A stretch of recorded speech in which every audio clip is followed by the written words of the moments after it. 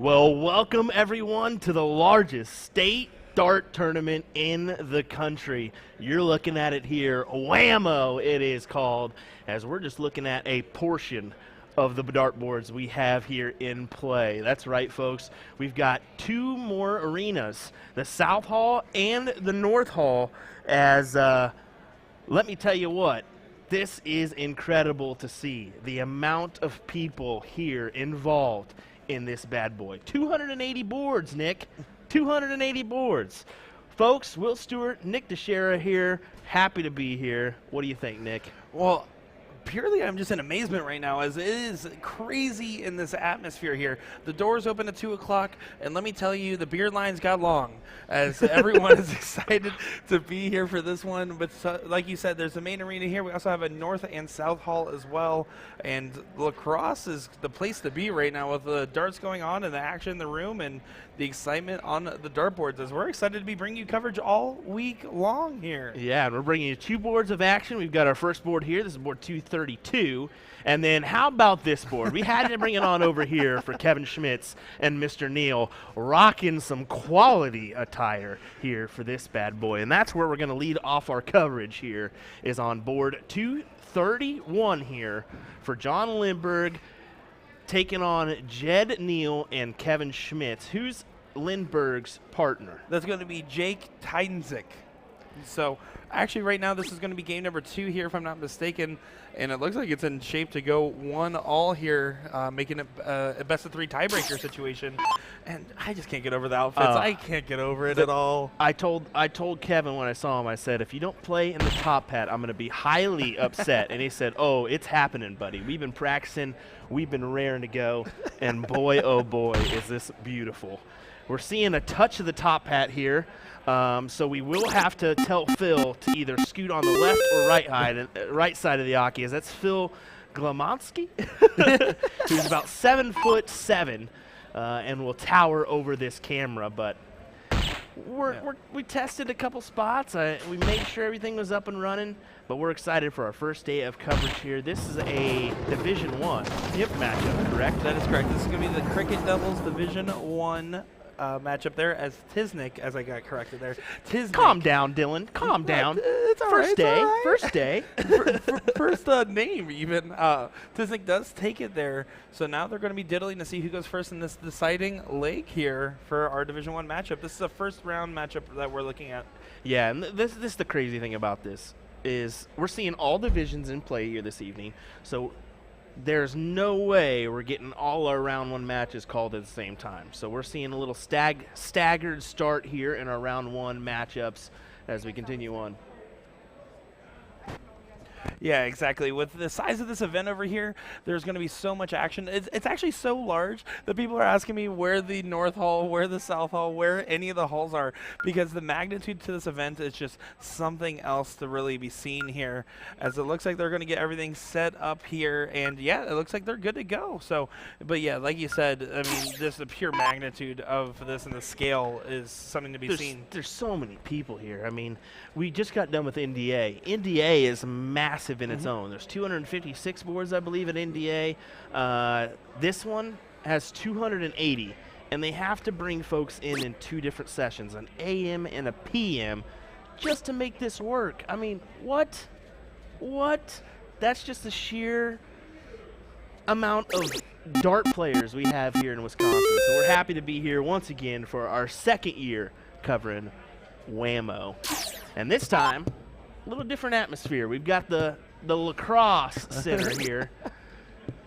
Yeah, I keep seeing all these players on Facebook. They're like, yeah, we're looking to come out on top at LAX. And I'm like, LAX? But yeah, that's the lacrosse WAMO. We get a nice 9 mark there from Jake Tiznik. And it looks like we're missing a sign, so I'm going to run out there real quick and see where that sign went.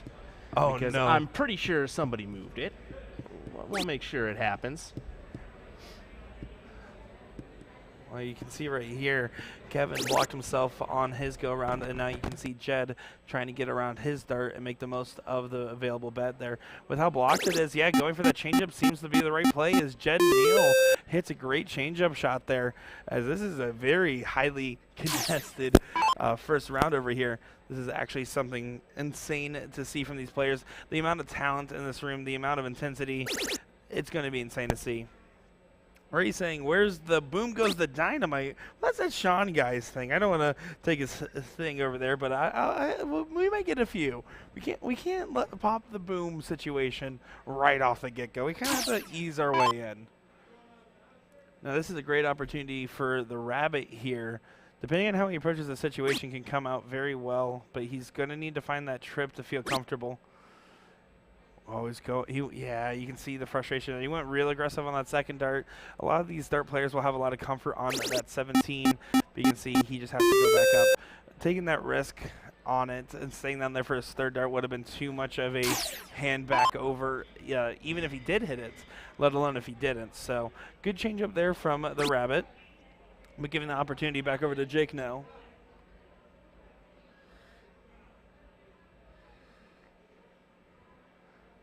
Yeah, you can see Jake not happy with that go around here. Jed seems to be in prime form.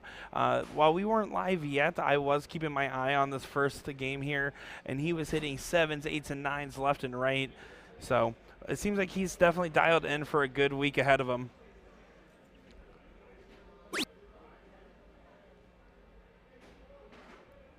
Oh, but he's kind of got a little complicated. He needs to hit the single here. He's going to take his time on that placement. He gives himself a little bit of a clap of relief, but exactly what he needed to do there. He found it, took his time, and executed it well. But guys, let us know where you're tuning in from. I know a lot of our Wisconsin viewers are going to be currently in this hall, but that being said, there's plenty of you that are also tuning in and joining along for the fun.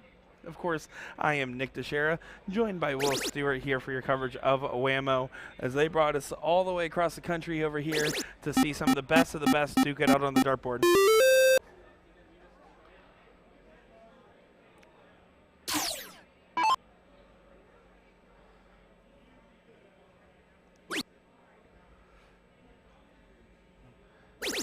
Kevin able to get over that dart there to find that triple bed, and is able to find another one there in a very highly contested area.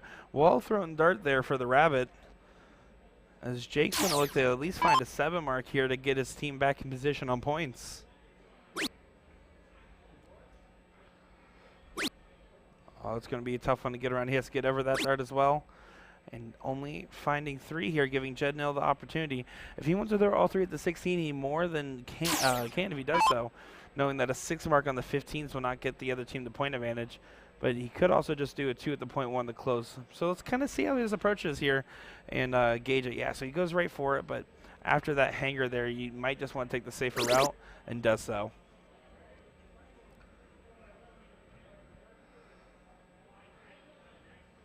You can see he has a little bit of that like hitch in his throw there, where he has to bring up his arm multiple times to kind of get that muscle to the right level of tightness and keep it activated, as a lot of the times you'll see what players are doing. They're trying to activate that muscle, get it lined up to that right spot, so it's going to take him a couple pull-ups to get there, but guess what? He throws that dart firm, and it does hit what it's aiming at more often than not. We got Tim saying he's tuning in from Nashville, Andy from Alabama, Linda from Arizona. And then we also got Tim saying he's going to be up on Friday. Well, this is certainly the place to be right now. I'll tell you that. This room is electric out here. As I was excited to hang out and see NDA and be out there for the first time in years. But my first time not only at the WAMO tournament, but in Wisconsin. And let me tell you, the amount of people in this room, the amount of passionate darts fans and darts players alike, it is truly a cool experience. As look at this from Kevin, a well-timed shot, hitting a 7 mark there, finding the ball on the last, and getting in pole position for this Game 3 situation.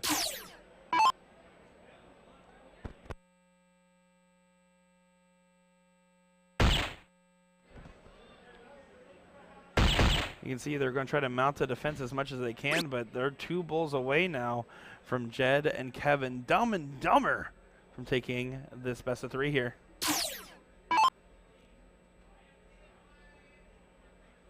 And that will do it. Jed Neal throwing a 4.20. Some handshakes going about here, as they're showing some love and having some appreciation, as that was a great start off here for our stream. And of course, we're going to be bringing you action each and every day. If you want to know when we're going to be live, when we're going to be streaming this event, because of course we still need our beauty sleeps, because you know we got a voice for radio and a face for television. That's not true at all. You can find our banner on the top of USA Darts on Facebook, and we've also shared it out on a couple of different pages as well. That lets you know exactly when we're going to be live and bringing you coverage and trying to get as much of this great content covered for you as possible.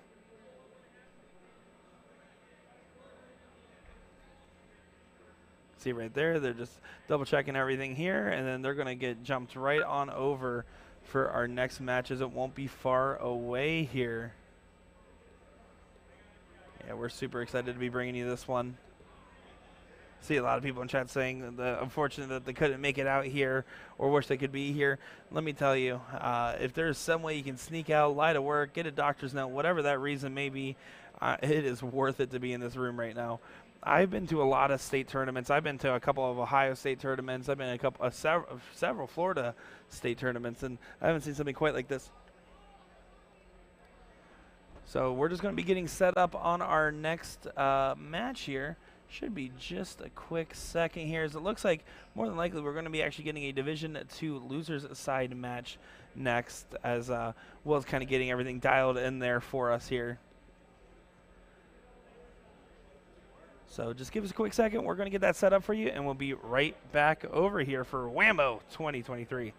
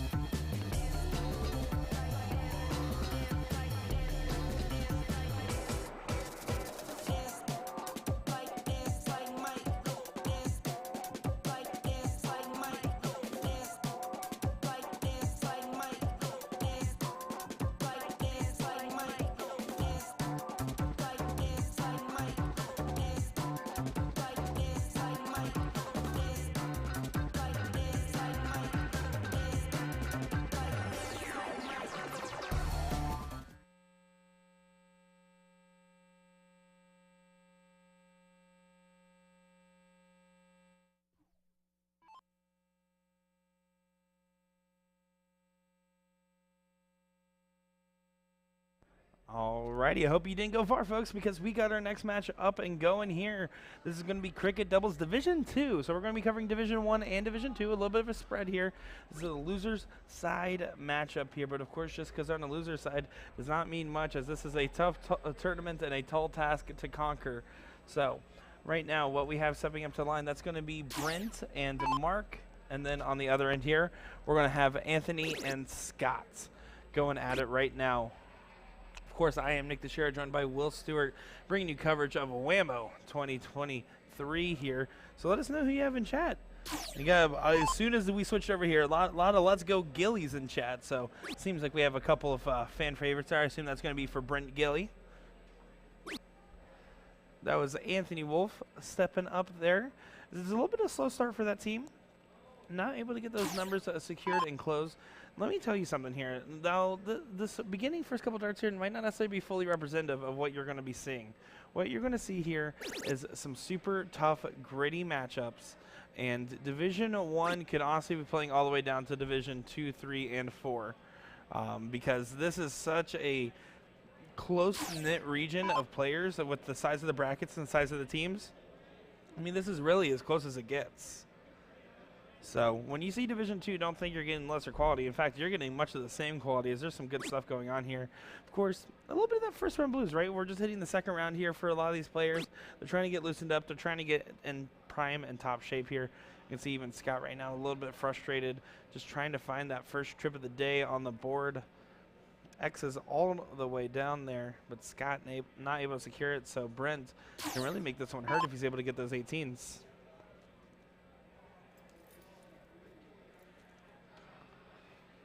Trying to find it, and does get it on the last start there, not giving them a 3-house advantage to really get us going.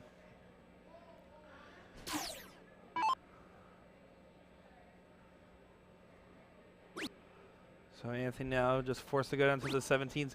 Here's the thing, though, with all those X's on the board, if at any point they get a big point lead, they can go and close multiple numbers with ease. It's no white horse needed. It's just a big and well-timed 3 mark. So it could be something to keep a note here. But, of course, if Mark and them can keep up their momentum, it's going to be tough. As that's a great last start. They're getting their 4th number on the board and up 72 points now. Of course, it is a best of 3, so you start off a little bit weak in your first game, and you have time to come back and get going in there.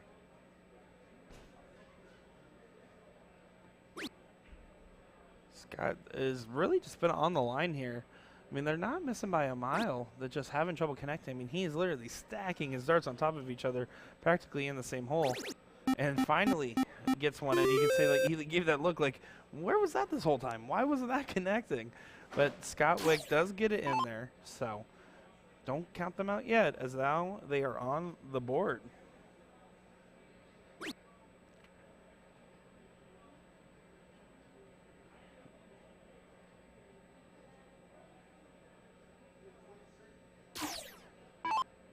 Yeah, with Brent now not getting that close, you can see the opportunity kind of creep in just a little bit here. Anthony kind of has that little flick to the dart there. You can see the dart almost like turns upon itself a little bit. The back end kind of rises in air and then falls back into position. That's how you know that there's a little bit of like a flicking motion going on with that follow through there.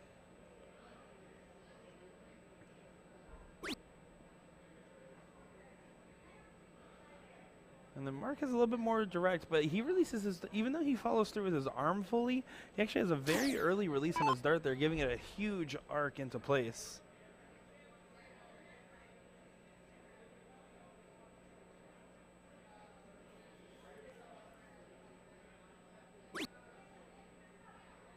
And Scott has a lot closer to a textbook form, in my opinion. Brings it right up to that 45-degree angle. Has his shoulder pointed right to his target, right up to the eye line. He brings it back just a little bit and then kind of pushes the dart out, which makes it for a little bit more of a jerky motion. But if it does get loosened up there, I mean, the amount of inconsistencies is very few with him there. So I do actually like his dart throw quite a lot. Anthony coming up to the board here with a point lead, but no number, and literally can shut down 3 out of the 4. If he finds a trip 15 here, you might want to just close one of the numbers just to give your team a chance back in the door.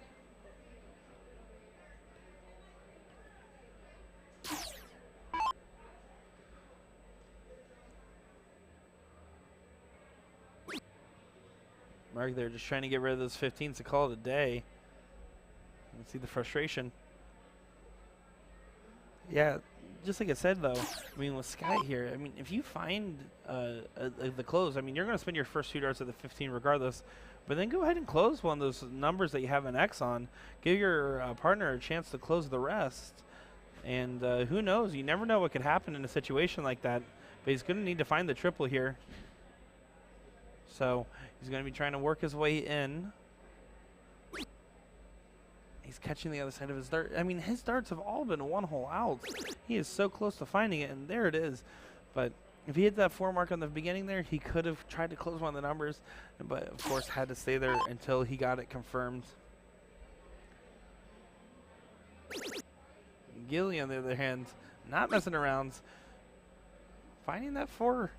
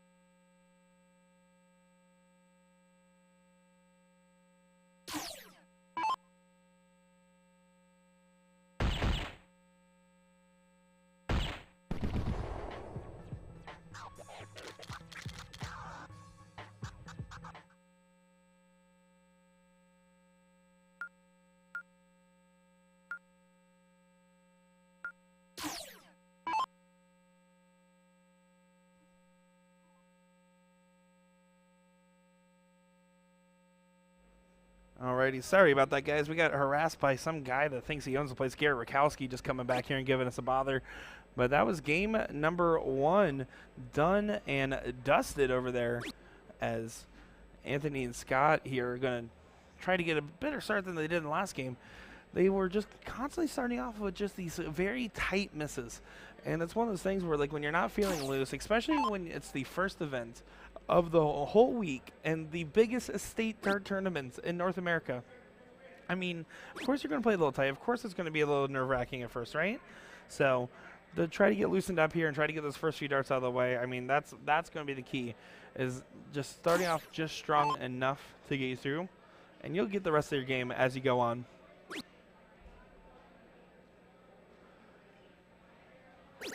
Anthony does hit a big last dart there, finding that 20 on the 3rd. Very much a crucial and needed dart. After securing that there, does get him on the board, up and going.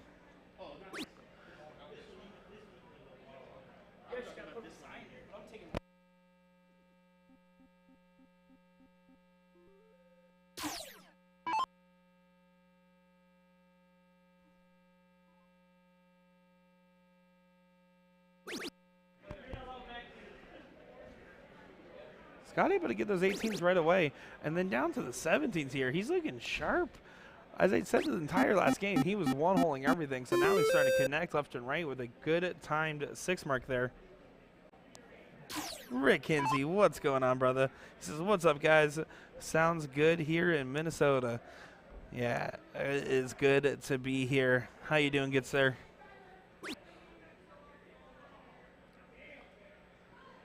Mark tried to sneak it through there, but the goalposts were just a little too tight and got deflected out.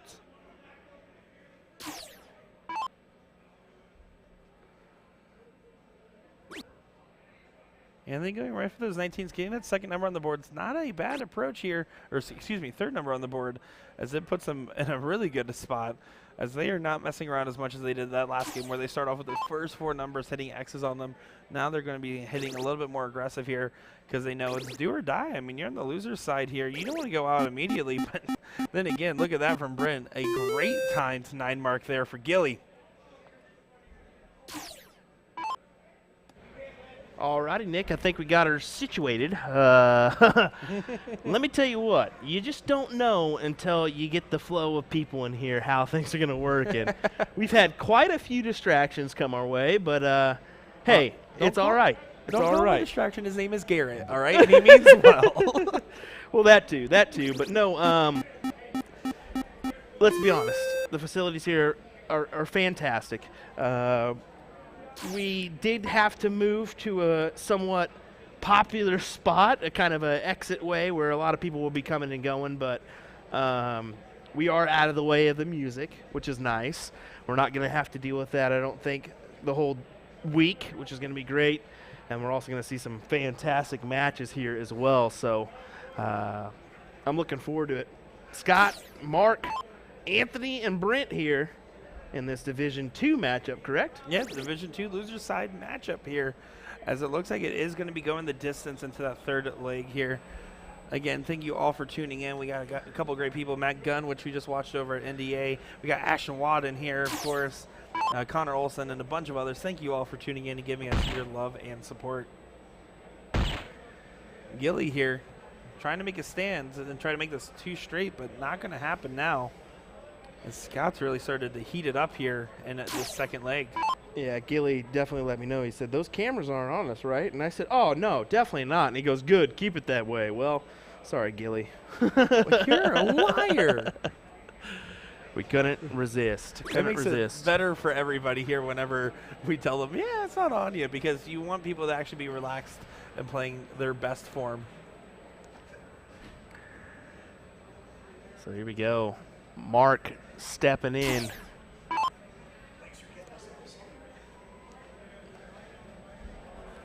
believe that's mine, right? Okay. Big double bowl to start. Looking for more. Try to pad a little bit more of a lead. 1-6-4 plays 1-3-3 now. Yeah, I almost wonder on that last start there, just to give a very much an outside chance, but popping that single 20 for the close there, and the off chance that there is a complete miss from Anthony might have been the play, as it would have left an outshot, and in this case, only his last start scored. Got a funny statement here from Ashton. Uh-oh. Said, surprised you guys aren't tired from Vegas, buddy. We don't get tired. Oh, you're darn right lying right there. I'm still exhausted, but hey, on to the next one we go. We're not going to be done yet. We got this event for 5 days, and then we're going to turn right around and be at the U.S. Masters as well. So looking forward to attending that one, doing some interviews with players, and bringing you guys some content. So Scott does have an opportunity here. It's getting a little dicey, though. You have to be very careful. With that 4-number advantage, you can go right at those bowls like he did, but you got to secure that point lead. You don't want to leave yourself in a 15 versus bowl situation after you were 4 numbers up. Yeah, you definitely don't want to do that. How about this? Almost 400 people tuning in already on our coverage. Love that. Well, if they put us on the Jumbotron outside, we would have 1,400 viewers. All the people going You're on. dang right we would. As I am just thrilled with our arena shot that we've been able to give you guys this week, and we'll definitely be able to. We'll just show you that one, as you can see a little glimpse of the arena in the background. Just crazy how many dart players we have here. I just want to say that was a very smart dart there from Mark, as he was able to hit that 20 on the last start there. If Anthony were to miss, that would have left a great opportunity for them to be able to take the game here.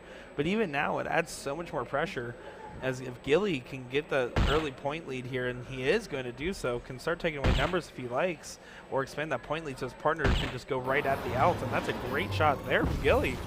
Yeah, big hat trick there. Sally Kelly saying hello. Beautiful day in Boston. Well, we hope you're doing well as well, Sally. We're looking forward to being there in September and November for Which City and for Seacoast Open. in that neck of the woods. And what is going on, Heather? Can't forget about Heather. Oh, no. He only tied the score there in that last start, leaving an outshot available now for Mark. This would be a huge steal to win it 2 straight here. It'd be a big shot if he can hit it, but you got to take your opportunity here and at least give it a go. And he elects not to. I don't love it. I understand setting yourself up, but a dart at the 19 there would have been fine, especially if you're going to shoot on the third. Yeah, anyways. take your one shot at the 19s or even another number and see if you can hit that triple. If you don't, go on ahead. Exactly, and let's be honest here. Right now, a lot of pressure's on Anthony because he's been struggling, and doesn't secure the point lead. Now handing the opportunity back over. So maybe that was the thought in Mark's mind here as Brent steps in. He will take the look and then right back to the Bulls for more points. Yeah, Gilly gallivanted right back over there. And Scott, on the other hand, has been playing phenomenal. When he hits one, he hits all. So let's see how he takes the situation here. He took an early shot at the Bull a couple rounds ago. If he gets that 4 mark, he can go right back at them, but he can't go until he hits at least the 4. Never want to leave out darts for your opponent if you can at all avoid it. Finding another 19 might just stay there at this point. No, he does hit the switch up there, but a great 6 mark there from Scott.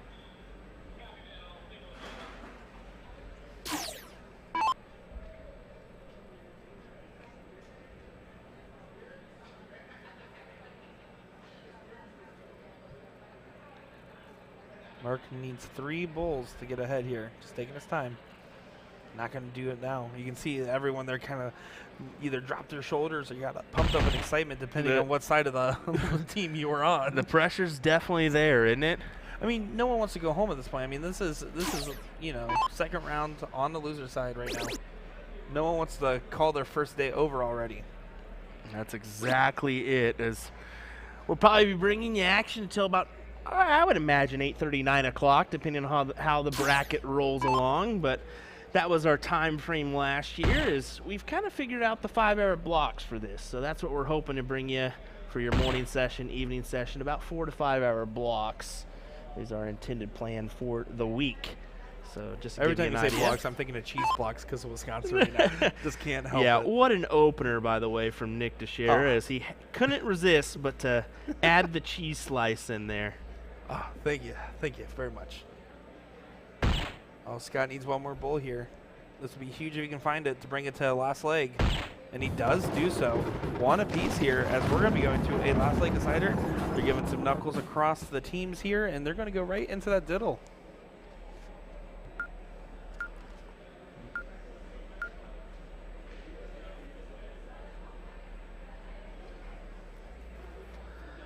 Yeah, of course, if you have players that you're trying to follow along with, whether it be Division 1, Division 8, Division whatever, there's so many boards in this event. If you actually go to CompuSport.us and go over to that tournament section, you can look up WAMO, and then from there you're able to find brackets separated by days, by what hall they are in, and so on and so forth. So if you want to keep the action going with all of us, just follow along over at CompuSport.us to see your favorite players and how they're doing. Good remark there, Nick. Help all you folks at home that maybe want to watch your favorite player take action here. Man, it's definitely tough for us to feature everyone. You know, we were going to try to get 3 boards up there, but due to the circumstances about where we are now, well, we just saw a peek through as we're getting that door locked anytime now, hopefully. Hopefully. But anyway, yeah, we were going to try to bring you 3 boards of action, but due to setup and unfortunately how the room worked out, we were only able to give you 2, which is it's all right. We can make do with that. 2's better than 1, that's for sure, especially with 280 boards. Well, also think about that cool overhead shot that you talked about there. I mean, we're going to be able to see more action than ever. Dan in the chat saying, is it safe to say Nick and Will have the coolest job ever? I used to agree with you until I had to start sharing hotel rooms with Will. Oh, my goodness. Scott here to start us off, and he's been picking up some heat. That first game he was struggling. That's not the case anymore. Look at this. Oh, goes for the trip 17. Big 7 mark, nonetheless, for Scott to open us up in leg at number 3. Yeah, the way our overhead shot in the arena is kind of positioned, we will be able to zoom in on a couple matches and at least feature some different levels and maybe point out a friend or two and whatnot. But yeah.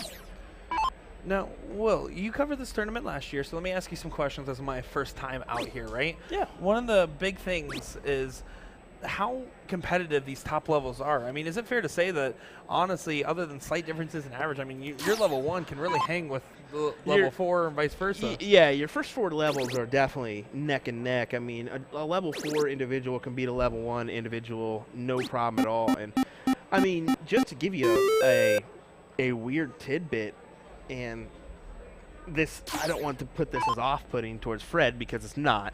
Hilger told me that Fred Polanco was level 8 at NDA, which is just madness. Now, granted, he did take some time off from the game. Maybe he dropped a little bit there, but he's a champion in singles last year, and in level 1, and level 8 was NDA, which is just that's kind of weird. Absolutely weird. But Fred could play in Division 4 this year and compete with the best, with some quality shots in that level.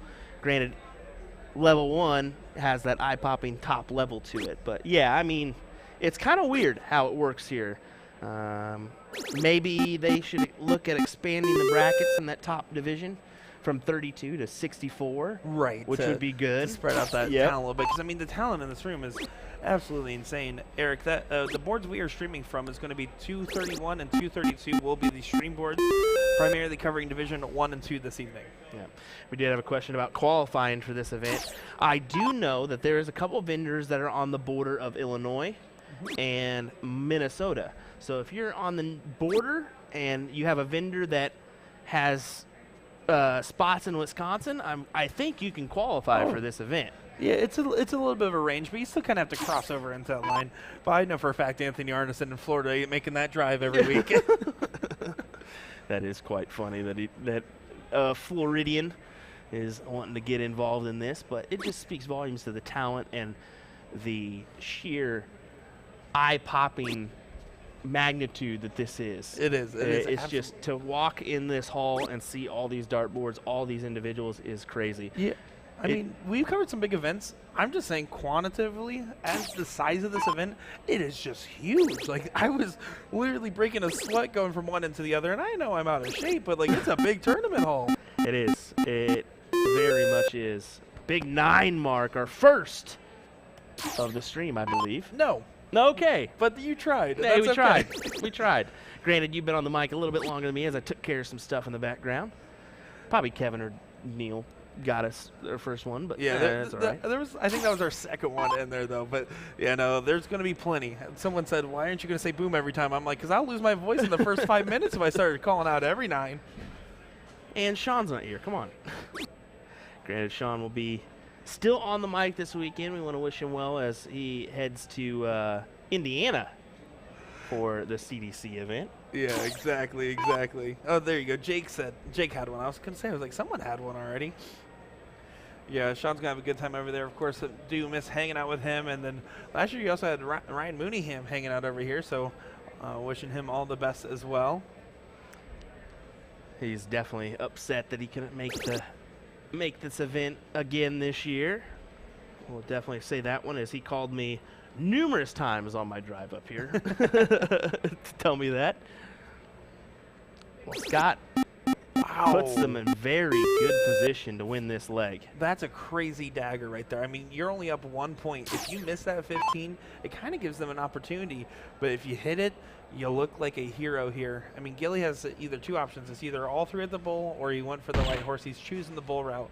Nothing wrong with it. But right now, I mean, after that shot from Scott, I mean, that's a massive, massive dart there.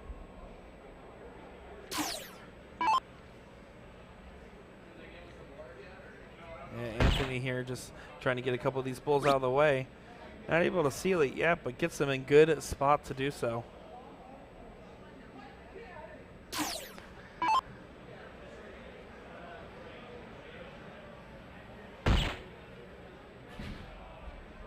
Good on him. Good on him. Big hat trick there. Nice indeed. Puts him ahead by a little margin, but you got to believe it the way Scott's playing here. I mean, this could very well go. Well, the game that you unfortunately didn't get a chance to see because you're helping us work on some stuff in the background here, Scott and his partner hit 2 mark, 2 mark, 2 mark, 2 mark. For the first 4 rounds, they couldn't help but wire everything. And I was like, they're moments away from hitting everything. And that's exactly what's happening right now. Scott is playing great. Oh, my. Look at this. One more of those would be great. Scott with the big win there. As we'll take a quick look at the replay here. 1 and 2 in the bowl. Winner as they will advance into the next round. But hey, how about this one? Going quickly into our next match as we make the hop on over. Here we go. This is also going to be one of those losers side Division II matches here. So we have Andrew Spambauer and Casey Hayes, excuse me, going up against Dre Kramer and Eric Weiss here. This is game number 2 here with Casey and Andrew taking game number 1.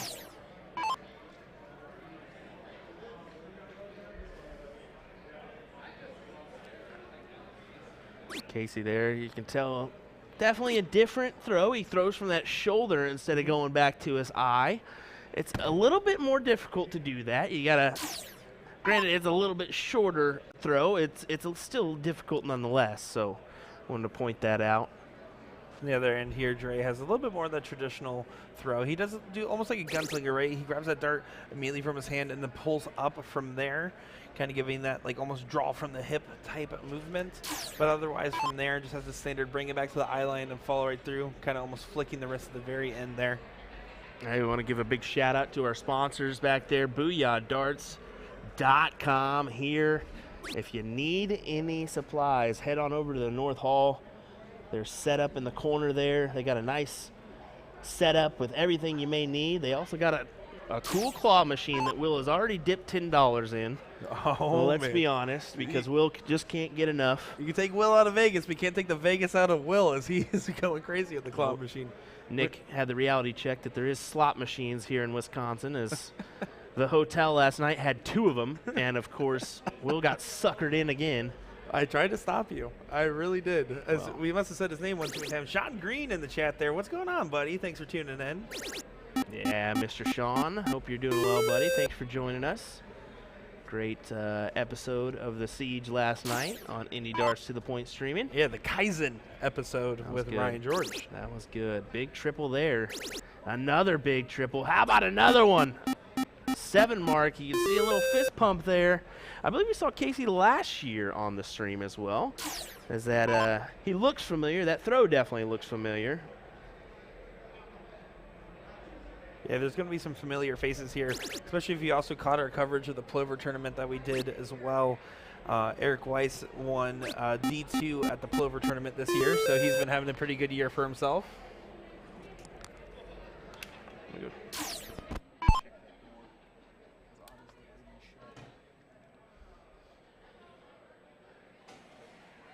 Andrew, right now, if he can get that point lead, he's going to be feeling good. Oh, no, but he caught the other ones on the wrong side of the dart there. Unfortunate situation. And Eric can absolutely capitalize here. 5 mark needed. If you just need a 5 mark here, start at that 19. Get your 2 marks out of the way, and on that third dart, if you want to risk it, you can go for that 17 or play safe on the 16 here. And that's exactly what he decided to do. Now, not connecting with that first dart there is going to hit the switch up on the 16, trying to expand that point lead. Now, decisions to be made as he's kind of blocked himself out here a little bit. Taking the right approach, but just catching the wrong wire. See that quick look back there. Jules saying these players all play for the same vendor, open anyone from Wisconsin. There's D&D amusements, there's Smith's amusements, there's a couple of different vendors here, so Stansfield as well. Jules, the best way to do that is just look on Partners Promoting Darts. Honestly, the dartstoc.com, they do have like a big view of all the vendors there involved in the system, and I mean, that's honestly just so you can see the locations. Yeah. It helps. I'm not sure if the WAMO site itself has that information. I believe it would, but Yeah, they'll tell you the partnered vendors, I would imagine, but there's a lot of partnered vendors. It's not just one out here. So there's a huge group of them. That's how we got so many players in this room, and that's why we need 280 boards, and if not, maybe even more. I'm going to have to go up to the front desk and just get a, hey, do you have a total amount of players involved this weekend? But if I'm going to guess, close to 5,000. I would have to say you're about right. They're at least playing one event. I'm going to say we're going to see about 5,000 unique individuals, as we saw 3,000 NDA here. And I mean, this hall is huge here. Yeah, we had 3,491 to be exact at NDA Team Dart, and you thought that was big. You haven't even seen nothing yet. But baby, you just ain't seen nothing yet. I'm sorry. No, we're not doing it. It's the first segment. We're not singing yet. Speaking of first, how about a 1,000-point game here for these individuals as we're into round 19 in this one. Oh, but this would be a great answer from Casey. Oh, and he goes for the dagger. As right now, I mean, Casey really wants to just have his team take this 2 straight.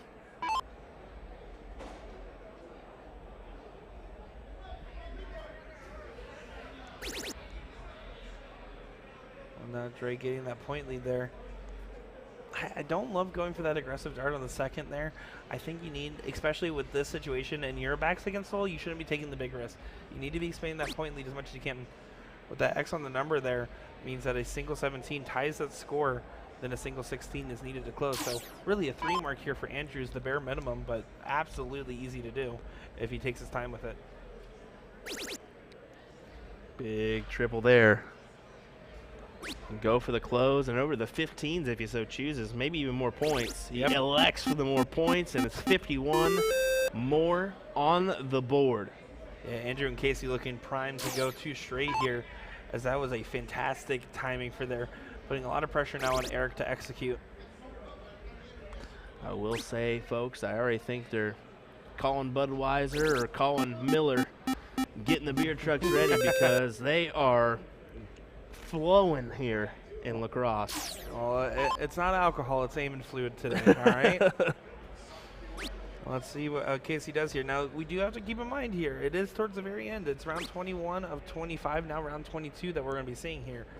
So they're at the home stretch now, and it's going to be about not taking as many big risks. It's about scoring as many points as you can. And I wonder if these players are aware of where they're at.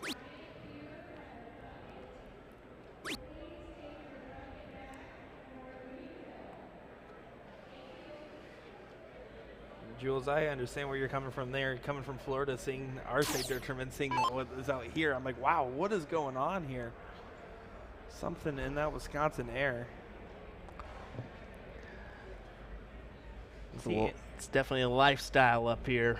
Come to those winter months, they need something to do to keep them occupied, and man, do they hit up the bar and play some darts, let me tell you. See, Andrew taking that aggressive close on that 15, but not securing it. There's only 3 rounds left. You know, you have to really consider, can I mathematically guarantee a win from here? Look at this. This would be great timing here. Jeff says you're probably going to see a lot of Coors Light this weekend. I guarantee you're going to see Coors, you're going to see Busch Light, because Busch is a big thing up here. You're going to see some shots being taken, I guarantee you that. As I walked out there, I said, everybody deserves a shot on the stream. He goes, yeah, everybody deserves a shot, not a shot on the stream. Oh,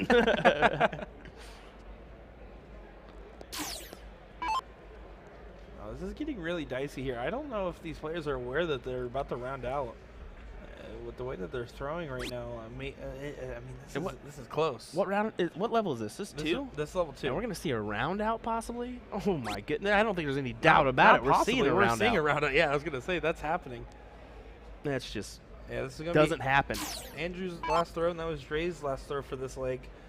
Right now, I mean, you basically don't even go for a close. You're going to add as many points as you can. Oh no. Just a single 17. But here's the thing, though.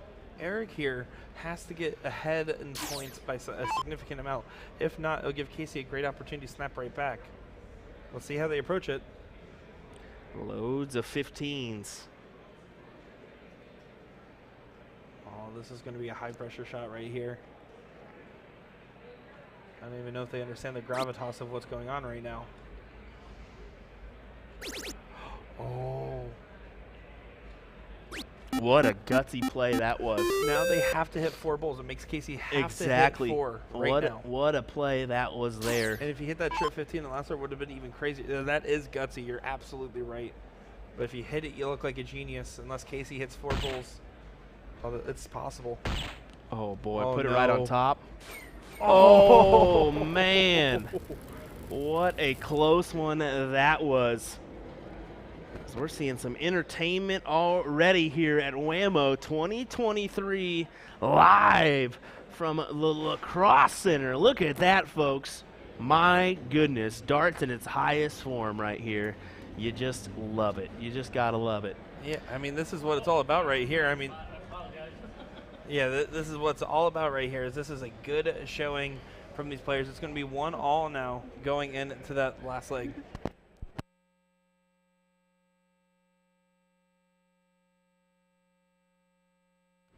You can see here taking time on the diddle. Eric's going to see what he can do as far as that placement is concerned.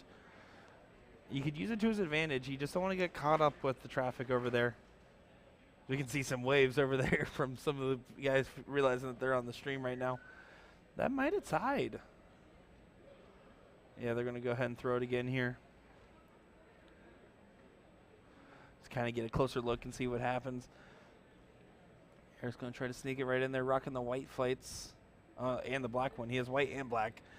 Another 1-hole out here. If Casey can just get it in, especially with the way the bowl's outlined right now, he's primed to do so to get the start going into this last leg here. And he does get it in using actually his own dart there as his backboard of sorts. That was a well-thrown dart there.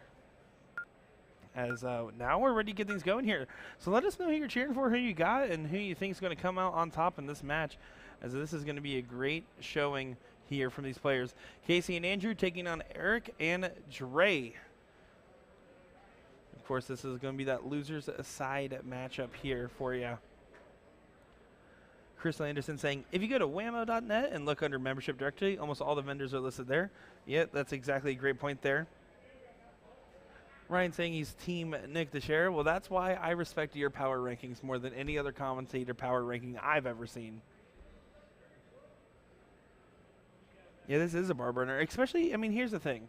This is the first event of the biggest state tournament, and everyone is on edge and ready to execute, right? So you're going to see some real nervy stuff, and you're going to see some big shootouts and these high-pressure moments and these big celebrations. Because I would wager winning a state title at WAMO is equivocal to winning a national title for a lot of people with how much talent and toughness is in this room. Well, just while we're waiting here, we might as well take a look at the hall because, folks, my goodness, look at the people involved in this bad boy. I mean, wow. Wow. Wow, indeed. Looking to see if we can point out anybody that we may know here as we just kind of continue to glance around the room. Yeah, there's certainly a lot of talent in this room, a lot of great faces, and a lot of friendly people. Let me tell you, I don't care what they say about you Wisconsin people. You guys are pretty nice. Yeah, and we need to give a big shout out to those lovely people right there working this shindig. As there's Mr. Travis Wilkinson, who's pulling out his best construction worker today, I must say, wearing a nice fancy bright yellow top. Looking classy as usual. Yeah, and that's just our main arena, by the way. You see our cameras over here in this north hall, and then of course there's still a whole south hall that is on the other side here that unfortunately we can't get to. Yeah, unfortunately we don't have a cable long enough to get to that board right now. Yeah, but you didn't bring your 1,000-foot cable today, Will? Come on. I did not, but here we go. This is our 2 boards of action here. We're just waiting on our next gentleman to I think we lost a gentleman to the restroom real quick, but we'll be right back to get underway in no time at all. So Oh, Jeff with a great idea. Where's Waldo? We put me out there with my hair color in the audience. If you find me, you win a Will Stewart autograph. That's what I like. Or maybe some of the new Porky signature darts that they've had over there. Yeah, they do have some new Porky signatures. It looks like we're just about to get underway here as Casey is going to lead us off. As we continue to get people through those doorways, and through those doors back there is where you'll find us. And boy, will they find us. Yeah, they've been in and out today, and it's quite all right. We love to have people joining us, but to an extent, it makes our job a little bit more difficult. No denying that. But 1-1 here. Tie-break matchup in this Division II cricket doubles match. Yeah, they're not going to be messing around much here, as it's going to be a lot of heavy hitting shots and high-intensity moments. None of these teams here want it to get to that nervy round-out stage again. They want it to be quick and concise. They're going to be focusing on trying to hit big rounds early on here if possible.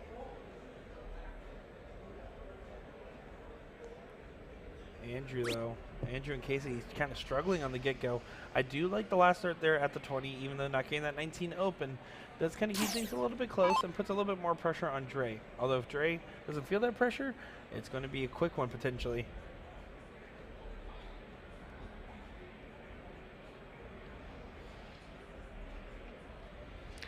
Case of the neighbors here. Unfortunate as he takes a step back. Kind of readjust here. And still unable to find it. Difficult darts for Kramer. And we're going to see if Casey can kind of recoup from that 2 mark open that he had. And if he can, and do so in style, he's going to be feeling great. I mean, we saw last leg, he can get explosive with some of those rounds that he hits. Casey's trying to open up those 19s. Does so with a 4 mark. Now, Will, when you're playing your first event of the whole week at a big tournament, how do you stay loosened up? Well, Nick, I'm just kidding. I had to do that one. It just depends. I mean, everybody's a little bit different with their warm-up. For me, I like to come in and I'll throw it 20s for a little bit, and then I'll go around the board, fat numbers, 1, 2, 3, 4, 5, and just literally hit the fat wedge. There's reasons for that. That's a surprisingly difficult game.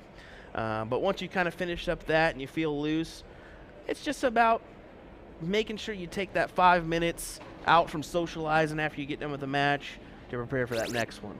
Once you're loose, you're kind of loose. I mean, unless you're sitting for an hour and a half, 2 hours, which can happen.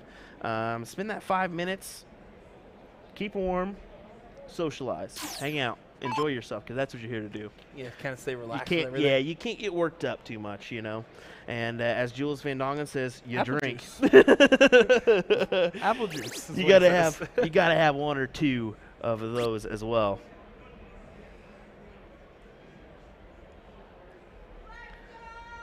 There we go.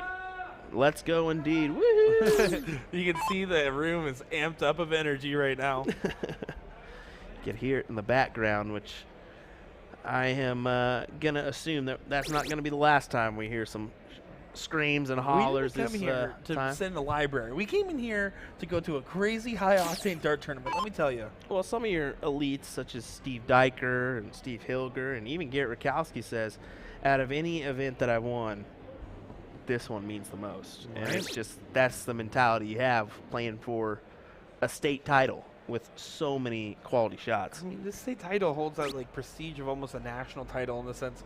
I mean, Wisconsin is known for having some of the strongest dart players in North America, and you're going to see it here, and you're going to see it here all week long. Eric, nice little 5 mark there. Just gets him out in front. Yeah, these guys are a little bit cool at the moment, but that's just because they know the pressure of the situation. This is a do-or-die game. I mean, no one wants to be in this situation, especially this early on. So they're going to be feeling a little bit of heat. They're going to be feeling a little bit of pressure. And they're going to be going out of their way to try to perform their best right now.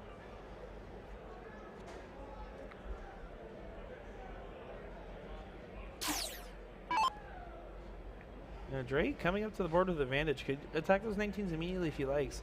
Although, you know he wants to hit that trip 18 before he considers much else.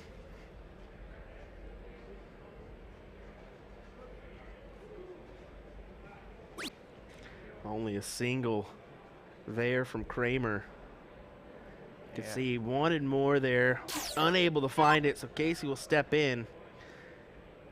I mean, Eyeing those 19s. It's such a good opportunity. He knows it's one wasted at the moment.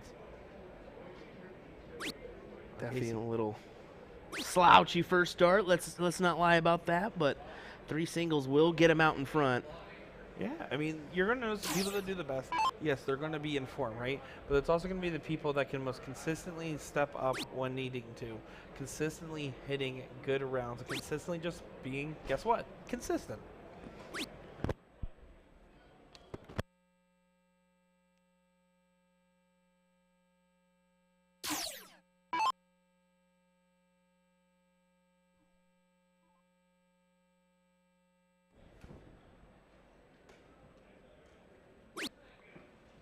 So you're trying to get those 17s open. You can see Andrew highlighting him and not able to get it as Andrew and Casey are kind of hitting a little bit of a cold spell.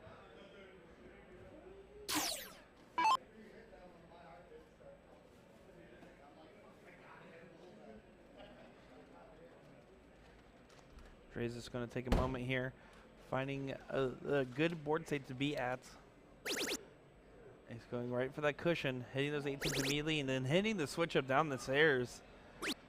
Good shot there is Dre. Heated up a little bit there. Finding that great 7 mark. And again, take the right approach. When you have an opportunity and you see the open board, it's going to be tempting to go right at the number you know your opponent's shooting at. But if you take the time to get a couple extra points, it's going to make you feel a lot less pressure overall on your second and third darts respectively. David saying, howdy, partner. David, thanks for tuning in. Great to see you as always, Mr. Gott. There we go. Look at this from Eric. The timing between him and Dre right now is phenomenal. High on that 15. You can see he has to take a moment to readjust here. But, I mean, this is a great position for them to be in. And finds it on the third dart there. Great 6 mark there from Eric Weiss to back up his partner.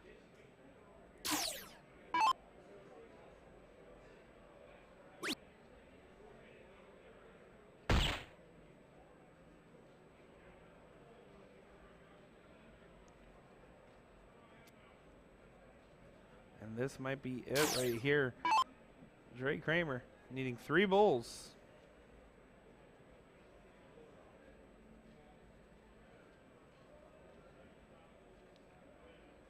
A little bit of frustration. But again, they are in no immediate danger. 4 numbers up and a significant point advantage. Tin Man Dart saying, shout out to the delicious Nickalicious. Well, thank you. I appreciate that.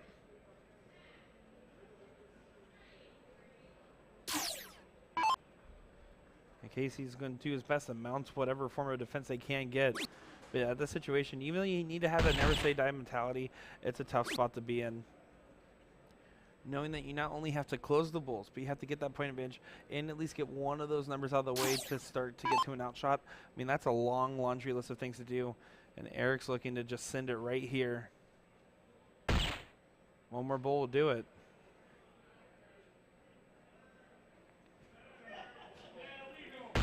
And he does get it there, as that is going to be a great win for Eric and Dre. As you can see, some handshakes are about there, and that will wrap up that one. So good win for them, and unfortunately for Casey and them, they're going to be calling their day adieu here for the beginning, as we're going to get right into our next one here.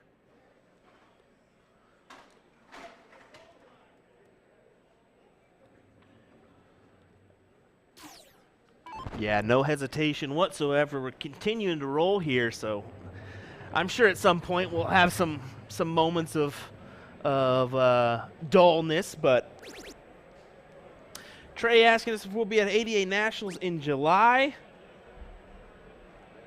Yes, we will be there. We just kind of confirmed that one not too long ago, so that's about a 5-hour drive, 5.5-hour drive for me from Wichita. So we'll make our way down there for what will be a busy July. Honestly, I'm a little terrified of it, as we'll be headed to Charlotte to play some darts. Looking forward to that one. From there, we'll go directly to the UK to go to the match play, do some interviews with players there. So looking forward to that experience. And then we'll get back for a couple days and head on down to Dallas. So I think my July, I'm home for like 8 days. Well, I mean, at least you get a whole 8. No, I'm just kidding. That's a lot of travel. Yeah, it's almost too much travel, especially with the 2-year-old at home and Mama, as we call her. If you need me to go to England for you, I don't mind. As a friend, I'm here for you. I'm sure you wouldn't mind one bit. Well, let's talk about what we're looking at here. This is actually going to be Division 3 matchup here, so they're kind of giving us a little bit more of a range. This is great. I'm liking the flow. We started off, actually, these were level 10 matches that were shuffled on over here. No problem with that. Yeah, exactly. No problem at all. But we definitely want a good flow. So we talked to Travis up at the desk, and he was no problem at all making it happen. So you don't have to worry about that. There's nothing you can do. As you get a roller on by. Not you guys, trash can. You guys are good. You guys are good.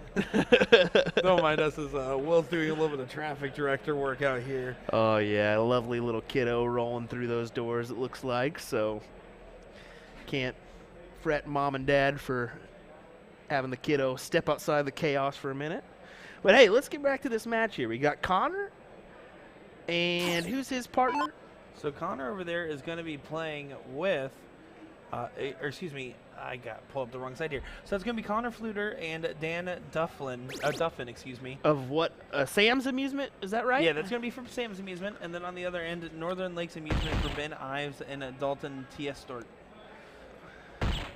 I'm going to be honest, I apologize to every Wisconsinite that I'm going to butcher the last name of this week. There are so many. There's going to be quite a few, and I know we're going to have some special guests joining us as well throughout the week that are local to the area, so that'll be nice, and they can help us along the way. But, yeah, I mean, no denying, we said it earlier, your first 4 divisions are entertaining.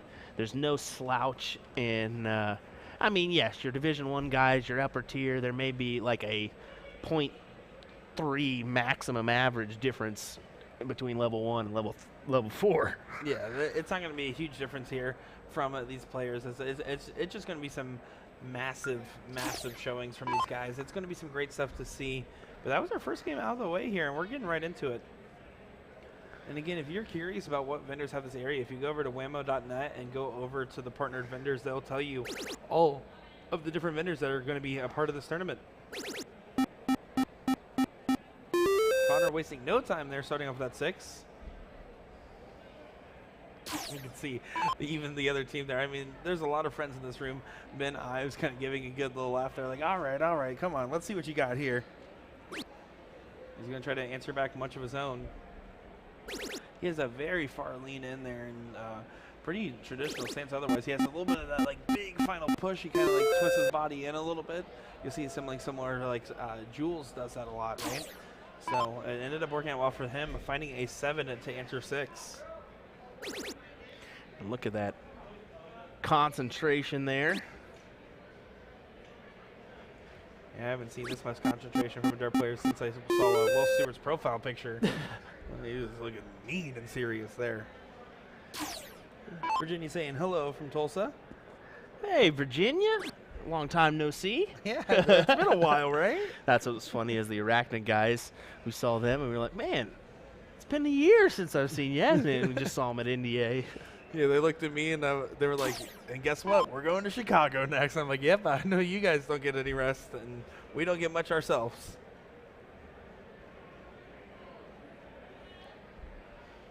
Connor did want to go ahead and attack those 19s. Unfortunately, was not able to find it. Does he that switch up in the last there, getting that a few extra points on the board? And that's smart to do.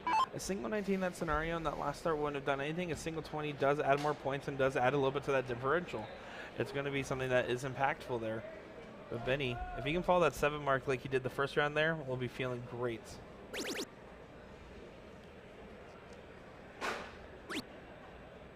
You can take a look up if he wants. He's going to stay all downstairs. Nice 7 mark there for Ben. Yeah, back-to-back 7 marks for Mr. Ives. Showing why they kind of took that first leg there.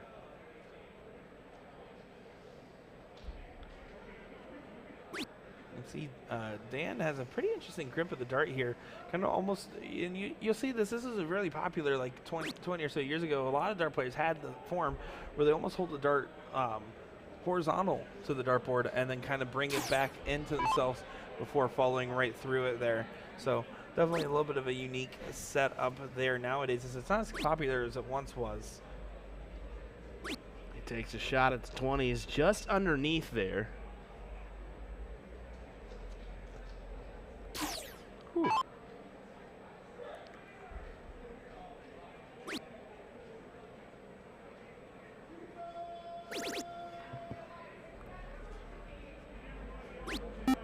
Good shot there from Connor. Getting that point lead re-secured. Did have to use all those darts there to get there and hit a good timed 5 mark to kind of make Ben, again, have to hit one of those big 7 marks again.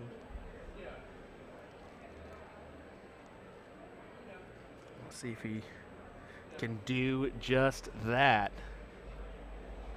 That's his first time not finding a triple on the 19 to start off.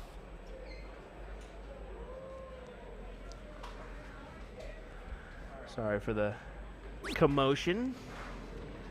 Believe we will get that frequently happening. That didn't sound good. Let me tell you what, I think the most active thing that's going to be happening is people grabbing trash bags this weekend for all the empties. Oh, I thought you were saying because of our garbage commentary, but that also works. No, I mean, it's crazy. Aaron says, do you guys only travel around the eastern side of the country? No, we travel around whoever wants us to travel to wherever we may go. It just seems like Midwest, East Coast has been the frequent of late. We've been, our farthest west has been Las Vegas, which, I mean, we go there for a lot. Yeah, we go there a lot. We were there in January. We were just there for NDA. I don't think we're going to be back this year, but I'm sure we'll be there a couple times. But you didn't get your fill yet? I had my fill day 1 of Vegas, let's be honest. But no, I mean, if you would like to have your event streamed by USA Darts, just reach out to USA Darts on Facebook or Messenger, or email us, or just reach out to me, Will Stuart. We'll see what we can do for you. Speaking of, Mike McCaster in the chat saying, you're not out there taking pictures of people's scorecards, Will? Well, actually, we're all on Coffee Sport for this one here, so you won't catch us going out there too much. Also, with WAMO, one of the favorite things that Will and I were talking about here is the fact that it's set up in like a league-style format, so you actually have everybody's names in the board here. And that's the thing, is all these boards are arachnids. At NDA, we unfortunately had Radical, Phoenix, and Arachnid, which isn't, it's not an unfortunate thing. It's just it makes it very tough to put all those names to identify everybody properly, right? That's why you saw me out there taking pictures, because it was just so easy to do that, and then rather than write them down. But we don't have to worry about it. They're going all electronic this year. Yeah. No paper score sheets at all. Yeah, they looked at us nervously like, we hope it works, but we did bring the printer if we have to. But it seems to be going well so far. I mean, the energy out there, whenever you get to step out into that hall, it is a positive energy out there. Everyone's excited. Everyone's been looking forward to this event. Yep. This is one of the biggest ones of the year. Some of these guys, this is their only event of the year. Believe it or not, they just elect to come to this one, and maybe that's the only event that they can make. But let me tell you, I might just start getting one league played a year so I can play in this event. This looks like a great time out here. Hilger said it best last night when we were chit-chatting. He goes, Gates came and stayed with me one day and played in 4 blind draws, placed in one of them. Gates looked at me and said, it's crazy, the talent here. And he goes, why is that? And he goes, it's unheard of for me not to go out of town and win first place at least half the times, if not every time I come in. Hey, he's like, is this like it every time? Is this how tough it is? But that's why there's so many top-level players, right? If you're constantly playing against top talent, you're going to become one yourself. Yep. Oh, that's an unfortunate deflection there. Needs to take a look at the 16 if he can. He does get kind of a little hand raised there, knowing that that was an important dart, but gives an interesting opportunity. If Dalton takes his time here, finding that 4 mark on the 15 can go for that close with a point advantage. It's all about how those first 2 darts connect. He's double checking with his partner there, and see, that's always a good call to do. So Dalton just taking a moment here. Yeah, now he's going to be stuck on those 15s. Thinking about switching up. Yeah, he does switch up. Not going to be happy. This is to move on to the winner side. This is a round 2 matchup. Move on to the winner side for round 3 there. So trying to fight to stay in the winner's bracket, but none of these guys are going to be going home off this match. Would you even want to go home? I mean, I want to stay in the whole party. I don't care if I'm in the tournament or not. This is the thing this is nowhere near the shooters that we'll actually see this weekend. Oh. This is just a minute or half of the individuals because some maybe weren't able to get off in time. Maybe they're traveling in to participate tomorrow and Friday, as well as the team events on Saturday and Sunday, which those are always fun ones, those team events. We're really going to be packed for those. You got to think four-person teams. We should say that. Man is wrong, as it could be woman or male. And we'll have each board pretty much packed with players. And as it should be, as everyone's going to be raring to go out here.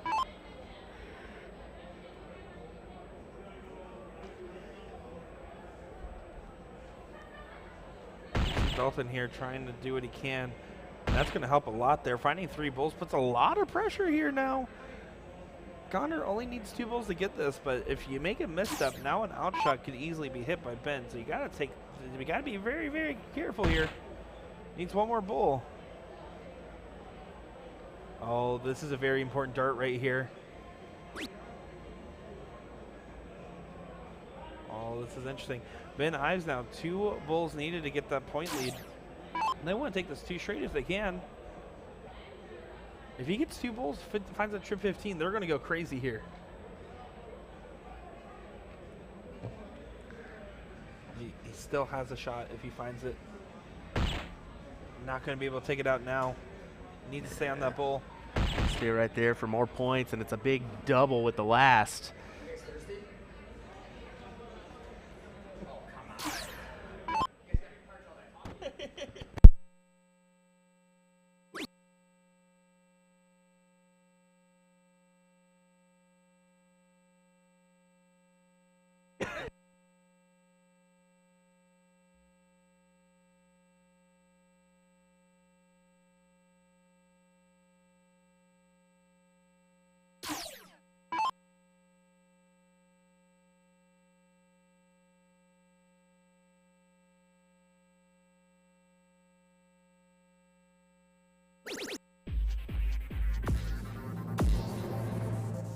And that was a huge last start there. Dalton got a little nervous, miss, and then you found that trip 15 on the last start there to win that 2 straight. So they are able to keep moving on there, Dalton and Ben. We're just getting ready to get underway here, but I just wanted to show you folks. We got some good matchups going on board 121 and board 122, or just take a look at this whole arena here. Is I just can't get enough of this shot we've been able to pick here. I mean, folks, have you ever seen a venue like this? Filling arenas that are meant for country music stars, rock bands, wrestling events, whatever it may be. We're filling it with dart boards here today. So, all right, let's head on over to board number 231. As we'll take a look at these gentlemen that will be getting underway here in just a moment's time. Don't go anywhere, folks. USA Darts here to bring you the action from WAMO 2023. We'll be back in just a moment's time. Say cheese.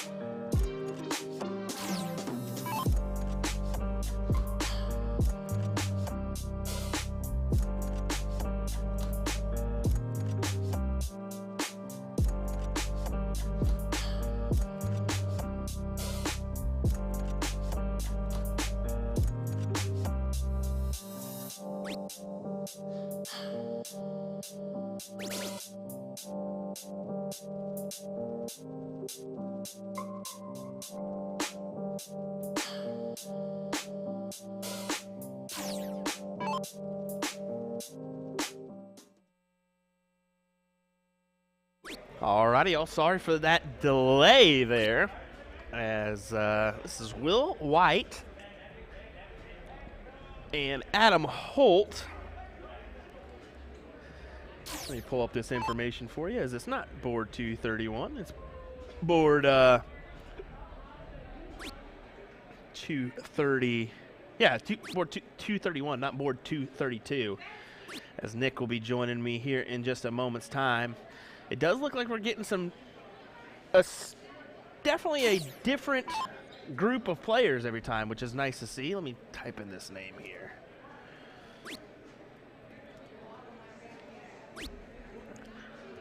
Oh, no, that's not going to work. If I could spell white, it would be nice. I tell you what. There we go.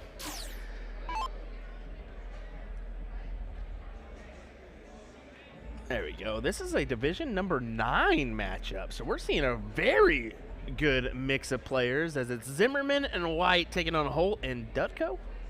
Hopefully that's right. So we've seen a level 1, level 2, level 3.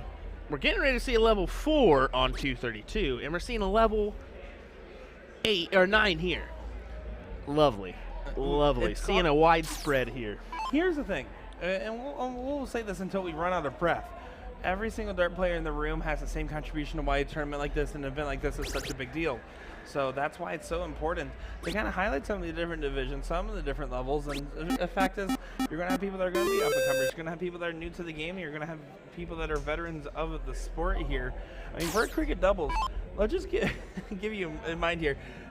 Over under in chat how many divisions you think there are, because there is 37 divisions, by the way. So when you see Division 9, you're like, why am I going all the way down to Division 9? You're not going all the way down to nothing. 37 divisions. That's a huge range that we got in this room here, Will. It certainly is, and you'd be surprised by how well some of these players can compete here. So I don't mind at all seeing a good widespread variety of shooters. Anthony, WAMO is going to be a little bit different than that floor tournament. Obviously, as you mentioned earlier, the size is way different. But then on top of that, just the types of formats. So you get they actually have like some of their events split up into morning and then evening sessions here, because they can't get them all done within a certain time block. That's how many players are here. So you have the cricket doubles event, you have your singles and doubles 01s event. And you also have your team events as well out here. I mean, there's a whole range of different styles of events and different types of playing. I just want to say, Blaine, letting us know, welcome back to Wisconsin, guys. We'll appreciate it. Our 3rd time in Wisconsin this year. That's crazy to say. We've been to Janesville, Sturtevant, and then here in La Crosse for state. I don't believe we're going to have another event come our way for Wisconsin this year. See, you keep saying stuff like that, then you never know. Fall in your lap. You never know. We did have Father's Day frenzy last year. I don't know if that's going to be coming back or not, but they love their darts up here. Cup stuff and whatnot. Yeah, that was the tournament one that, boy, everybody watched that one, it seemed. Kyle looking to close out these 16s fairly soon. Rocking that Space Jam. I love it. I love it. Listen, be comfortable, and that's a great shot there. Kyle's got 2 tickets to the gun show rocking right now. I do like that it's a Space Jam like tank top, but he still has Kyle on the back. Like, you know that's Kyle's Space Jam jersey, right? Earl now. Probably going to get rid of those 15s if he can, but is going to focus on getting as many bowls as possible here.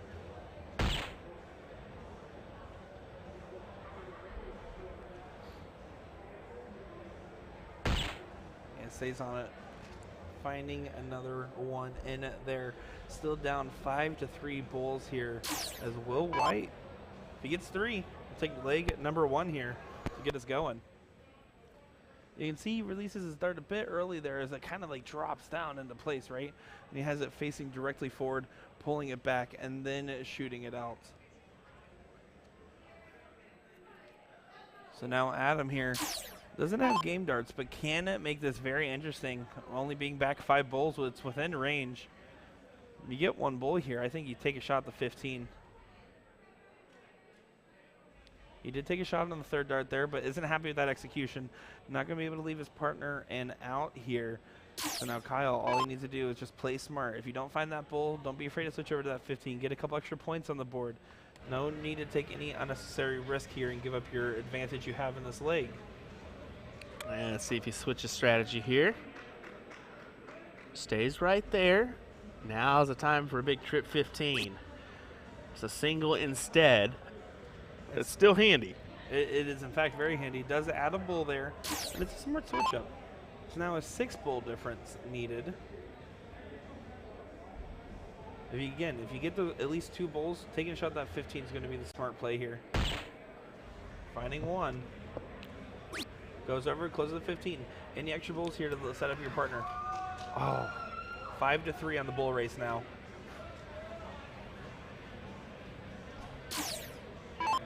Well, Will White really wants it. Really? Willie wants it White now. Big double there. Not enough to win the leg, but puts them in nice position to go ahead and wrap this one up. 105-point advantage for them right now.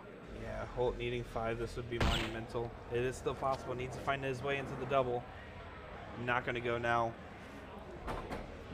But again, this is that best of 3 format. Right now they're playing close as ever.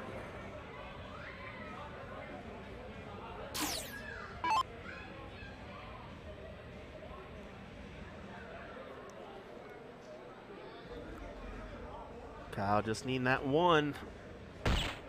Gets it. That will be a winner in leg number 1. And you see there, it's a 3.00. Still pretty impressive for a Division 9 matchup. Yeah, exactly. And again, this is on that loser side, so some of these guys are still trying to get warmed and loosened up.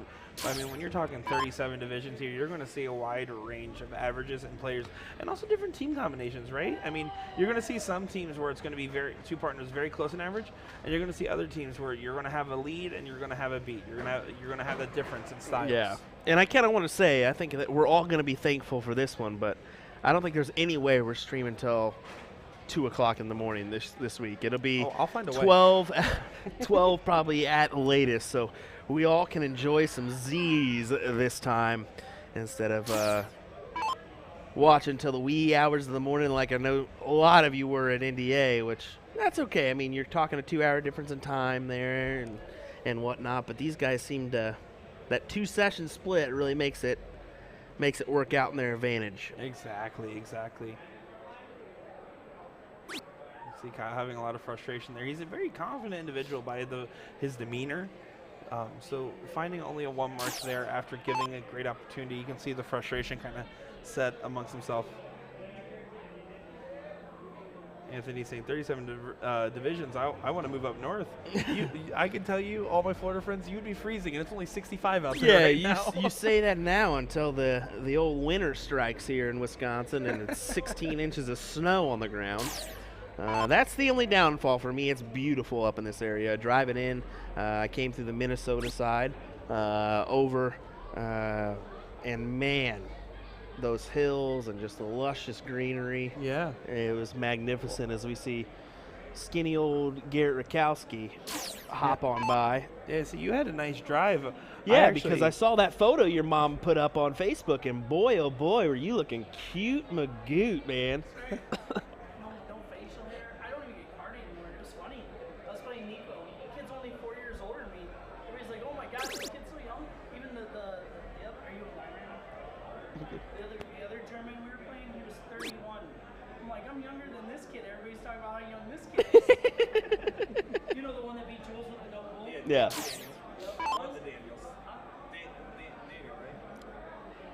Letic. Lukic. Yeah. I mean, he looked like a baby. I'm younger than him still. Still young. So are you. 31. 30, you're 31. That's what I thought. 31. You just said, like, oh, this kid's my age. Well, we'll see if Garrett Rakowski can pull off the old two-time champion, as him and Steve Hilger were your level ones champion, or level one champions last WAMO. Let's be honest, if Garrett doesn't throw 5 10-darters in a row, I'm not going to care.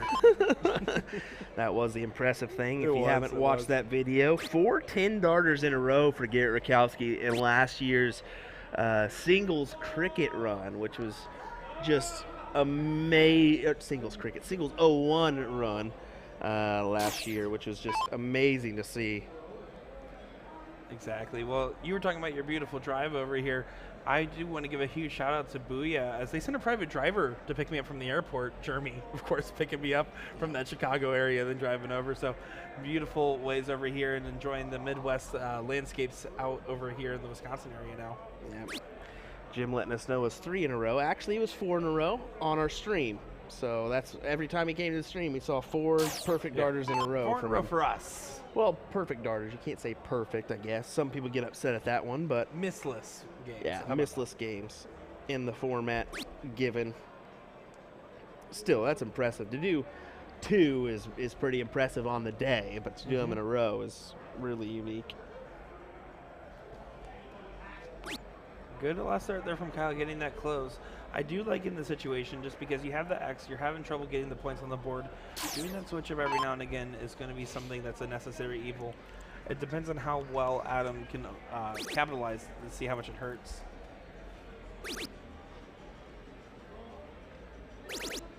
Wow, what a last start there. Finding the double-double on the 17. Only pros hit that many doubles, and then switching over to the 19s there to get the close. Yeah, he made that one hurt. Adam Holt should be happy with that round.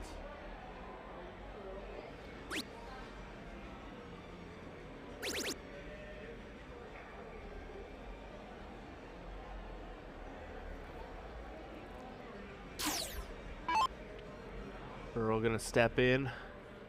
Go ahead and take a shot at the 18s if I'm Earl. Well, you're Will.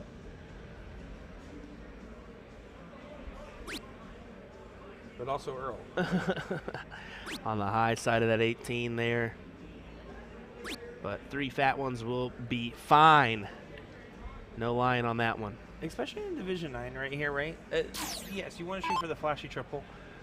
Hitting 3 singles like that, that's how you win tournaments. That's how you make deep runs in brackets. Because when you're put on the pressure to hit a consistent, not flashy shot, and you do it, it feels great.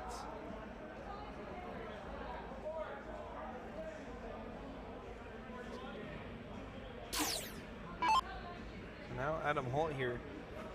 Depends on how he approaches this, and he does go right at those 17s. They're playing it safe by expanding that point lead a little bit first. And then finding the 16 there. They are definitely catching some heat right now and kind of setting themselves up to go to a last leg decider here. That they are, Nick. That they are. 171 plays 91 here. Will. Gonna have to eye these 15s here. Not able to come up with a handful. He's only able to come up with one.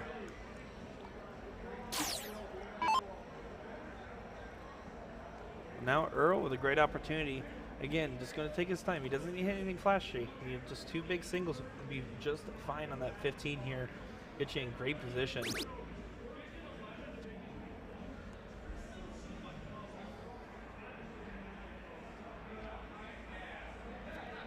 And now, feeling great as they're going to be going into the bowls here.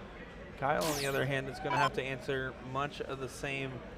Attacking those bowls relentlessly is going to be what he needs to do.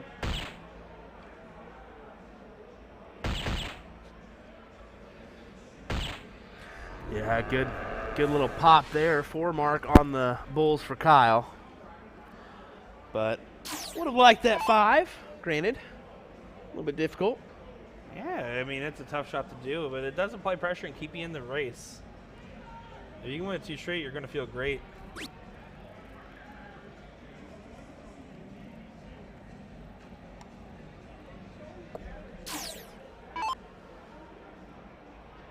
Yeah, 3 bowls here will get the point lead. One partner's going to stay on bowls all day. The other one's going to go for the crazy close, and that's a great start to this. Oh, he fell low, but if he can get one more, he does. Getting the point lead back. Will White with a great 3 mark on the bulls. It's that name, man. Will. Where there's a will, there's a way. Willie? Willie, are you serious right now? That was our thing that we kept doing at NDA. Man. What did we hit in the Gwitty? That's definitely one thing that we try to do is have a little laugh or two. Granted, I'm sure that you folks at home think it's interesting nonetheless, but got to keep yourself entertained. I think they're checking our sanity half the time there. That was a great shot there from Earl. Finding those 15s, getting them tripped up as much as possible before going over to the bowl. A wall-time 7 mark there. Makes Kyle have to throw 4.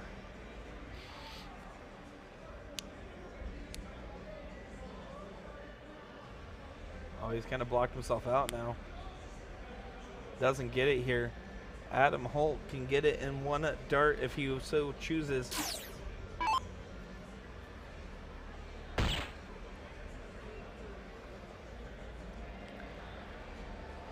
Needs 1 more. And he does find on the last dart there, as we're going to be going to a last leg decider. 1-all here in this match. Take a look at the replay here. It's right in the heart. Double bull for the win. We're still waiting on that match on 232, so I'm wondering if these guys have second called or anything or not. Yeah, he's going to get a little investigative work there on that one, as we're going to kind of get a good look here. Let's see if Earl can get underneath that dart. That's a great placement there for Kyle. Putting in a tough to beat spot. See Earl kind of gauging the distance. He's going to have to somehow get underneath that dart. And I think he does, and he does get it there. It's very risky because you don't know which way it's going to deflect and how that's going to approach, so that's a great shot there.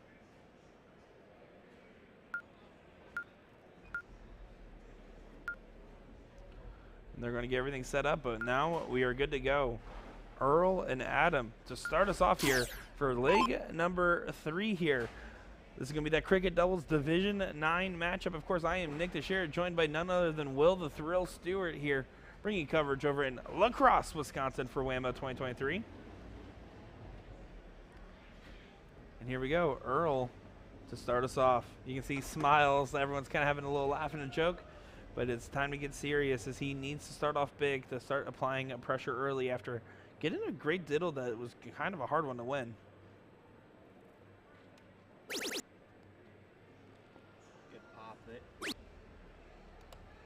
Good pop there with the trip 20. 4 mark to open us up here in our last leg decider of this Division 9 match. Yeah, I just hopped out there and I said, "You guys first call or second call these guys in?" And he goes, "No, nobody's been called yet." And I said, "But you guys are on this board, right?" They said, "Yeah." And I said, "Okay, go up there and second call your next guys." Oh, okay. So just making sure. I think the difference is that it is a little bit of a change for some people. Some people are used to the paper, And now that they've thrown a wrench in it and used all CompuSport, some people are, you know, it throws them off a little bit. So, well, it's like I always said, match calls don't always grow on trees. well, that's why we went ahead and we started at 3 p.m. That's why we backed off an hour, just to make sure that everything kind of picked up and flows a little bit. That way we're not having a bunch of stagnant times and just kind of waiting for matches to come our way. So, I mean, here's the thing, though, right? Like, even in this Division 9 bracket, which you kind of expect the games to last a little bit longer than you would, like, a Division 1 per se, I mean, a lot of the teams are finishing up the top 24 at the moment here. So, I mean, these brackets are really chugging along. They certainly are, no doubt about that. As I kind of took a peek at last year's bracket and was like, I want to see time-wise where we're at. Last match in Division 1 last year was called at 8:39. So just going to give you an idea, probably 9, 10 o'clock here for us. And depending on certain circumstances, but...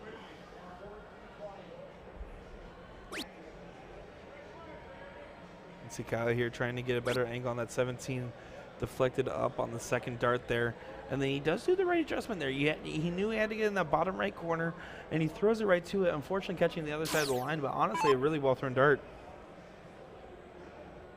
So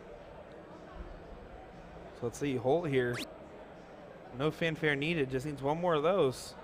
Oh, and he doesn't get it though, deflects a little funny on that third dart here. Will White just needs to load up those 17s as much as he can. If he gets 6, he can take a look at that 19. Oh, he does immediately, though. Interesting. Very interesting in the decision here. And does get the close there at the very end.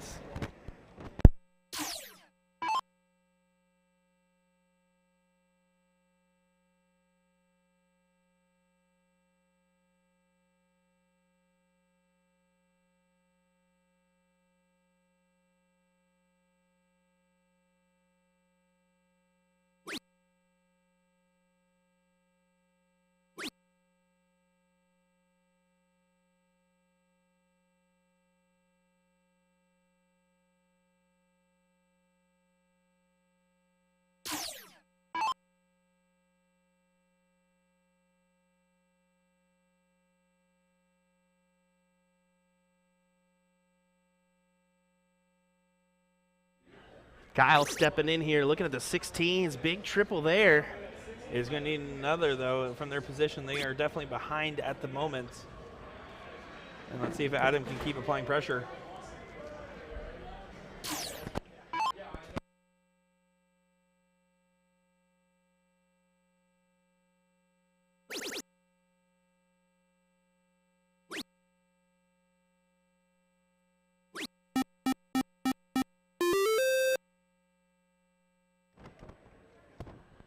Try that.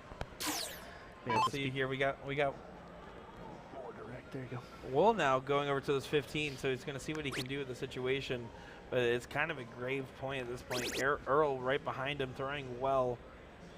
Yeah, almost made it interesting there at the 7 mark, but you can tell he's like, oh, how did that not go in? I think he thought it did go in because it was a well-thrown dart. But oh yeah, definitely. If Earl takes his time here, gets that big close on the 15s here, it'll get them in great spot to take this 2-1. Let's see if Earl can. Once again, just 3 fats is perfectly fine here.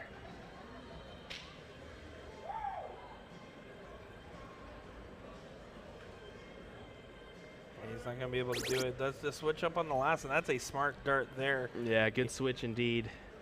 Expanding it to a 130-point difference now. Puts it so far behind at the moment. Kyle needs perfection to get back within range. And that's why those third darts at the points, you can't really go wrong with them, especially in situations like this.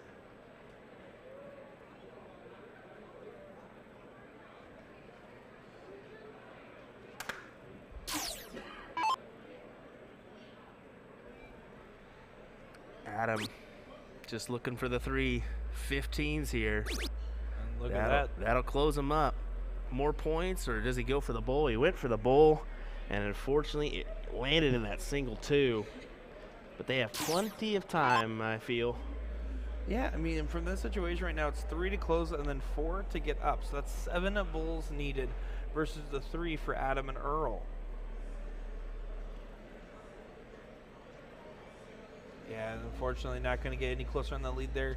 Earl can take all 3 darts here, knowing that there's going to be no risk of losing the point lead on his opponent's next go-round. So really just about taking that time. Let's see how they approach it. He's been playing really well this leg.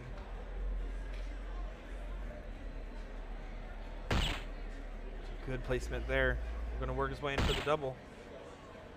Oh, how about the other board, Will? There we go. There we go. Good shot there from Earl.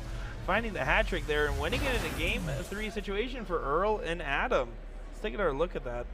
Yeah, we'll see Will's mistake here. Whoopsies. Because we kind of just photobombed with the other guy unknowingly. As it looks like we're getting set up here on our other board. Is that right? Yeah, it looks like we found our 2 individuals and we lost one from the guys that was up here already, but that's quite all right. We'll get going here in just a moment's time with this matchup, I am sure. We'll get our other gentleman over here and we'll get going in a moment's time. Don't go anywhere, folks. Will Stuart, Nick Dichiria here for WAMO 2023. Don't go anywhere. We'll be right back with more action.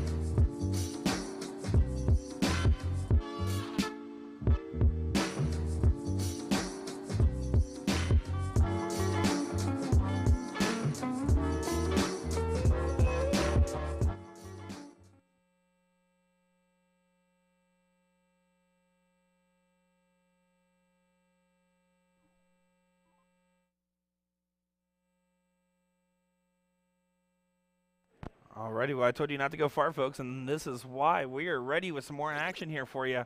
So this is actually going to be a Division 4 matchup now for the cricket doubles, and this is going to be a good one, as you can see clearly here. So you're going to have Josh H. and Larry O. going up against Greg M. and Mike D. here. So this is going to be Mike stepping up.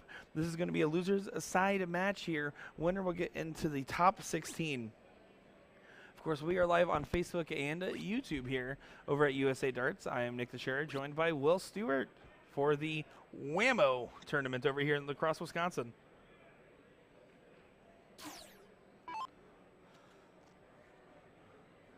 And you can see the Finnies jersey here for Larry. That's in Kenosha, Wisconsin. You know, a lot of different Wisconsinites from all over representing different bars, brands, and everything else in between.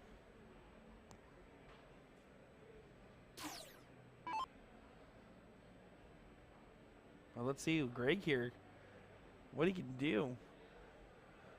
So looking to find around at least 5 or 6 marks here. Find 7. How about that? As they will now get that a point lead back in control, making a 53-point difference here and forcing Josh to do some work.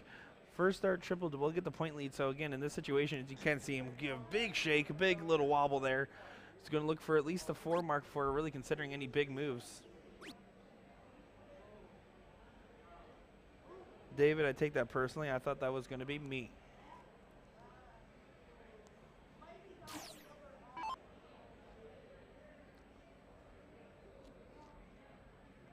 All right, so now Mike approaching the board with a point advantage here. Looking to start downstairs to expand that lead a little bit more first. Does switch up. I don't love that shot in that order, and let me tell you why. Well, when you're moving between multiple numbers, yes, once you start getting really comfortable, it should be as automatic as anything, right? But in all honesty, when you're making those switches, there is going to be some inconsistencies because you are switching where you're aiming and you are switching where your dart's pointed. If you've already spent 1 dart down a number and you plan on throwing 2 out of the 3, stay there. Stay at that 19. Throw 2 of the points, then 1 to close. If you're going points, try to close points, it's going to lead to a little bit more inconsistencies. And if you're not 100% comfortable with where you're at right now, doing unnecessary switches can definitely be a cause of some fumblings. Greg did go for the close in the last start there, not able to find it though.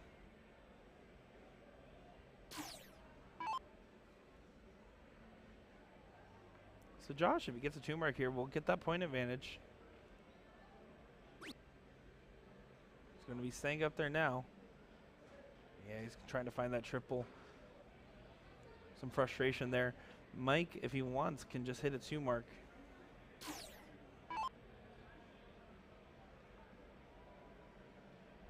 I'm just messing with you, David. I appreciate it. Let's see.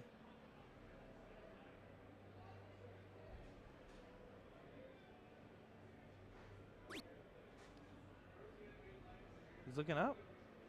Yeah, he did look up there. Again, taking these kind of aggressive shots here, if you're not feeling super comfortable, especially in a game 1 scenario, taking your time on the safer shot might be a good call. So in that situation right there, of course you want to have an expanded point lead, but if you're going to have one goal, is it to get the point lead, or is it going to be to, or expand the point lead, excuse me, or to get the close? Coming in there with a clear strategy of what you absolutely need might have been a little bit more helpful here, as right now you are seeing some 3rd dart random switches from these guys, and as they're just trying to get dialed in here. Greg starting down. First dart triple will get him that point advantage. Does find it. Could look up if he wants. He is. And it just gets a single there. You can see him frustrated, but that was a good shot there from Mr. Train. Train is what it says on his jersey. That's funny. Maybe now I got fan favorite Josh up at the line here. He's going to be staying up there for a little bit more. Now looking at the switch. Good shot there from Josh.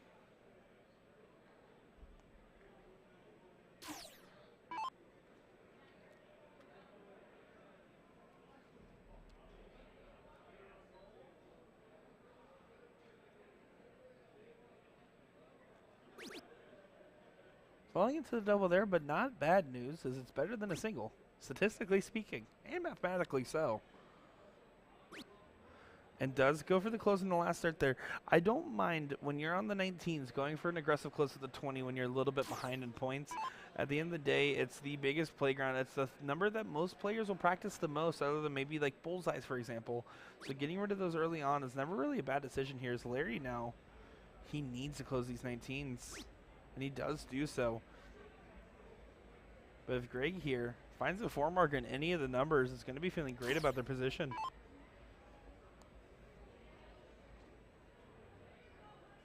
Taking a moment here. And that's a good placement on those 18s. Finding the triple. Another one of those would be great. Hitting a 5 mark there as Greg Miller does exactly what he needs to do in that situation here. And that 19-point lead is also significant because even if Josh finds that first dart triple, he's going to need to stay for another triple or keep all 3 darts there to get that subsequent point lead.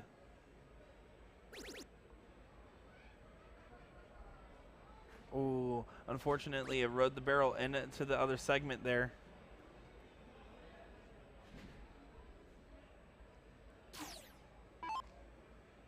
And so that's going to be that 2-point difference here.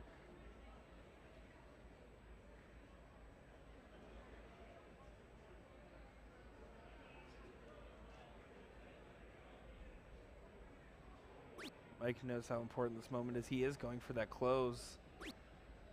And then the switch up here. I don't know if I love the order of the shot here. Personally, I don't know if that approach is actually the safest one. Larry can really punish something like that. If you're going to go for that close, you need to either commit to it or commit to the points first. And I think in this situation with how close this is, committing to the points is the better play, especially when you have the bigger number.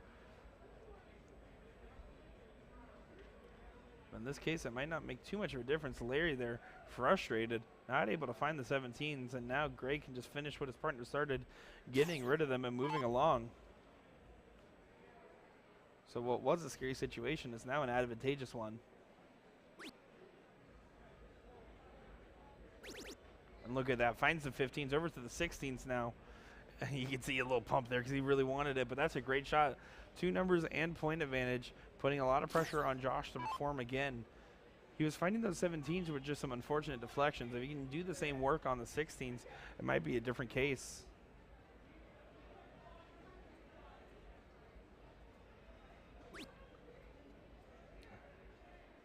But that will not be the story told at the moment here. So Mike looking for 3.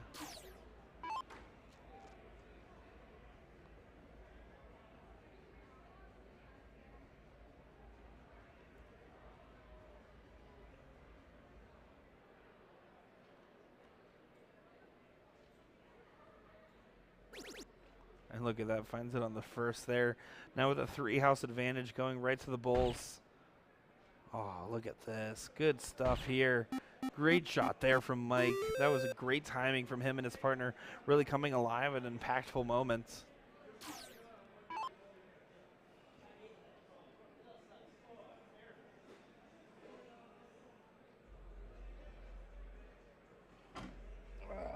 And we'll see here. But not much Larry can do from this situation.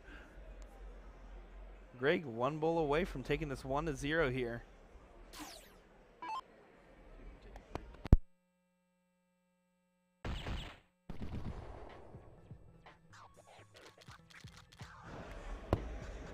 Good shot there from Greg as they are able to win that one. Josh stepping in here to try to make this a 1-1 affair, though. The Kenosha team here. Josh honestly had some great moments of brilliance in that last leg. He just needs to not stay frustrated because when he is hitting, he seems to be really lethal on the board. Larry, his partner, on the other hand, you can tell there's a little bit of pressure in that form of his, and if he just relaxes and kind of throws his normal game, I mean, you have to pretend like you're at Finley's over in Kenosha, right? You can't pretend you're at lacrosse right now. You have to just think, I'm at my local bar, playing my local game, and having a good time with my friends. Don't put that pressure on yourself. Sit there, focus, execute. That's exactly what you got to do. Just try to have some fun here.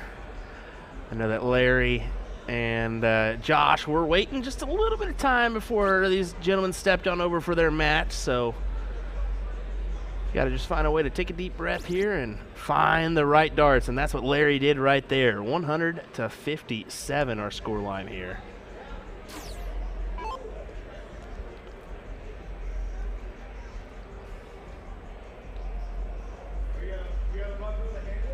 We do want to thank you folks that have chosen to join us this evening for our coverage of WAMO 2023, live from the Crosse Center in La Crosse, Wisconsin. Big triple with the last, 57 on the board, 100-114 here. Yeah, this is going to get a little bit of a gritty battle here. Josh didn't struggle to find the 20s on his last go-round. Let's see if he can continue with that pacing here. And right now, just, yeah, that was not what he was looking to do. A little bit of frustration in that moment.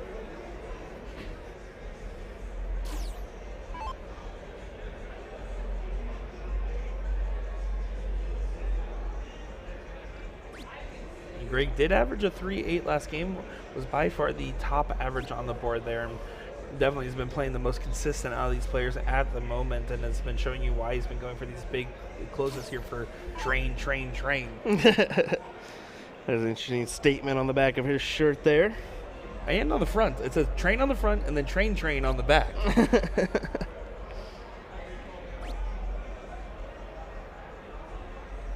Ooh, that was an unfortunate last there. You can see Larry there. He threw it well, but it caught the top of that barrel and flung it out there and said, thanks for coming. See you later.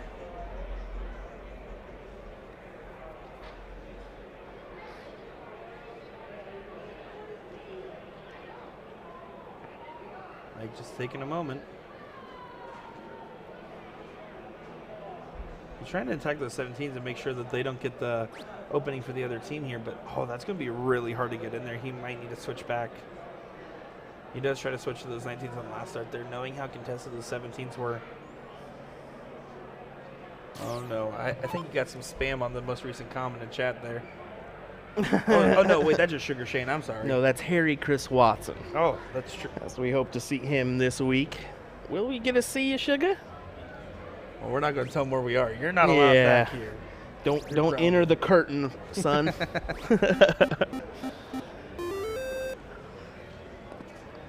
Oh, always good to see some familiar faces joining us here.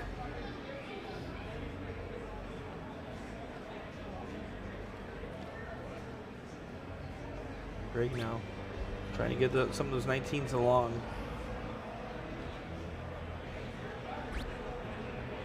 Couldn't get much closer on that top segment if he tried. Definitely not. That was an awkward shimmy from the two individuals that just shimmied on by us here. I'm not going to lie to you. Kind of stopped behind us for a second and said, I don't know if I'm okay doing this. And then continued on. Well, it's also just they get nervous because they normally, you charge for autographs. Yeah. Oh, get out of here. Get out of here. Garbage. Trash is always worth trash, my man. I can see what these raccoons are on about then. 5 mark on the 17s there for Larry. Yeah, you got me thinking there. Good got job. Your train of thought on that one. My word. Well, as Greg Shirt says, train of thought, all right? Yeah, so Mike's going to focus on trying to get those 18s opened up if he can. There he goes. Does get it open. One more of those would be massively helpful, and he does find it. Great shot there from Mike D. Does look like we've got an appetizing match coming up on board 231, as we've got Kevin Schmitz and Mr. Neal going to take on Hopkins and Jenkins, I believe, is the team there. Yep, Hopkins and Jenkins. Cool. Yeah, that's round 3 on the winner's side, so we'll get a peek over there in just a few as we that's are continuing coverage of this Division 4 match. That's going to be a fantastic matchup. Matt did very well at WAMO last year, and he is a supporter of ours. He rocks the USA Darts hat, so thanks, Matt. Appreciate that. If you do want some USA Darts gear, head on over to the Booyah booth and grab yourself some, as we get our hats and beanies there. So thanks to Jeremy Byrne for selling those for us this weekend. Yeah, there's so much great things for sale over at the Booyah booth over there. And they got a crane. Yeah, they got a crane. They got a little freaking prize crane. You put $1 in there, you can get some tips, a shirt, a dart case. Yeah, out of all the great things over there at the booth, the only thing not for sale is Jeremy's mustache. Oh, my goodness. And Larry frustrated because he knew that last dart triple would have gotten the point lead. But now Mike can get rid of those 17s here and kind of keep applying pressure. If they can win this 2 straight, they're going to be happy. I think some friends in the background are realizing that they're on stream. They're giving a little wave to the camera back there. Well, hello, ugly mugs. How's it going? Oh, boy. You can tell them we said that. It's okay. And then they're going to get the... Oh, man. Love it.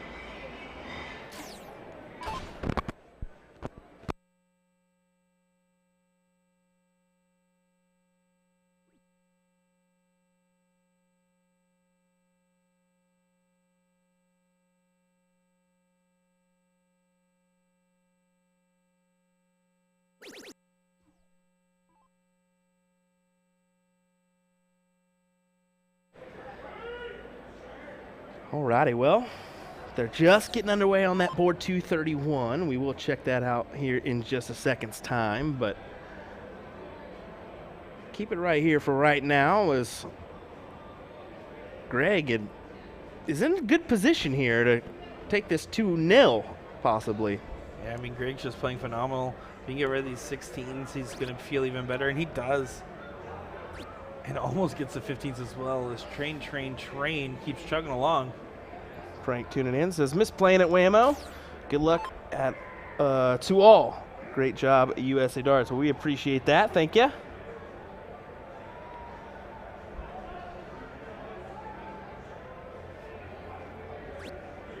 Yeah, Larry here just going to try to make a last stand on these 15s. Needs to get it close. Yeah, some frustrations, but Mike here can really feel happy. 2 15s, gets that close, gets the 2-number advantage.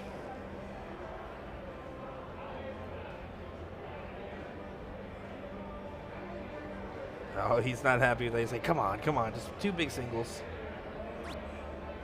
Needs 1 more of those. And he was relieved that the dart got there. You can see the expression on the face there. Says, oh my gosh, thank you. As he was knowing that Josh Ho-Ho here has been hitting some great stuff.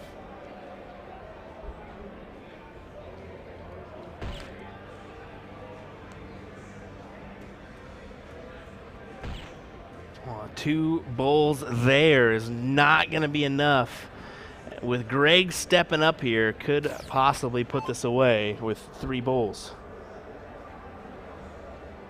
Scott Kirshner asking, who won the Bob Zine, Eisner versus Garrett Porky match? That's a great question. We haven't seen Porky or Garrett at all this weekend.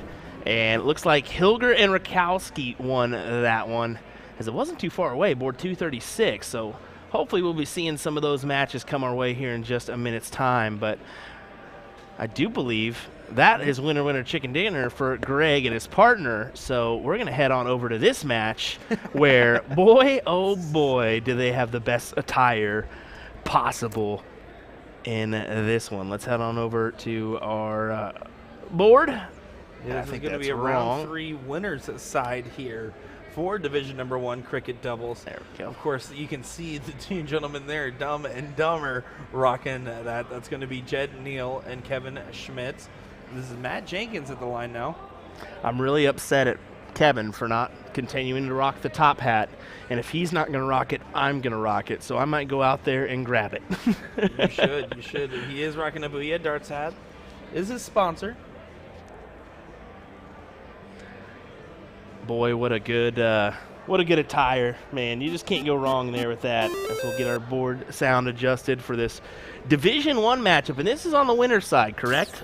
Yeah, this is a round 3 winners side match here. Who will the winner of this one possibly play? Let's go ahead and take a look. It's Pope and Wegman. So Todd and Nate. Or Dave Steinsheifer and Jason Lisi? Lisi? Lisi? I think it's Lisi. We'll see. Well, we butchered it. It's yeah, over. it's Game okay. over. It's okay. So the winner of this one will play one of those two teams. And Porky and Garrett, I believe, are on the top side of that bracket, correct? That is correct. Yeah, they're going to be on the other end here, already advanced into that next round here. And who will they either play? They'll play Larry Keith or Ronnie Crow. Larry's a freaking under the CSC, and that's actually an Illinois team. Yep, or Ian Makovec and Justin Dennison. And Justin, an individual who did very well at NDA.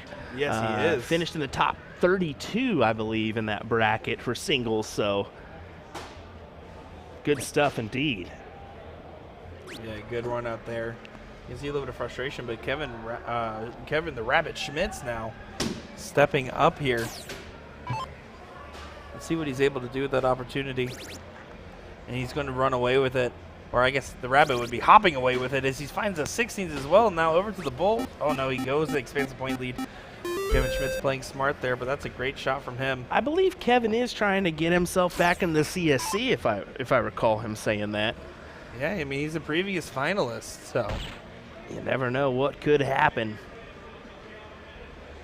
As we all know that many of you have joined us for our coverage of the CSC Challenger Series, brought to you by Partners Promoting Darts. Lots of quality, talented individuals participate in that, as well as this event here this week. Neil with just a little bit of a slip, or just kind of adjusting, making sure he's good for this possible, win in this leg. Yeah, I was actually talking with Kevin before this match got started here. I said, so tell me, because Jed Neal is playing great right now. As you can see, he just shot a 5, right?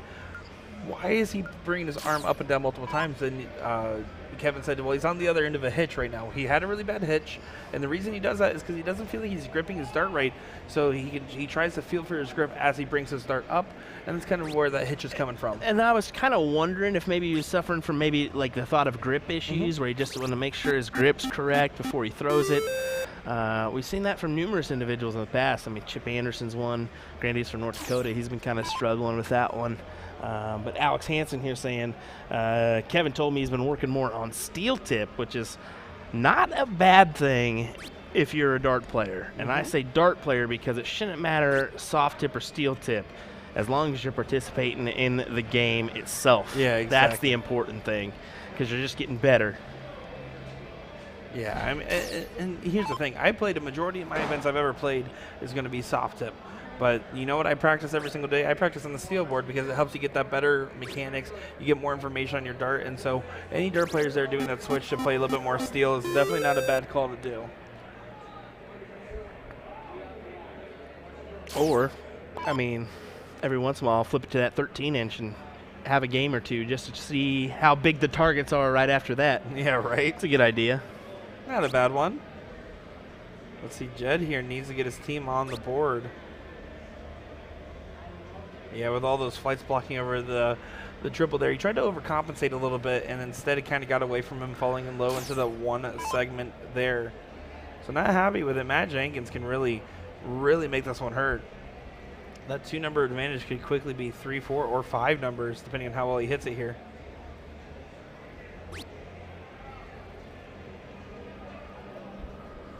And Jenkins frustrated. But he did do the smart switch. You didn't find out the first. He doesn't need to do anything fancy here. You want to be assertive in your position. You're already down a game. You want to win this. No need to go crazy.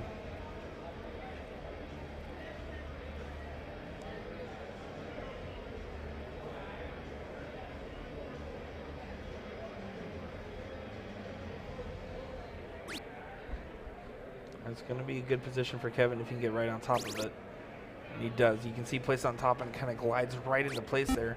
The way that the arc of this throw, he actually likes that slight hang on it because he almost uses that as a perfect marker.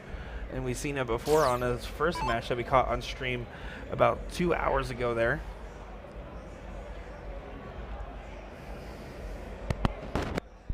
Yeah.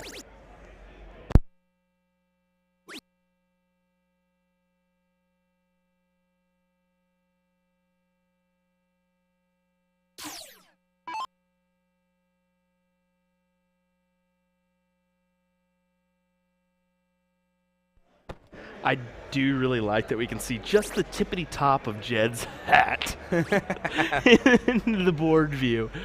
Oh man, that's great. It really adds to the whole ambiance of this right here. Indeed. Jenkins here stepping in.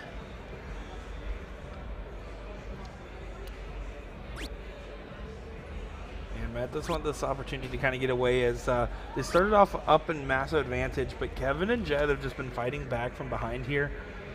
If they can go 2 straight, they're going to be very happy campers. I mean, let's be honest. With how tough this bracket is, as many wins as you can get on the winner side is crucial to making a deep run. You don't see too many people losing the first run here and make it all the way back because of just how many tough opponents you have. It's hard. It's very difficult, and it matters how, well you and your teammate are clicking. I mean, if you're not clicking at all, I mean, man, it's very difficult. It's very difficult. You got to click, and I think like we saw at NDA, we saw Garrett Rakowski, Steve Hilger win that doubles cricket event, and there's a reason why. Garrett was chugging along, being the force for that team most of the way. All of a sudden, Hilger started hitting just like Garrett, and that's when you see things get real terrifying, real for them, good. right? And they just ran off to the races and won that bad boy. So kudos to them. Well, Hopkins there with that close in the 18 was a monumental shot. And you can see Jed and Kevin are like, come on, man, we're like right there. They're hitting 5s almost every go around. But that's the problem, is that they're not hitting that triple in the right spot where they want to really hit in a situation where they can move around the board more. Instead, they're kind of forced to stay on these same segments, kind of shoot these same shots because they're not getting that first start triple, they're getting that last start triple. Indeed.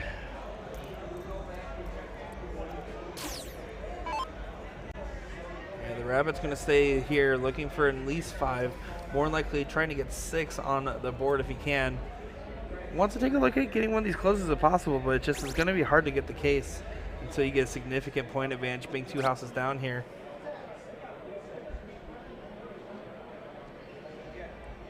The 5-mark streak is broken though, as they went from hitting 5 marks consistently, now they're stepping it up, hitting that 7 there. Does help get them back in the running. Great shot indeed. Ooh, a little raspy there. We'll fix that one. Oh, beautiful. 9 mark there from Leon Hopkins.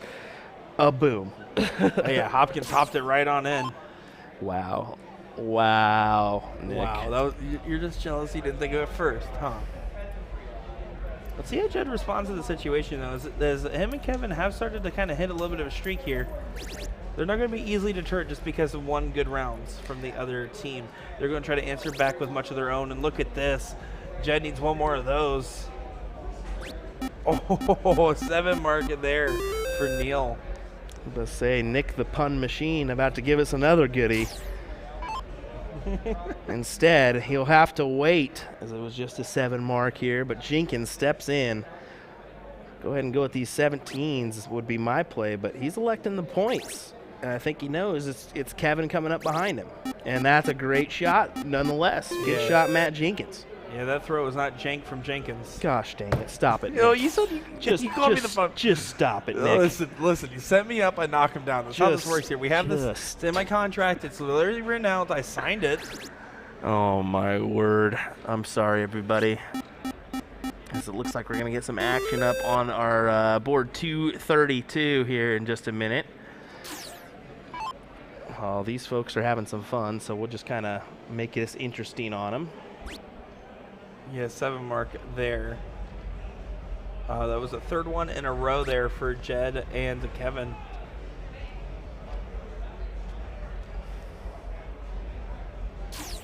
And it's going to be the first real opportunity where they don't have to answer from a big shot here. So if they can keep that pressure and hit that 4th 7 mark in a row, it's going to start shifting that momentum as they've been fighting along. Like, this part of the lake doesn't show them with a massive advantage, but they've literally hit 3 7 marks in a row after 3 5 marks in a row. Oh, that's a tough block, though, for Neil. Yeah, he has to switch off it. Tried to go for the close there. Wasn't able to secure it. I personally would have shot the 19 just because you already have the 2 marks on it.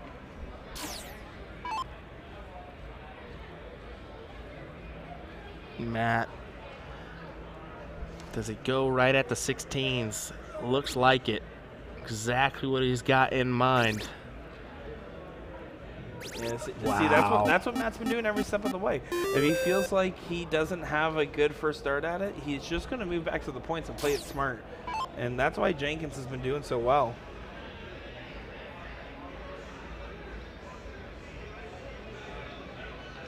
Looks like we had a dart fall here, so That was a cool Asteroids jersey. That's what I was looking at right there.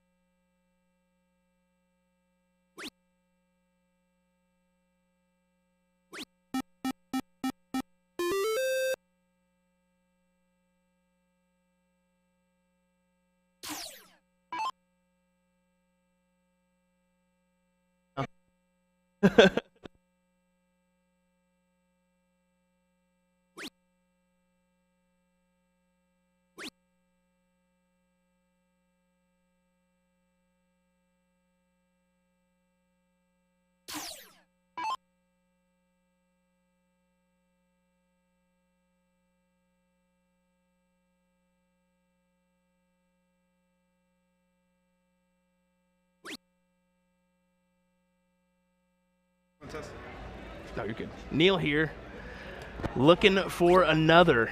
Let's see if he can find that triple bed. Point this up a little bit, not able to find it. Kevin Schmitz, Neil in detriment here. Possibly a 1-1 scoreline. We'll see. Yeah, Matt here has been doing that conservative play style, but there's no need to be too conservative here. Like Leroy Jenkins, he can run right on in. Finding those 16s and now over to the 15s. Where are you getting this Leroy Jenkins at? Leroy Jenkins from the comments? Oh. I stole that one from Ryan. You know Leroy Jenkins. You've heard it. I've heard it, but I'm just like, where are you getting Leroy at? Definitely Matt. Kevin's unhappy here with what he's got to do, but he's got to find perfection on these 15s. We'll see. Even perfection doesn't feel perfect enough from this point of view, as it's set to go all the way here. And of course it is. Of course, these guys are playing also great, and they want to keep going in the winner side of the bracket here, get into that 4th round on the winner side.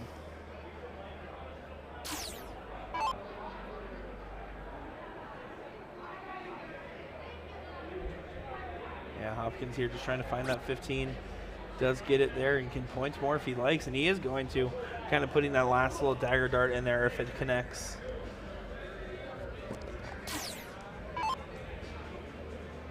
JW finds a double in the first start, has an opportunity to close, but otherwise, I really think you're staying on the Bulls here almost regardless. You would think so here. You can see him just taking those couple regrips here, making sure his fingers are in the right position.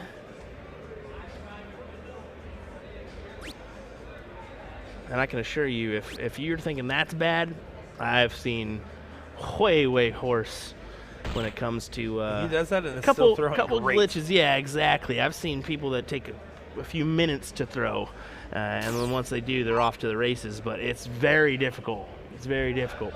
Yeah, so with that 86-point difference here, it's going to be that 5 bulls needed, or excuse me, 6 bulls needed. So it's going to be perfection needed for Kevin Schmitz on the next go-round if Matt Jenkins doesn't take it here. But look at this. Matt's not going to mess around as he does find it in 2.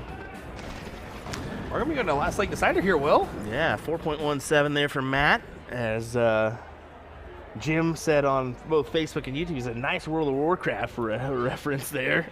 So some people got you. Yeah, no, a couple people got me, all right? It's not all movie references and TV shows. Let us nerds hang out for a little bit, all right?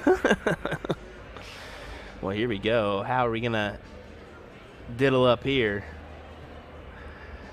Ryan asking about the jerseys over there. Those are actually the spongy jerseys. I guess it was a player that passed away around 2020, which is a very prominent figure in the community there. So that's the spongy jerseys was his darts name.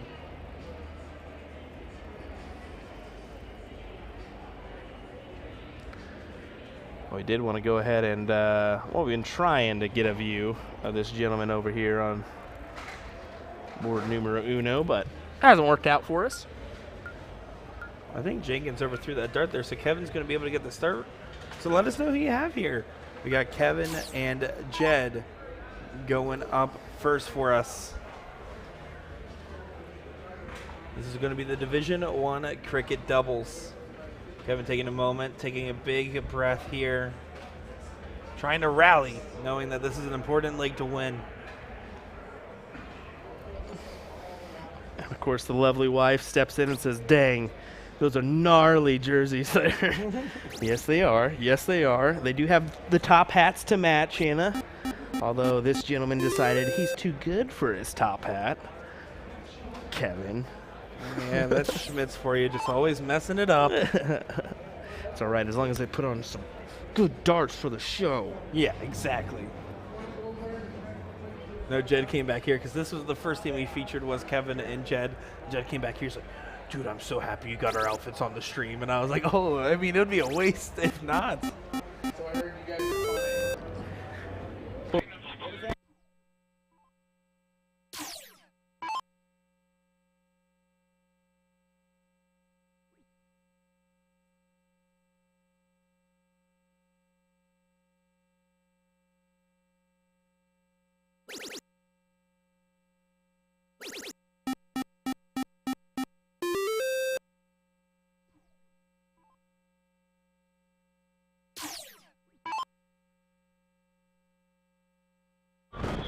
Oh, man. Should be asking, do you have any of those USA Darts jerseys in Vegas there? So if you want any of our jerseys, anything that you see, what we keep in stock will be over at magicwear.com. Yeah, well, we've been working kind of, that's possibly in the near future. We'll be bringing some with us and working with Jeremy to make that happen. But only hats and beanies available at the Booyah booth right now. But yeah, if you want to get a jersey, magicwear.com, you can go over to that site, and we've got a full lineup of like 7 or 8 jerseys, I believe, now at this point. But there's a whole bunch. And the fact is that there's always so many fun jerseys. Where although besides the Magic Wear jerseys, we actually got someone gave us some jerseys today. Yeah, we got a jersey from Doug Doug's Sports Pub there in Plover, Wisconsin. He holds a nice dart tournament there that I'm sure many of these individuals have went to. So yeah, the Plover Tournament, Doug's Sports Pub Championship, also previously known as the Chain of Lakes Tournament. Love it. Love it. It's definitely been nice. We've had a couple people stop by our booth and say hello as well, so always enjoy that one.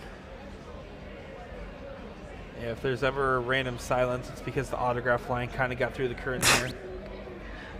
That or somebody just jumped in the booth and started yelling haymakers here. Jed's not going to be happy with that go-around because he had a great opportunity and kind of gave it right back on to Leon. Leon's not going to miss it here. Look at this. This would be huge if he finds that 20, and he almost does. Hopkins very happy with that go-around, though, because that puts a lot of pressure back over to Kevin.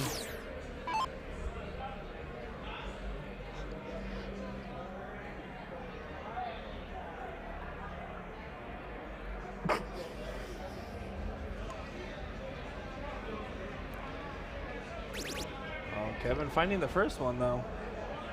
He's going to stay up there. Is he going to take the switch? He does take the switch, and you can see the frustration right back. It's the same shot taken just for the other team there. 7 mark there for the Rabbit.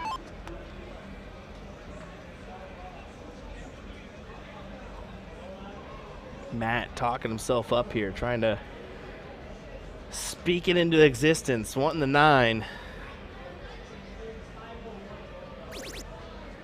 No 9, but one more of those could help. Finding 7 points shy here gives Jed the opportunity to close with the advantage if he does. Let's see how he does it.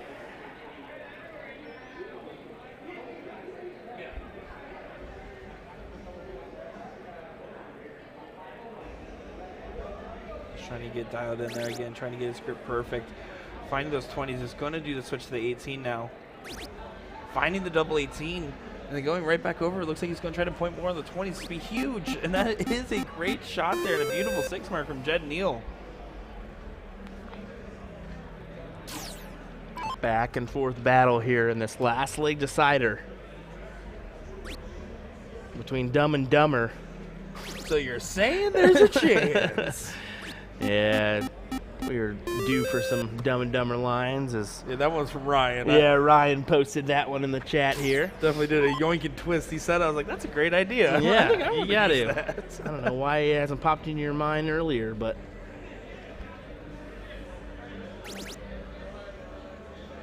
Kevin here. Yeah, looking to put a goodbye, my love. Oh, almost so. A 7 mark for Kevin. Sorry, I just wasn't expecting that one. I should have. You should have. Expected that, but that one's a gold. That one's gold. No, it is. It is. As he slams the gas and runs his limo into the back of someone's car. Oh, man. Jenkins going to have to look at the 16s or bulls here.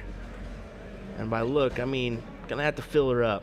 Exactly. He needed minimum 7 mark there to get that point lead. Now whatever he hits is almost a moot point. Knowing that Jed here, just finding those 2 15s will be all the advantage needed going in to finish this tie-breaking leg out.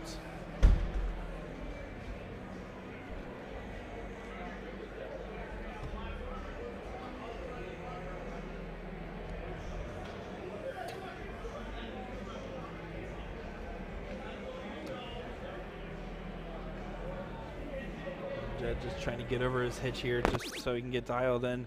But again, you see him do it, and everyone sees that, and they're like, what's going on? Like, why is he doing that? But guess what? He found out in the first start, and last round just hit a beautiful ×6 mark on the segments he needed to be hitting, right? So, you know, say what you will, but the guy knows what he needs to feel to throw the dart right, and it absolutely is the case here.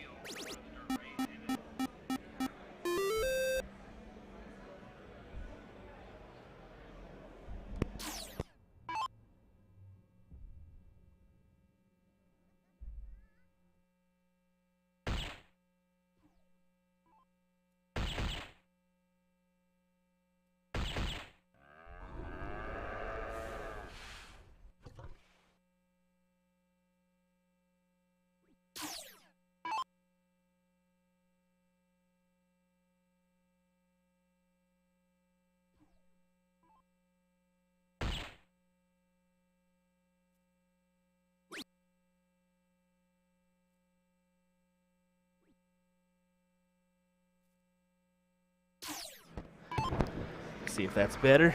Maybe. And then I speak in this, it works just fine, maybe. There we go. We'll see. We'll see. Little jump scare there. Ah, that's better. That's better. We're coming in at a better volume now. Yeah, making sure we're coming in loud and clear for you. You can see Matt just gives a joking celebration there. He's like, come on, man.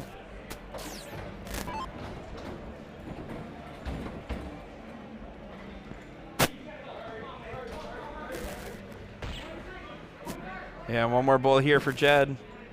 Catching the wrong side of the wire, but he's right on it and does find it there. Jed Neal and Kevin Schmitz, the rabbit, hopping on over to our top 8 side of this bracket here. Or excuse me, top 4 side of the bracket here. That was a big win for them, and they're going to be facing off against Dave and Jason in the next round here. So good win there for those guys. Oh, a little zoomed in effect there as we get a look at those beautiful. I thought you were picking the mustache of the day right there. Yeah, that was a nice mustache of the day. As we're going to do a quick adjustment here on our board camera, and we'll get situated here with this one. We're going to find out who these individuals are. It's Russ Speltz and his partner, Mr. Anderson. Yep, that's going to be Chad Anderson and Russ Speltz. And this is going to be Division 7 matchup here. Loser side to get into the top 12, going up against Mitch Longley and Steve Wheelock. Well, I must say, it's absolutely beautiful that we're getting to see all these matchups happen. So, love it. Yeah, this is going to be game number 1 here for these guys in this best of 3 format. So they're trying to get that first game under their belts and give themselves advantage, because you don't want to be down on going against match point on the loser side of the bracket. Indeed, indeed. And I mean, dude, we've seen level 1, 2, 3, 4, 7, and 9 so far today. Amazing. Love it. Getting a widespread look here at the skill levels in Wisconsin. And Chris saying South Dakota loves USA Darts. Well, USA Darts loves South Dakota. Yes, indeed. So, other than Jake Smith, Hunter, no, I'm just kidding. We can't do that to them. We can't do that to them. You saw my unofficial MVP. I said it's a tie between Garrett and Jake. That's what I picked. Garrett came back. He's like, I appreciate the respect, and I said, don't let it get to your head. Yeah, don't let it get to your head there, Bullet. Still lots of work to do. Well, Steve Wheelock here trying to get those 3 pulls to lock this one away. Needs one more of those. Oh, no, but now Game Darts on the other end here. Chad Anderson could do it right back if he finds that double on the first.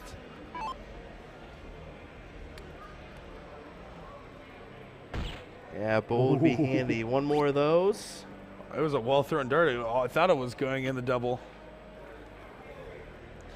Yeah, a little hop there. Doesn't regain that point lead, meaning Mitch has 3 darts to hit 1 bull and can go right at it.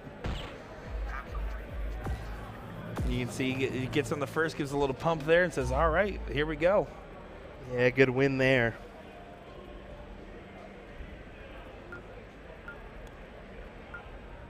Sugar, that was one of the funniest moments happened in NDA when Dason Alberts gave you a big old scare by our booth. Aww. Mr. Dylan Messine's not coming today. What? He's Let's Go girling with his wonderful fiance at the Shania Twain concert tonight. Wait, that was the I could have done that instead? Let's Go Girls. I could kick a door down after hearing that song. Let me tell you what. You want to get me going? Just play some Shania. Noted and will not do. Steve Wheelock here does find that triple 20 in the last start. See Russ here, if he finds that 19 at any point, even if he doesn't get the point lead, should go ahead and close that 20. You don't want to mess around with it, especially if you are at the disadvantage point.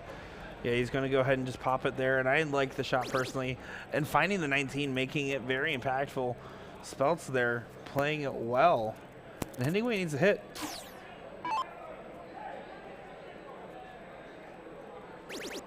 Mitch going right after it. 19s over to the 18s. He's wanting a 2-0 score line. Yeah, that's a super aggressive take, but that's the type of aggressive shots you can take when you're up the first leg in a best of 3, right? You can afford to take some of those riskier shots that you wouldn't otherwise shoot at.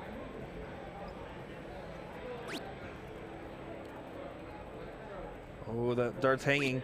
You saw that dart was actually perfect for Chad, flying right at the right angle and then deflecting off there. So it's going to be a rough go for him as Steve, if he focuses, make sure he gets at least a single, but might want to save there for a few extra points if he can. Yeah, after fighting the first trip, he wanted to try to get another one in there, but got what he needed to do and moved along after that.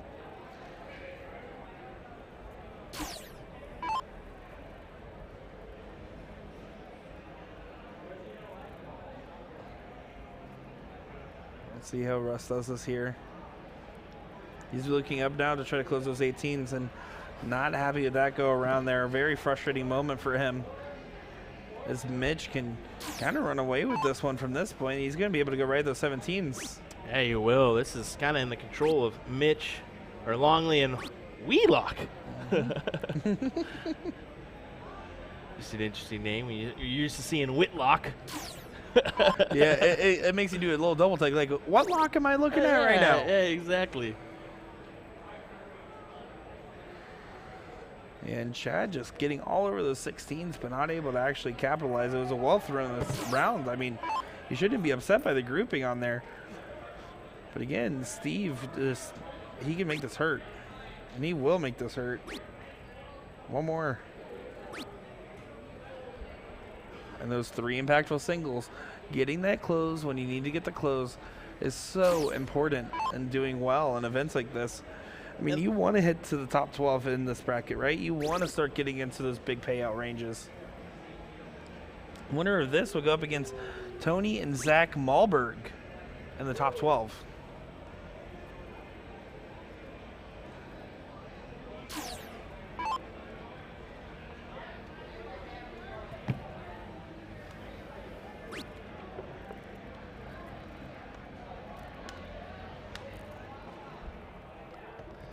frustration there. Not able to find the right number. 15s are good to go for Chad. I said Chris. Whoopsies. Well, this is going to be the best opportunity they're going to have to kind of get back in this. And that was a well-thrown last start. You can see his partner in the background. A little tense, a little tension, a little tension. That's quite all right.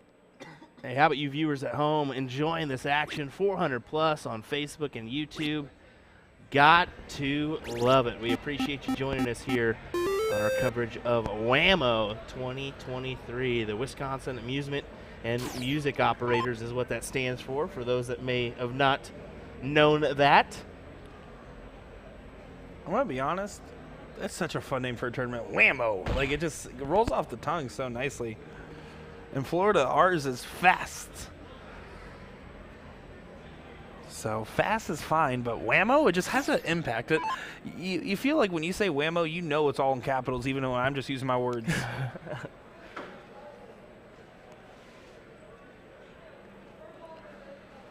Mitch not able to get it there, but again, not in any immediate danger. Chad Anderson is going to need to stay at the bowls all day long. Well, I must admit here, we've been live for about 2 hours and 50 minutes, and we have had really only a couple lapses in action. I mean, like a couple very minor. So 2 boards. Yeah. Well, I'm going to be just about right for this event here now. Huge shout out to the tournament staff here for making sure that we're accommodated properly. Travis Wilkinson for having to put up with us. Well, I mean, let's be honest. I went up there to the front desk and there's some people asking, well, potential game-winning darts here. Hold on. Oh, just outside. Giving game darts now to Russ and them. We went up there and there was a couple questions about, hey, where's my board at? I'm not seeing it. Well, the facts are is they have about 7 boards, 8 boards per division, and then they were filling in the rest. That's just how many players they have here. So almost a staggered start here. Oh, you can see that Russ needed that 17. He definitely did here. So in will step Mitch. 1 triple and 1 bull needed to win this match. Well, right now he's feeling the pressure, finding the triple. Is he going to go for the? He is going for the bull.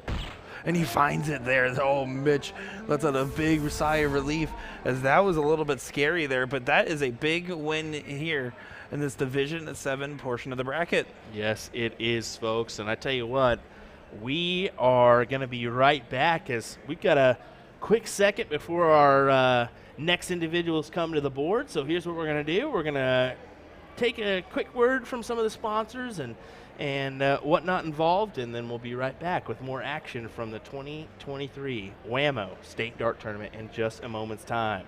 Don't go anywhere, folks. We will be right back. Whammy.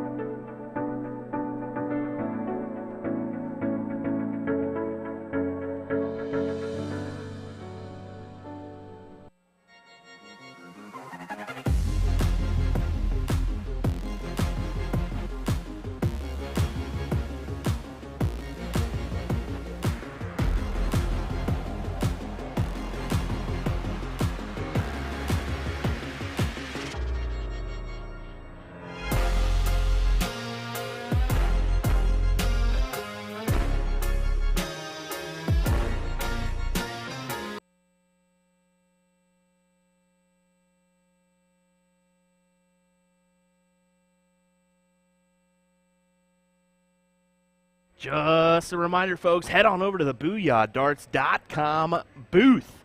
That's right, the Booyah Darts booth is here at WAMO. Head on over to the North Arena, back in the corner, where you can find all your dart supplies, including Windmow, Red Dragon, Q-Sol, Cosmo, L-Style, and more. Head on over right now and get your supplies from the BooyahDarts.com booth. More action coming up here in just a moment from WAMO 2023. Don't go anywhere.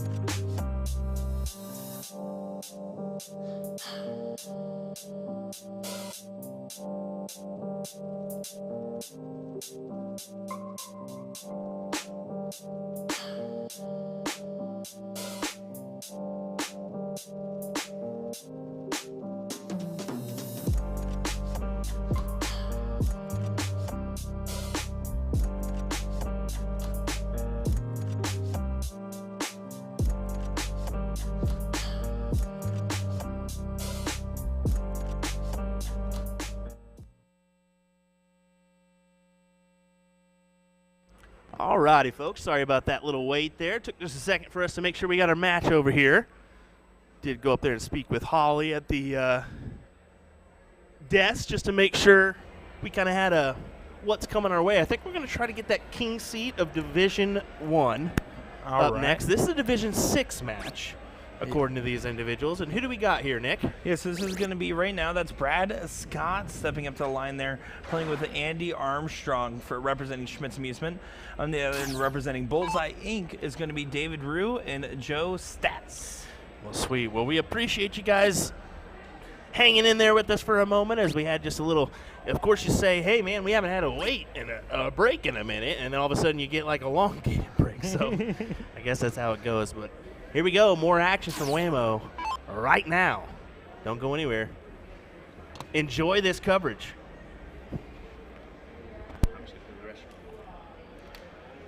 So you can see Andy right now just trying to go right at those 19s and is able to do so. Again, having one of those sideways grips of the dart where you start out horizontal, and as you bring back the dart, you slowly turn it in facing the board and then follow through. Something that is, again, that used to be really commonplace. You don't see it as much anymore. Joe here, on the other hand, has a slow bring up, but he kind of has that consistent motion. There's not really any pauses there, if you notice. And then right when he hits that point he likes, he pushes out very quick at the complete opposite speed.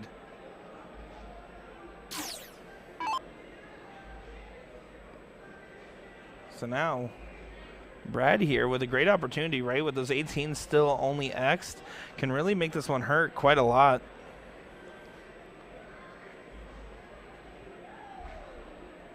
It's a little bit low, but he can stay on there for one more dart at least. And he does find it there. And it looks like, yeah, he is deciding to go down to those 17s there. Going for that switch up because you had the 2-number and point advantage. Personally, I would have been keen to point just a little bit more on that last start there. Just because you don't need to quite hit that hero shot. But again, in this situation, does not matter. Applies a lot of pressure here for David to perform.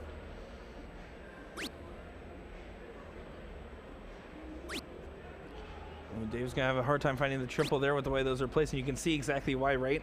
That dart caught the back end of those flights and sends it straight down. Luckily, still finding the single and getting the close there, which is important to keep your team alive.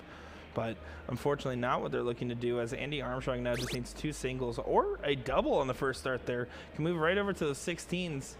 That's going to be a tough placement. He's going to probably, he does stay up, but you can see again, catching that dart. One thing that you'll notice, and what separates some of these higher level players, and even here, Division 6 is going to be a high level considering that there's 37 divisions, right? But one thing that separates those players that have a lot more experience in the higher level events and those higher pressure situations, be comfortable with your switches. Don't be afraid to pop off one number and go to another. At the end of the day, if you're guaranteed that the best you can do is hit a single because of the placement of a dart, and over on the other end you can hit a triple, oftentimes that higher mark per round is going to be worth it for you. So getting used to those cover shots, getting used to those big cover shots, that's what's going to be a big difference maker for these guys. But Brad, with no immediate pressure, can just focus on bringing away those 16s with him. One more of those will do him kindly. And finds a triple there, expanding that advantage even more. If they get the 15s and get that 4th number up, it's all but over for leg number 1 here. And he does do so. Brad Scott finding a 7 mark at a very, very pivotal moment there. Really assertive lead and putting a lot of pressure now for David and Joe to perform in this second leg here, as you can almost consider this one all but gone. Of course, you see David does not roll over. They're getting some points on the board, and now they can't get skunked in this first leg. Andy giving a little bit of respect here, but again, with that 4-house advantage, he can just go at the bulls all he likes.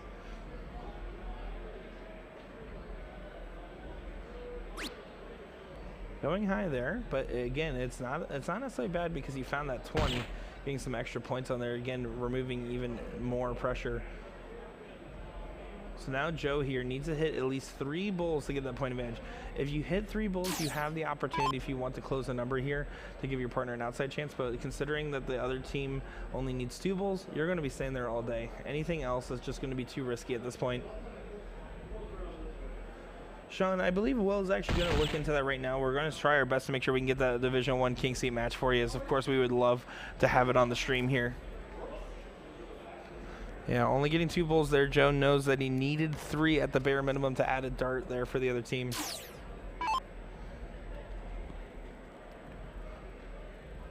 So Brad just going to take his time.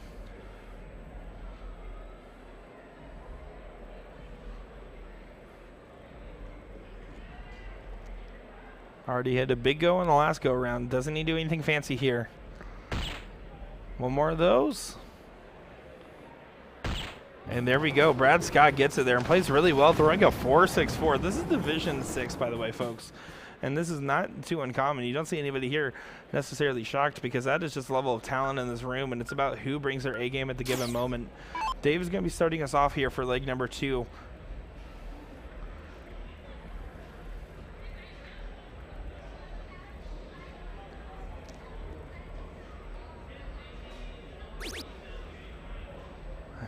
He's going to just focus on bringing it in here. Finds a double on the first. One more single to get the close is important. And that's going to be frustrating. Kind of see him wave it off here. If Brad keeps playing how he plays, this is going to be very scary. If he can start off right, let's see what happens.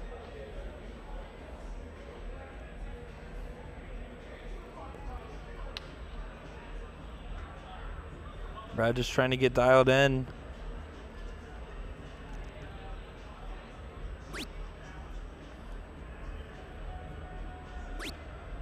Needs to find a single here. And he threw that there real high, and I think that was intentional.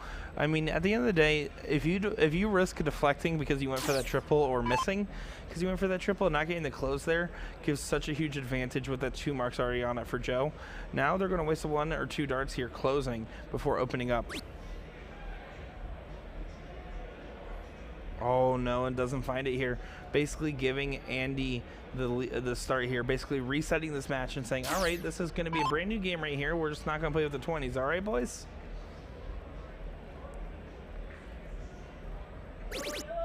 That's a great second dart there from Andy. And another one there, finding a 6 mark for Armstrong. Strong arms it in there.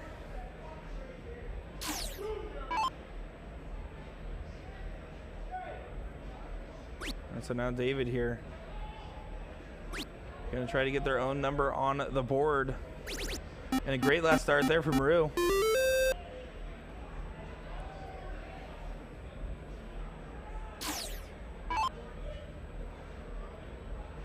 Makes this pretty close in the situation here for these guys. If I was Brad here, my mentality would be, I need to stay on those 19s until I hit a trip. Realistically, that means I'm going to stay on there for 2 darts, trying to hit that 4 mark before moving on. He is going to go for the close here, but it is a big risk to do so. Needs to use all 3 now and has to find this one. And he does do so. Not going to be happy with it, but I mean, you did exactly what you aimed to set out to do, and that's going to be all that matters, is the execution there. So now Joe, you're going to have to get another number opened up for them, but now this time the 5 mark would get to them with the point advantage.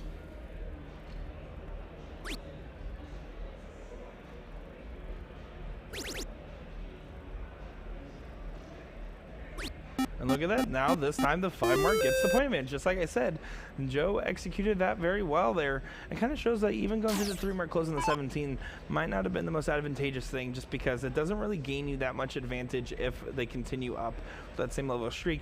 And that puts more pressure on yourselves here. Andy going right for that close down in points, that's super aggressive.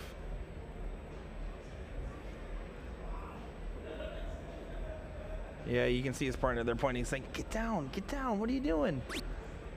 Does do the switch up there to get the point lead, but I wonder if that was a little bit of a misread on the board. They're going for that aggressive close like that in this situation. I mean, here's the thing. If you're already 1 leg up, you don't need to go for those crazy shots. You can actually just play it safe, knowing you have the advantage in the match. It only hurts as much as David applies it here, and David looks like he's primed to make it hurt. Taking his time on this last start here and finding the 19. A great shot there from David, as that is going to do some damage there. Brad kind of laughs it off and smiles as he walks up to the board state of not exactly what he was expecting to see given the last time he was up. Let's see how he handles this situation. Seems like he's going to handle it well, finding those 16s on the first. And that was a great answer there. Brad Scott finding a 7 mark of his own to go right back in there in a match for 1-for-1 with David, keeping it within a 2-point game and still pretty much tied up. And now with Joe and David in position. Just about taking your time. Joe in his last go-around did hit a 5 mark. He's doing a smart decision there. He wanted to start up on the points. I mean, realistically, you have to hit at least a triple before moving on, especially because when you have the 18s versus 16s or 15s, that's a significantly higher number, and it starts adding up very much so over time. So let's see. Andy now, a 3 mark is all he needs. Finding those 2 18s now, just going over to the 16 to regain that point lead. Again, he has that aggressive play style, right? Oh no, he's going over for the 15s. And that's the risk of doing that. I don't agree with that shot because now you're leaving just a 6 mark here for David, who hit a 7 on his last go-around. If he finds that 15 on the first, he can go raid those 16s and have a point advantage going to the Bulls. That's going to be a huge risk there. This could hurt a lot. Oh, David doesn't find the triple there. He needs to get this close. And the pressure finally started to show. I'll tell you this, Nick, the drinks are flowing out there for some individuals. Oh, is that right? I got stopped numerous times out there, but did want to say Porky is asleep. For those that are wondering, Porky No way. is asleep. He definitely is.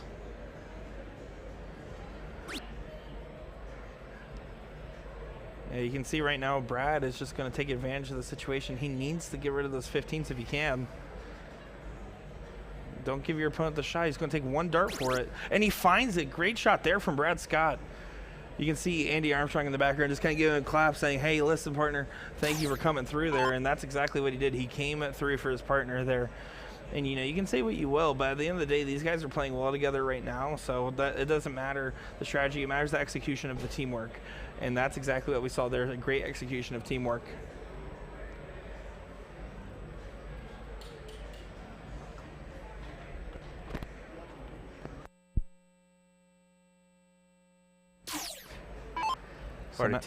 Part of Team Booyah popping in and saying hello real quick. As you'll see his ugly mug walk away. Ernie Petrolsky. What? Did I say that? Well, Andy, 3 balls away now. And now they're 1 ball away from taking this one 2 straight. And you can see the excitement there in his partner's eyes as he's jumping up behind the camera over there. Well, as he should. Brad Scott has played phenomenal. Last leg shot a 4.64. This leg shooting right around a 4. He's playing phenomenal stuff. And Andy knows, listen, it doesn't really matter what I do. My partner's on a roll right now.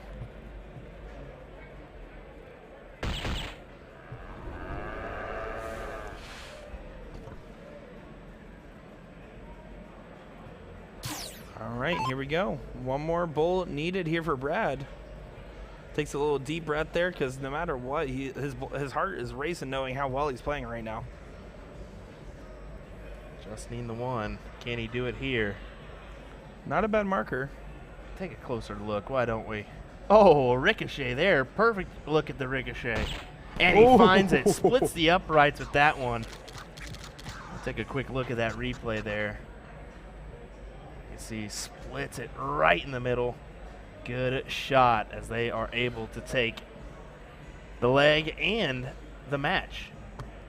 Does look like we got 2 individuals on board 232 warming up, so we should have another match coming our way here in just a moment. Did speak with Holly up there, and she said, I heard you guys just wanted 1 and 2, and I said, honestly, if there's no matches in the queue, just keep filling them up and we'll be okay. So we'll see what match we got coming here, what division that is. And then we'll be back at it here in just a second. So hang tight. More darts coming your way from WAMO 2023 in just a moment's time. Don't go in here, folks. We'll be right back.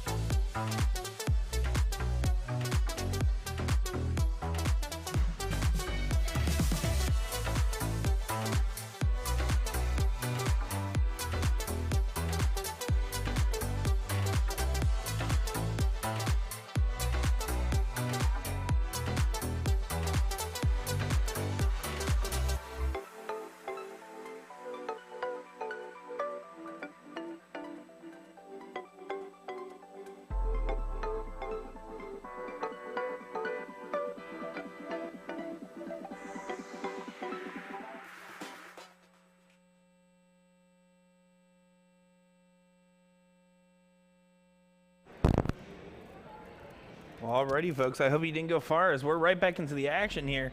We got Andy and Dylan Moeller going up against Brock Fortney and Jay Boisman. So this is going to be a good one here as they already tied on the first part of the diddle. See what they can do now, though. Rocking that Pups Irish Pub shirt.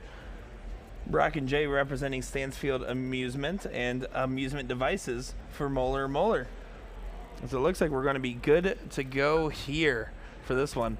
So this is going to be a great little matchup here. This is going to be a Division 4 loser side match. This is top 8, so this is going to be to get into that 6th place match here. And from this point on, you're guaranteed money, and each amount of games you win will just consistently add more money to your pocket and your partner's pocket. All right, and it looks like we are good to get things going here, so it's going to be Dylan to start us off.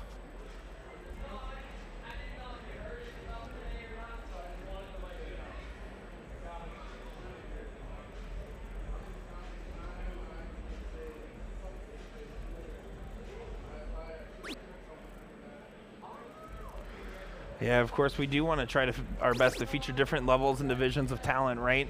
We want to show the different players because, yes, it's cool, and we will have plenty of time on the stream to see our D1 players, but we also want to take a moment to highlight some of the other players. Division 4 here can easily keep up with Division 1 and whatnot. There's going to be some great talent across this room, and it's about showing the people that have been putting in the time and effort to consistently improve their game, which is why you're going to see that range of coverage, and we're happy to be bringing you some of the other things going on here. As that was a great shot there. Dylan starting us off with a 7 mark for this 8th place match.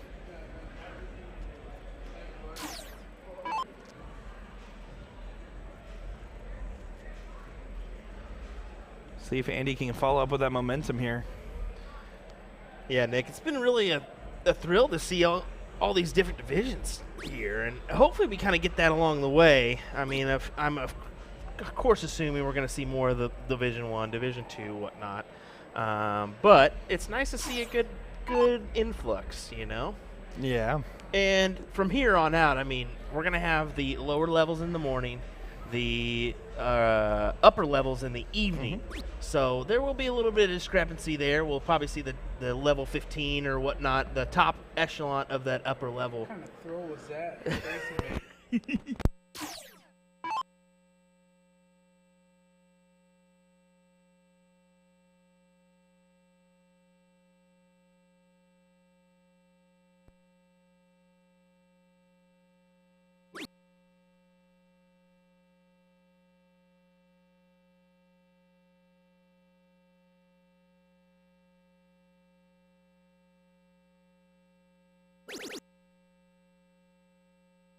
Confidence look on his face. Good Lord.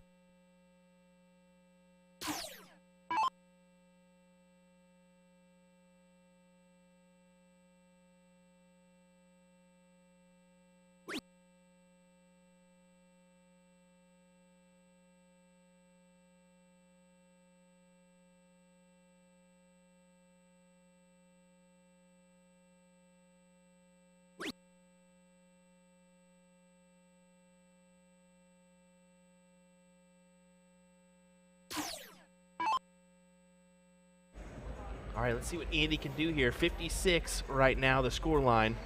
Off to the races here for Pub's Irish Pub. I like that. Pups Irish Pub. Yeah. Pups Irish Pub. Ooh, there we go. That was a good little static that we got there. Apologies on that one. Yeah, apologize there as we're trying to get everything dialed in, but look at that. I mean, Pups is dialed in at the moment. They really are. It's nice to see so much support for all these bars, too. I think that's something you see here in Wisconsin a lot is a lot of these individuals rep their bar that they play out of. You don't see that. Yeah, well, everywhere. you have that sense of community, that sense of identity, right? Like, sure, when we go to these national events, we talk about how the Wisconsinites are sticking together. But right now, it's really about bar versus bar, vendor versus vendor, and player versus player. Exactly. Dylan's just been on a roll right now, finding those 16s and now over. Finding the 15s of these two. I mean, this guy is on point at the moment.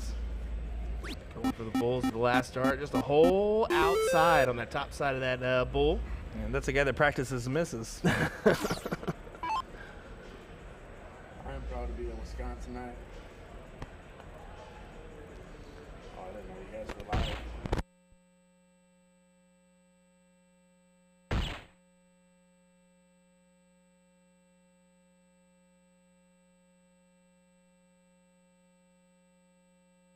It's a case of, unfortunately, case of the one hole outside here for this team.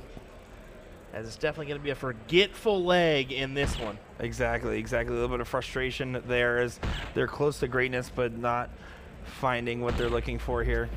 But Andy finding exactly what he's looking for, pulling a hat trick out there. Do apologize for the in and out there. We had a fan kind of hanging out there with us for a moment. No harm, no foul. They just didn't understand that our mic was live. You know what I like, though? I like the picture. If they see us talking, they're like, oh, I'm sorry, I didn't know you guys were live. I like a picture that they're just seeing us talk to ourselves over here. Like, yeah, that's perfectly normal behavior for these guys.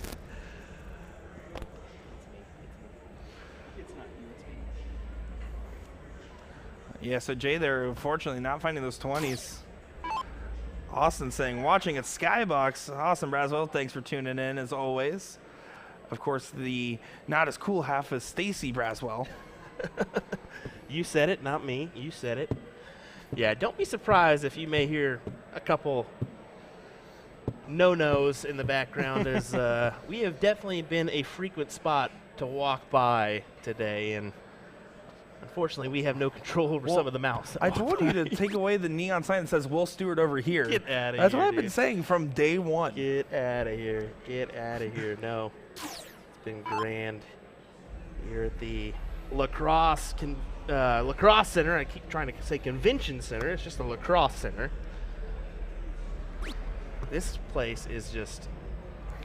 Right when you walk into the arena, you think, oh, yeah, this is it. And then you realize that there's two more parts to this building, the North Hall and the South Hall. And, man, it is crazy the amount of dartboards we have here. When I walked in yesterday and I saw this arena, I saw the main arena, the one that we've been having that overhead shot of, right?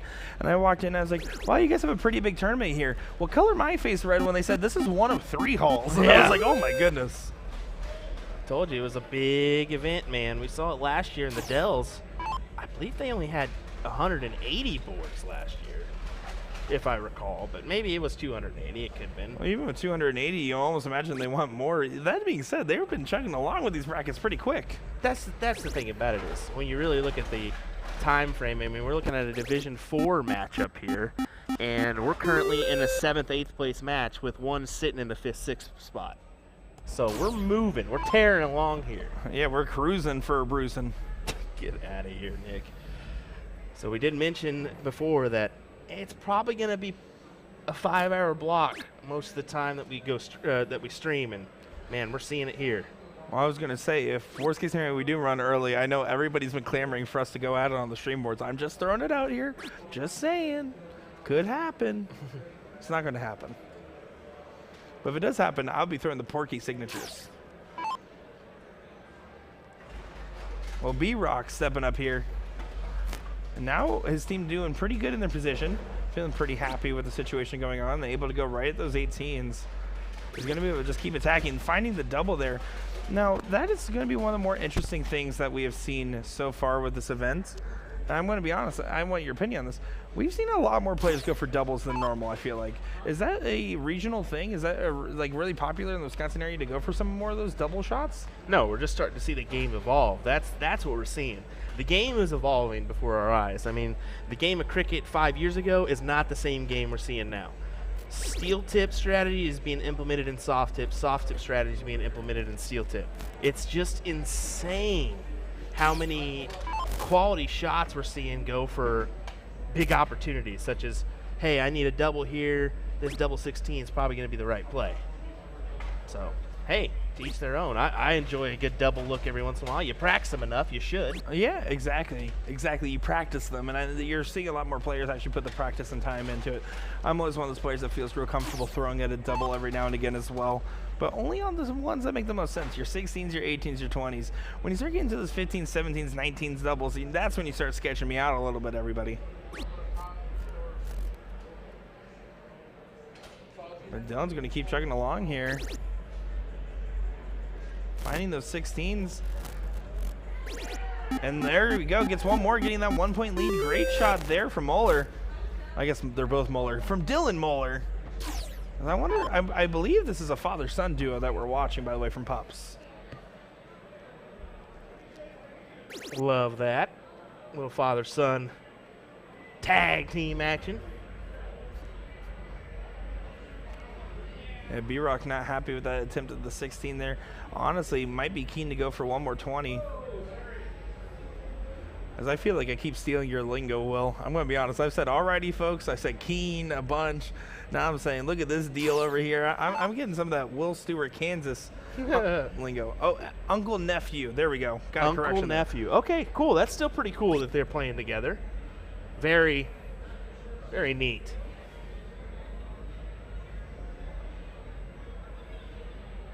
Oh, that would have been a great last start. Andy lined it up really well and threw it, just barely hitting the bottom side of the wire. You can see Buzzy over there just like, yeah, you know what? I mean, that was a well-thrown dart, just unfortunately not connecting the way he wanted it to. Oh, Brad's saying Dad's home with a broken foot. I got you there.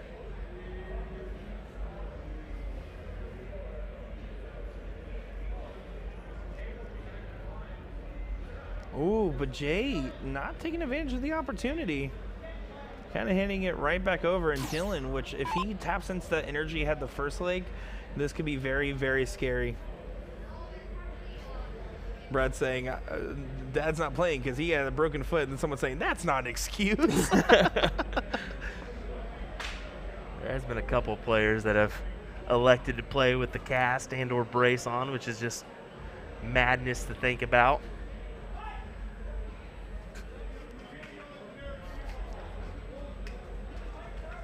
Look at that. Dylan just all over it, just trying to punt in that field goal. Might want to switch to the 15 with no room there. He does find a single, but yeah, after that lay over that triple bet, it's so hard to get in there.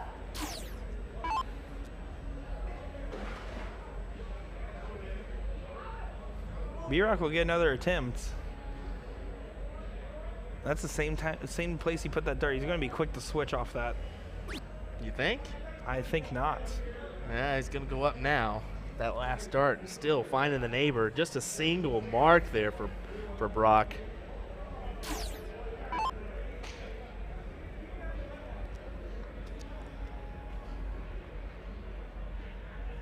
Andy just trying to get dialed in. That's a good marker there. But does get the point lead. That is the bare minimum that he wanted to come with, right? He went up to there saying, my job right now is get the point lead. Anything else is extra and nice if possible. We did get a nice one in regards to B-Rock. Is that Randy Bobandy? I would figure he would have a couple cheeseburgers if it was. In regards to Trailer Park Boys, oddly similar looking. There's no denying that. But Dylan, opportunity to get out in front and steal this leg away. 116 would be grand, and then he can take the look if he wants. Yeah, and you can see him say no there.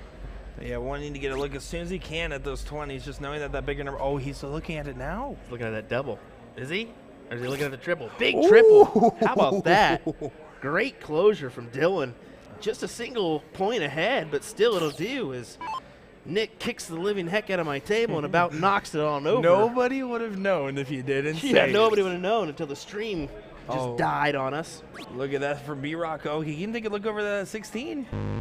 Ooh, and he moves the whole board. The board dodges the dart as that was well thrown. B-Rock there finding a 4 mark.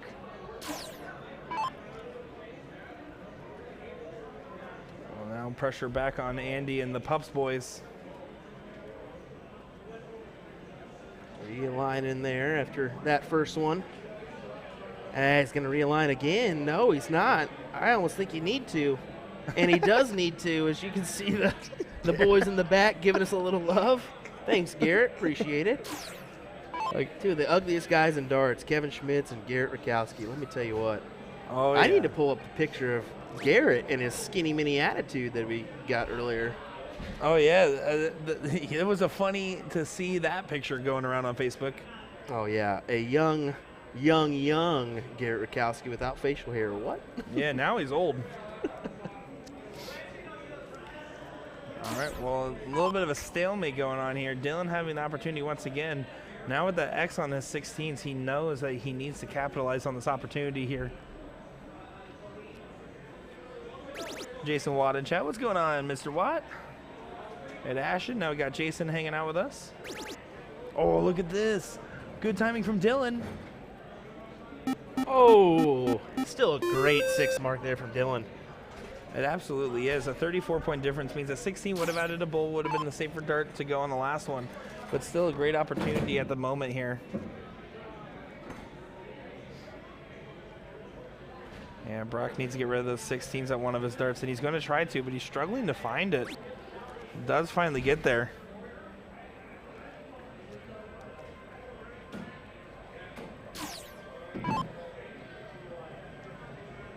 Just the bulls left. If Andy and Dylan can secure this here for Pups, that would be a 2 straight win. And a great last dart there, puts a lot more pressure. 34-point difference means that it's going to be a 5 bulls needed here for Jay Buzzy.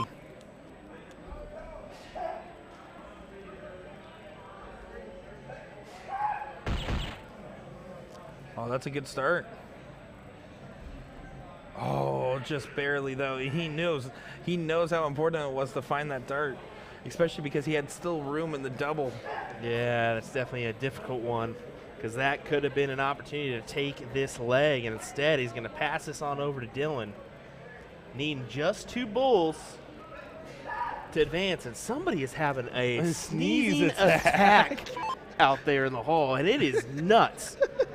My goodness, I've heard 17 sneezes in the past minute. Oh boy, Dylan, to finish what he started here after a great first leg and a great time shot, needs 1 more of those, would do great. Jeez Louise, Will, get it right. Oh no, he deflected. He needs this bull. This is so important. He's got to find it over the top here. And he does. Huge dart there from Dylan as we continue to get sneezes in the background. Yeah, the uncle-nephew duo does win 2 straight there for Pups. Great stuff indeed. Well, we don't have another match yet on our other board, which is kind of crazy, but we do have the outfit of the day here, folks, and let me tell you what, it doesn't get any better than Kevin Schmitz and Mr. Neal here, as Dumb and Dumber are in business. Let's go ahead and take a look here.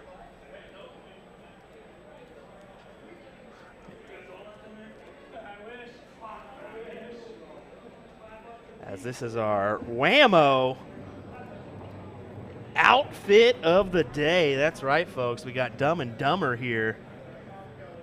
As they say, goodbye, my love. Look at Yes. that. Well, of Beautiful. course, you're looking at Jed Neal and Kevin Schmitz, which is about to play right there on our stream board for the King Seat match against Steve Porky Hilger and Garrett the Bullet Rakowski. As they just called that match, so they're going to take a moment here to get set up. But that's going to be our Division 1 King Seat match. There we go. That's what we're going to get next up. Don't go anywhere, folks. D1 King Seat match coming your way here on USA Darts. Love it. We'll be right back.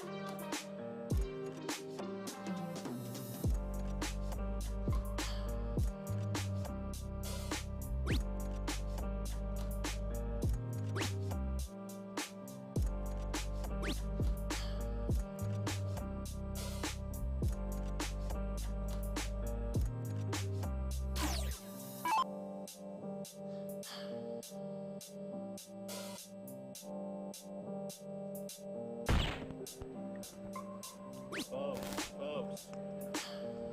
You're not even on.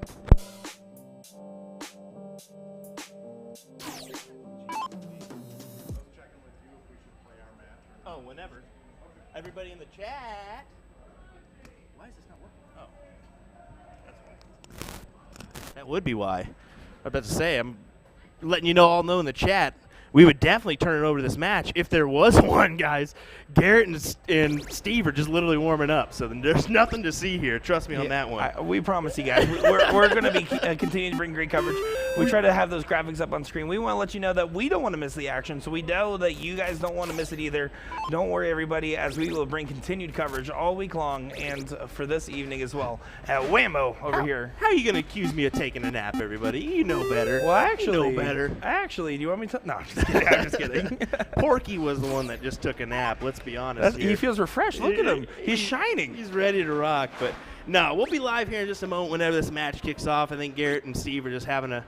They're in no rush because all the other matches are still catching up. So you got to think they'll play this match. They'll be sitting. One of these individuals will be sitting in the king seat for probably an hour before anything catches up. So yeah, we're just letting you all know we're keeping an eye on everything. Nothing's going on. We didn't forget about it. We didn't forget. Don't worry, everybody. They think something's going on because I left the board sound on. Is what it is. So they're hearing that little in the background playing. So I don't blame you, but. We'll kick it on over to here in just a second as soon as these guys are ready to rock and roll. And if not, I'll go out there and show them a few things. Oh, is that right? You're going to show them where the 444 is, right? Dang right.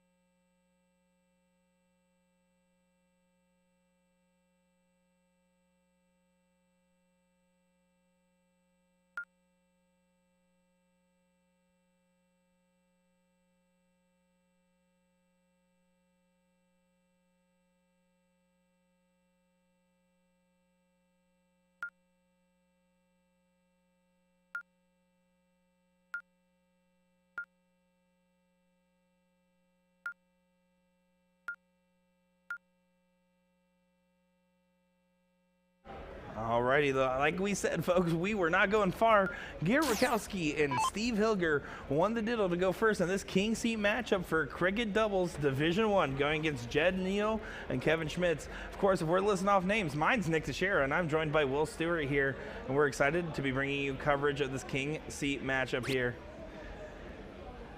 Yes, definitely. So this is going to be a good one. Of course, Garrett and Steve winning the NDA Team Dart doubles cricket there in level number 1. So possibly the team to beat in this one. We will find out, as Kevin Schmitz and Jed Neal have been playing pretty darn well today. So who's going to come out on top? We will find out as That's Cody Drager there behind, and Josh Lisi. Want to mention those two gentlemen.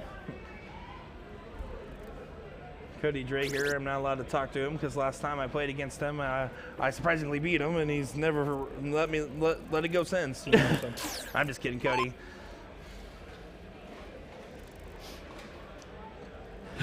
Jason Watt saying, tell Stuart to knock off that sleeping nonsense, being a Porky back there. How about that? Speaking of Porky, a nice 7 mark, rocking his new signature barrels from El Style.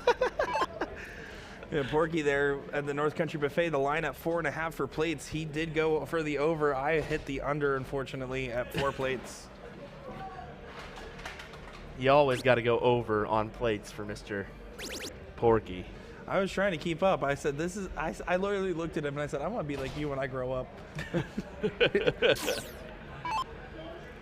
Yeah, we did enjoy the North Country Steak Buffet last night here. Go check that out if you get the opportunity to. And about the little joke on Porky's darts, there's actually bar lip darts from El Style. So they're literally a $5 set of brass darts that you can get from El Style with flights on it. 12.5 grams. Yeah, 12.5 grams, and they're not bad darts. We gave them a chuck. Hey, listen, they fly just fine. And Kevin here just going to try to do what he can. Needed one more trip there to really kind of cement their foothold, but right now, I mean, Porky and the Bullet are really just in control. Yes, indeed. I mean, like I said, they're going to be my favorites in this one after the big win at NDA, but who knows? I mean, Kevin's a really good player, and Jed's a good player. He is suffering from a little bit of a, you can see that regrip or getting over the hitch kind of thing, but he's still throwing phenomenal right now. Still throwing well. You know, it's funny. Kevin said, according to Jed, Kevin took off the top hat because he wanted to feel a little bit more comfortable throwing. But he said the best games that Kevin threw was when he had the top hat on. Jed's rocked it the whole evening, too. Hasn't taken it off. Yeah, exactly. I'm really digging that. Luke Payne, I agree. You don't need an expensive dart set to be good. You don't need anything except the same 3 barrels. That's it. No, I mean, even then, you don't really need that. No, and that's the thing is Laura Turner, a commentator for the PDC, as well as a fantastic shot in that PDC Women's Series, went to a final this past weekend. Want to mention that. She, for the longest time, played with 2 different sets of darts. She had 2 of the same and then 1 off, and she just really? She just played with it. She said that's how she played. They were different weights too, 21 and 23. Hey, it just shows it makes you stay focused, I guess. That's exactly it. The Rabbit's staying focused right now, though. If you can find another one of those, oh, look at this. This will get him right back into the game here. If he can load it up, and he does. As the Rabbit hops on into a boom goes the Dynamites. Why'd you do it? Why'd you have to give him one? You have to give one a day. It's just one of the hidden lines of the contract in between the phrases. I like it a lot. I like it a lot. In regards to Dumb and Dumber, you just have to. Oh, Steve here taking a moment now, deciding if he wants to go for that 16. He definitely could with that first dart triple. He's going to stay there for one more. Now taking a look.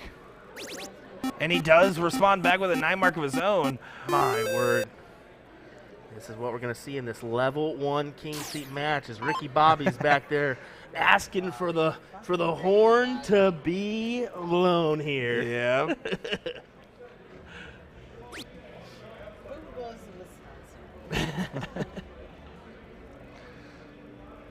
Well, now we have Garrett Rakowski coming up with a good board state, as he's going to be happy with that, knowing that all he needs is just to get those 15s closed up and sealed. Big trip 15, going to go for the win here. Put it right over the top. Not the case, but it will register as it should.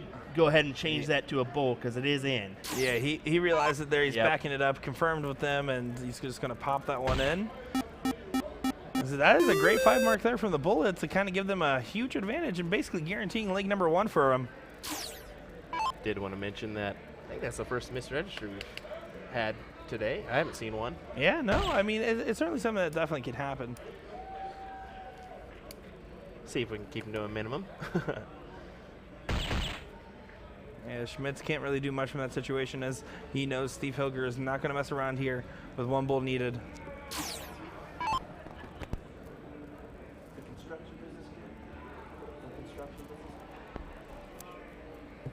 No, it's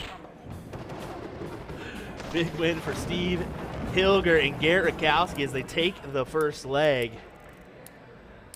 Big shout out to some of our WAMO staff here who are impossible not to see. Wherever they go in the dart hall, you can point them out, just like a Where's Waldo.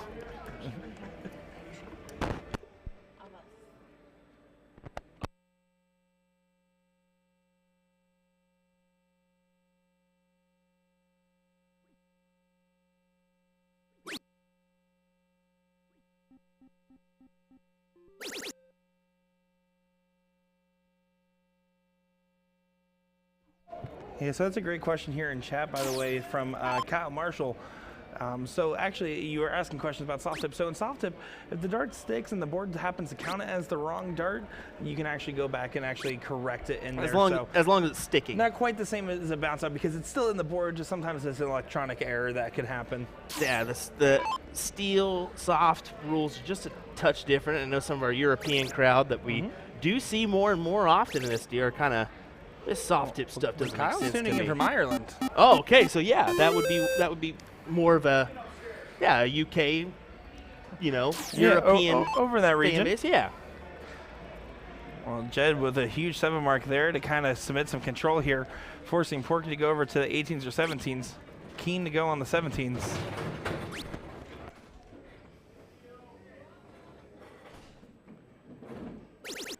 Big hit there. Last start savior as it's a big trip 17, but Kevin with an opportunity just to go ahead and close those up. Yeah, from this situation here, just needs to get those 2 singles and they can find a trip on the last start.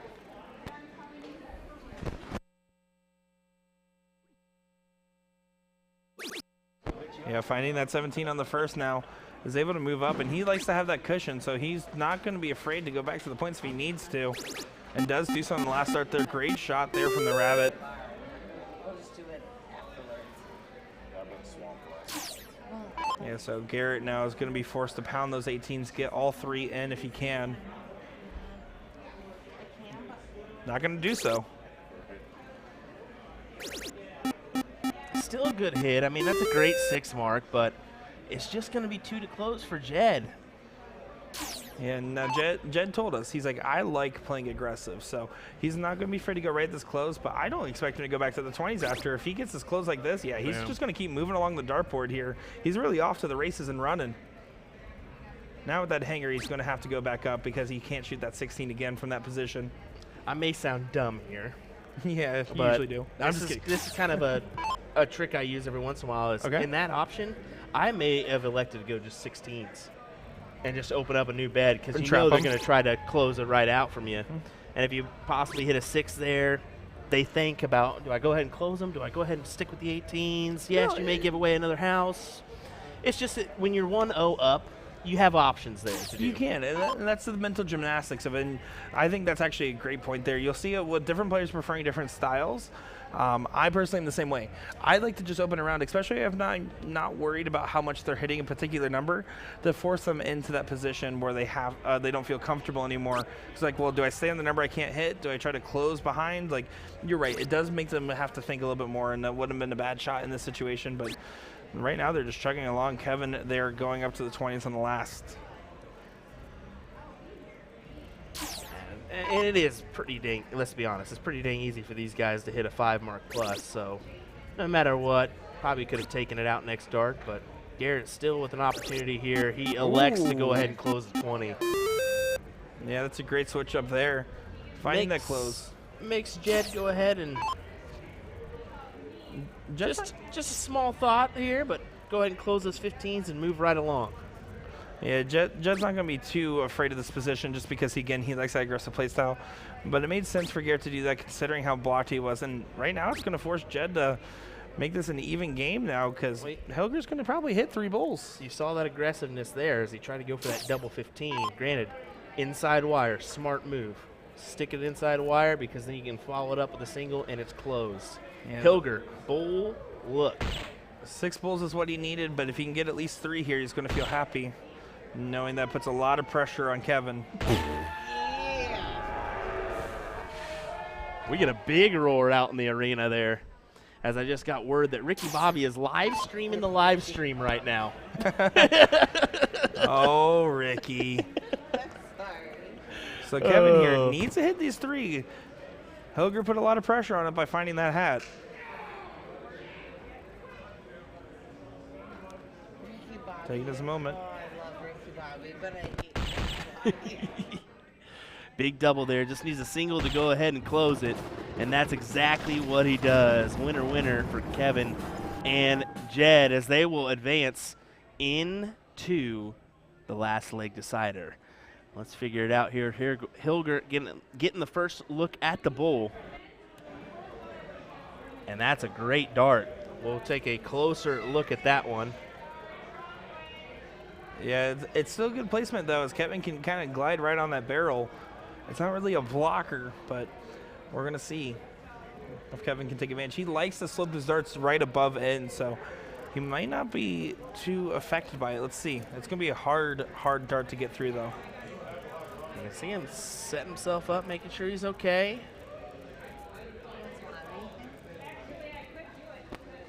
And no, he does catch the dart there, but unfortunately it actually rotated it out of position from that bullseye, catching only that single.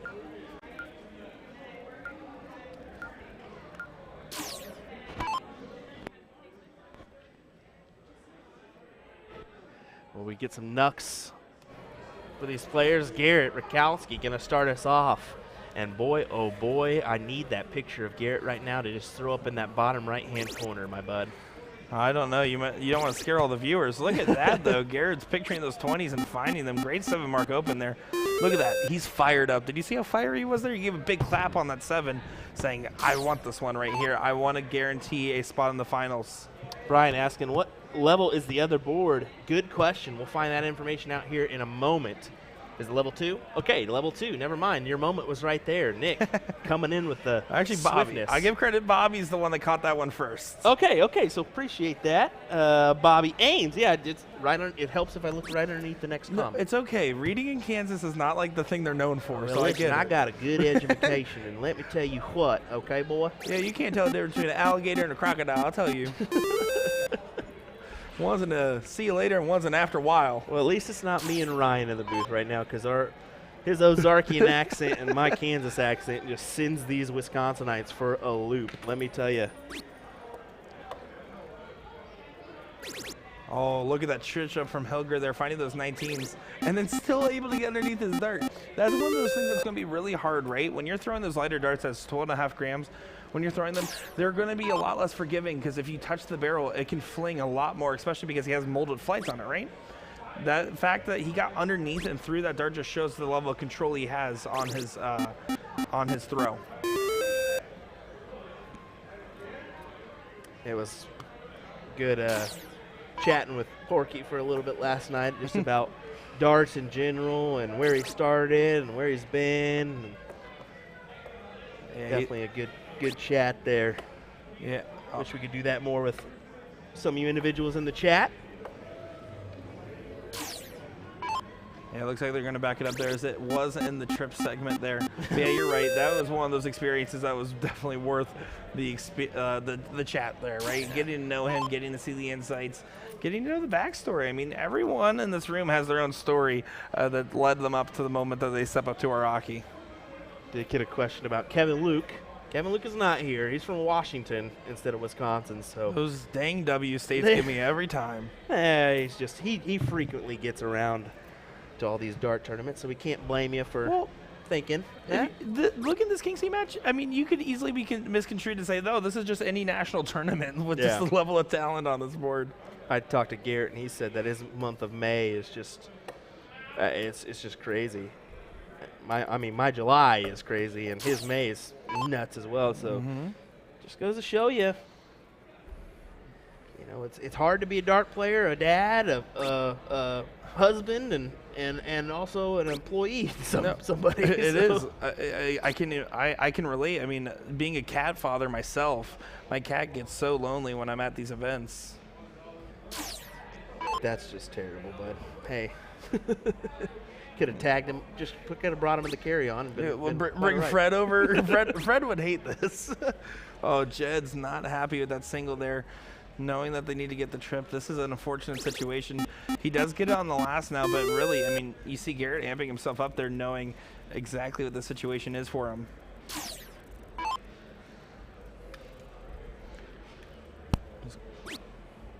Going to go right at those 17s. He needs to attack him, and he's going to have to spend all 3 there now. Well, how about this, folks?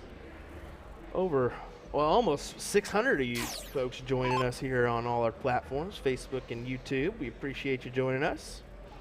Once again, this is WAMO, the Wisconsin Amusement and Music Operators State Dart Tournament here in La Crosse, Wisconsin.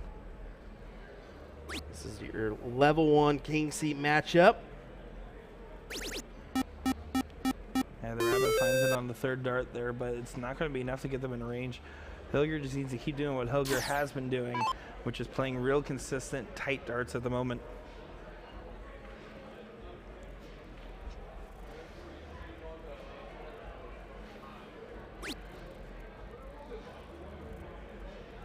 Big statement here. They said they just won nationals. Anything less than a win would be a huge upset.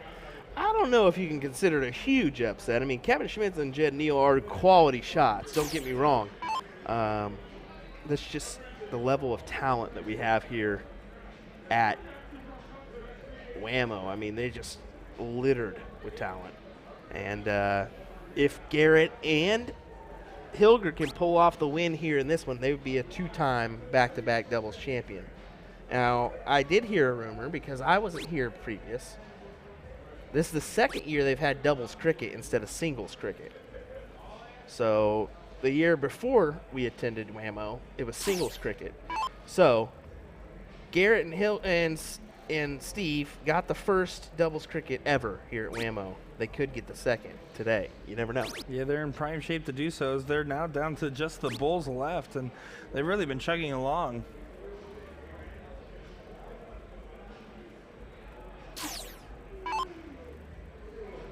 We got a question in chat here from Bradley Smith saying, what events do you do in Florida? Well, if you're ever curious about what events we're doing, you can always go to usadarts.live, see our upcoming events that we're going to be going to. The next one in Florida is going to be the DPFL events. Yeah, we'll be making our way there. We're hearing numerous PDC players will be in attendance, so we'll see how that one goes, but we are prepared nonetheless if we do have to record some matches and post those, but still everybody enjoys watching a PDC player go at it here in the States. So Vanessa Talks joining us.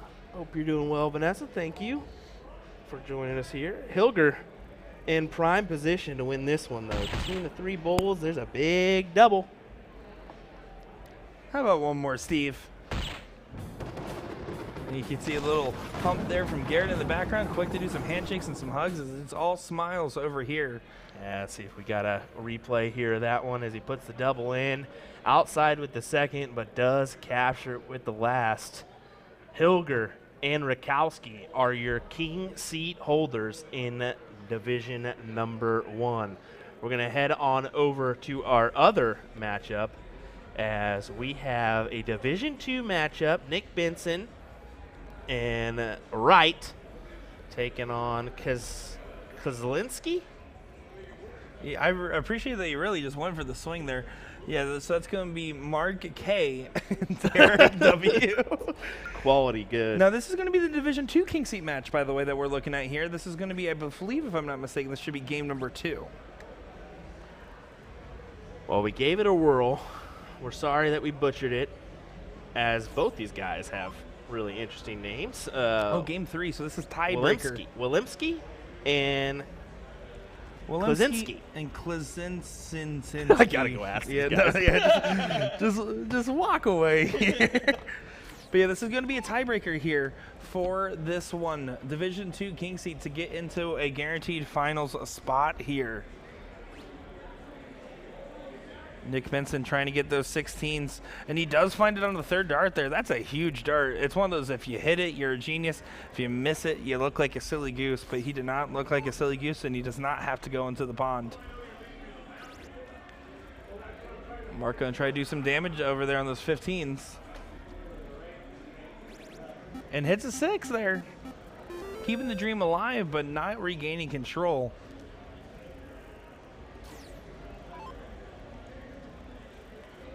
Logan with those 2 houses is just going to focus on getting those points. He decided to take a dart on the last one there. No worries about that one, as he absolutely can. Except for the fact that right now, if you first start trip 15, that would actually tie the score. So we'll see how he approaches this.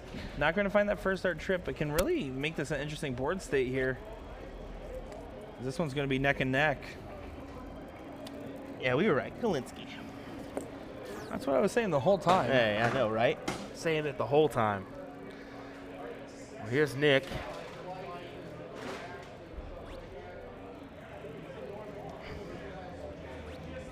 And finding that close there. And decides to go up and add a couple more points there to solidify the position, as they want to get into that guaranteed final spot. Now they're only 3 bowls away from doing so. Mark needs to apply as much pressure as he can, finding 4 bowls or more.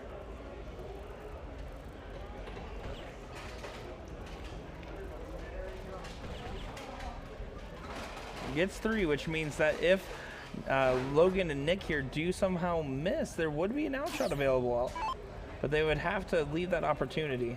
Let's see what they do. They're not going to leave that opportunity. That's a smart dart there from Logan. Quick to switch.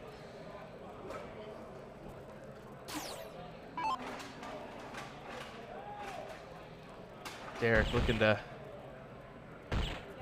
grab some bulls here. Does grab a couple. That's going to be handy indeed. Now sitting on 236. He's kicking air back there. Wanting a little bit more. Still a good shot, but Nick here needing 3 to put this away. Guess what?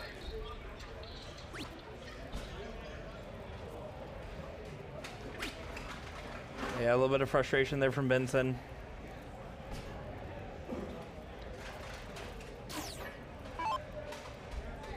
Mark again, though. No outshot here. Can only apply pressure back.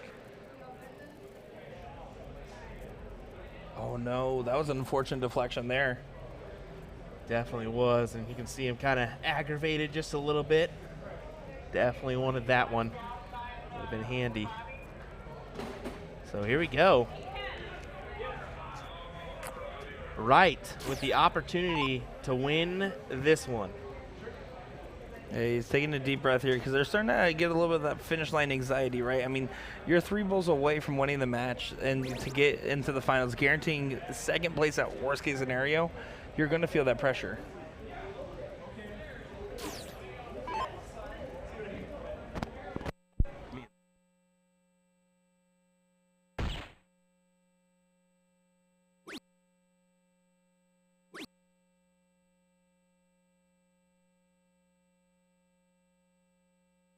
Oh, Jesus. Yeah. Nick here going to take that first start over. And again, they're just struggling to get across that line here. Yeah, they're just struggling a hair here, but they're putting themselves, putting a little distance in between them, which is a smart idea. And that's exactly what you're supposed to do. Once you find that first one, the other 2 come easy. But until you get to that point, I mean, that's a hard bridge to cross right now, you know? So, yeah, Mark, at least right now, they had the good follow-ups. They've fallen down to the 16, decided to just go ahead and just pop that 20. It's going to be 5 bulls, though, is the situation that they're leaving themselves with. But now that it's getting ever so close, Logan knows that they can't mess around on the bulls anymore. And look at this. He's finding it with ease. Leaving 1 shot for them here. Derek, 5 bulls.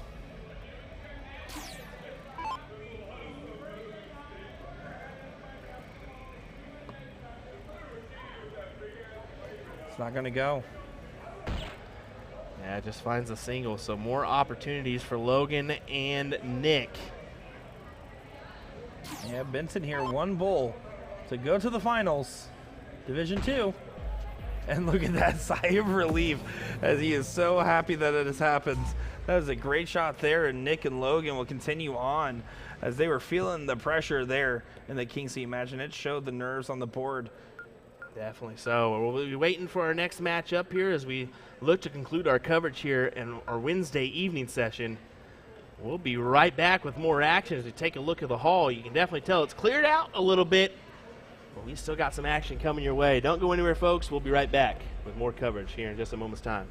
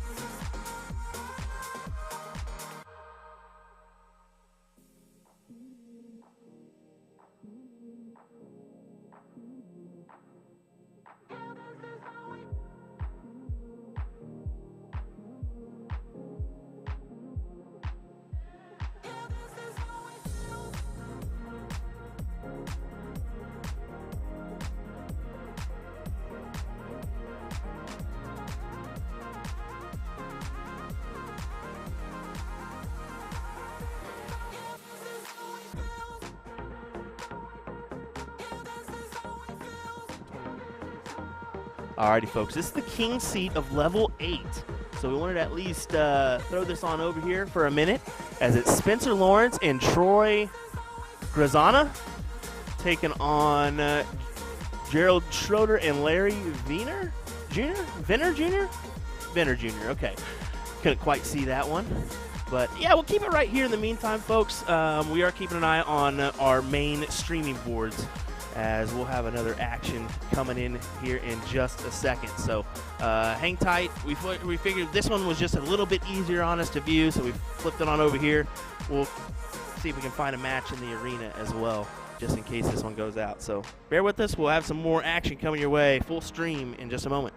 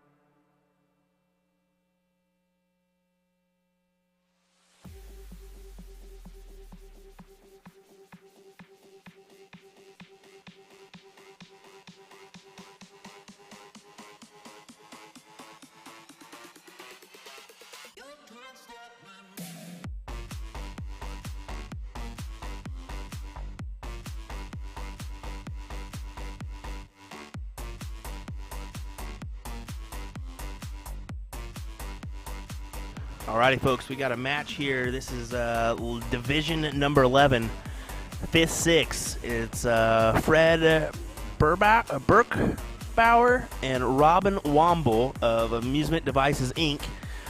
taking on Chris Dent and Nathan Tregu. I probably butchered that one. Amusement Devices Inc. as well. So 5th-6th match here in Division 11. We figured we'd just pull this one up because it was in progress and we were able to view it. So we'll have another match coming your way in just a second.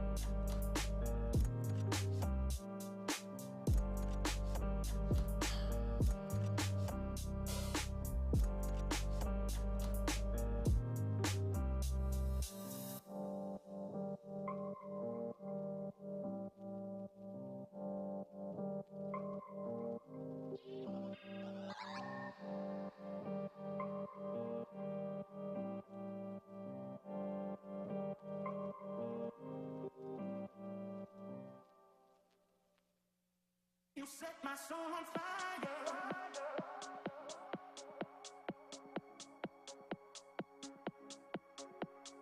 Baby, you set my soul on. You set my soul on fire.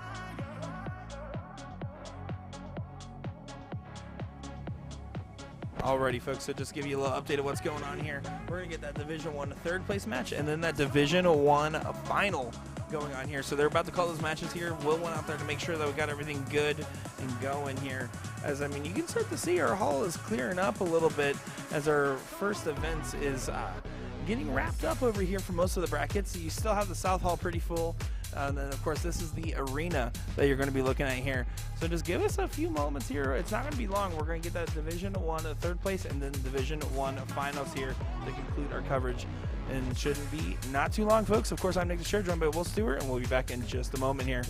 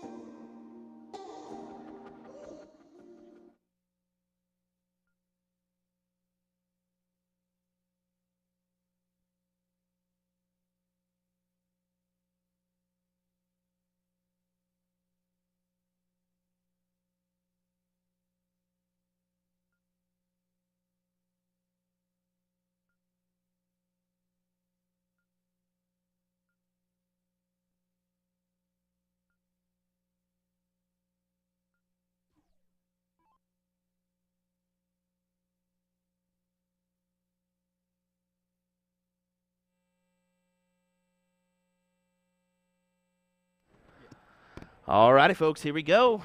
Tim Eisner, Eric Bob Zine taking on Kevin Schmitz and Jed Neal in this third-place match for Division I. Eric, an individual who's been on our stream a couple of times now. There last year at WAMO, he captured the nickname of Eric 9-Mark Bob Zine, as some will recall that one, because let me tell you what, he was really hitting them left and right, as I believe him and Tim Eisner did capture a title last year. I think in level 2, actually it was, so kudos to those guys. But Eric also playing Damon Hedda in the final of the Emmys Midwest Get Down, which we had on our platform too. So anyway, this should be a good matchup. Here's Eric as he steps in right now. And is he just going to do it right off the bat? Oh, he almost did it to you right there. No, we'll say this is a different version of Jed that we've seen from earlier today, mostly because you can see there's no top hat. Yeah, he's been rocking the top hat all day long, and now he's finally taking it off. We'll see if that proves to be a factor in this match or not. We will find out, but yeah, you can't go wrong with the Neal Schmitz outfits today. There's no denying that one. Listen, they came here and they said no matter what happens in the tournament, we're going to be best dressed. And now look at this. I mean, they're trying to get into the finals here, although Tim and Eric making it hard as we do get a 9-mark over there from Tim Eisner. Hey, big stuff from Tim. We do have a question. Debbie asking, when do Steve and Garrett shoot again? If we had our choice, never again. No, I'm just kidding. No, they'll be up. They're the king seat holders. So whoever wins this one will face Garrett and Hilger. So there you go, folks. Money talks. What's the prize money like for these events? Do we have a dollar amount on there? So fourth place is going to be $400, second place $500, and first place $700. But of course, you have to remember how many brackets. There's 37 divisions here. There's $25,000 plus dollars added in, plus 100% payback for this event. Yeah, so there's definitely a good chunk of money, especially when you think about how many events you're actually playing in and how much time you're spending here. I mean, we're split into 2 sessions, so we'll have a morning and an evening session with 2 completely different groups of people. Yeah, and one other thing to really keep a note here, this is a state tournament, right? I know it feels like a national competition with the size and the magnitude of it.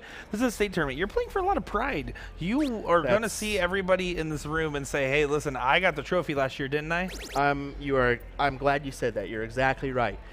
Steve Diker, Hilger, individuals like that, even Garrett Rakowski has said in the past, all those bigger tournaments mean nothing compared to this one because it's my state tournament, and that's what it means to these individuals. So we'll see. Tim and Eric off to a hot start in that first leg. There's no denying that one, and we'll see if it continues on here as Jed and Kevin just kind of stumbled a little bit in that first leg. Granted, they've had a little sit here, not a long sit, but a little sit.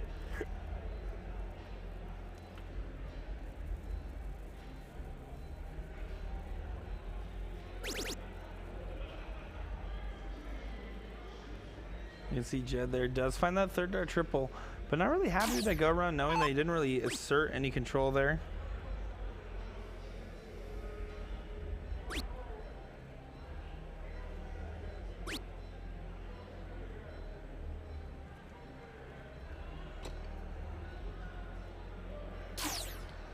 Let's see what Kevin does with this opportunity. This is a great one for the rabbit here. He wants to attack those 19. Ooh, that's a tough placement here. Let's see if he can actually work with that dart. Very difficult, and that one isn't better. That is very difficult to work around, especially with those kite flights. I mean, those kites can be deceiving. Yes, they're shorter in the front end, but the back end is still significant there. I mean, it's tough to work around those flights. Yeah.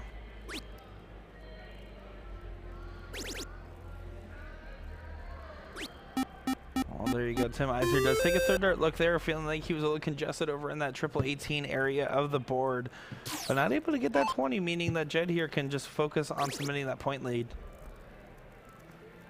Oh, he wants to take a look, though, and he does. Oh, look at this from Neal.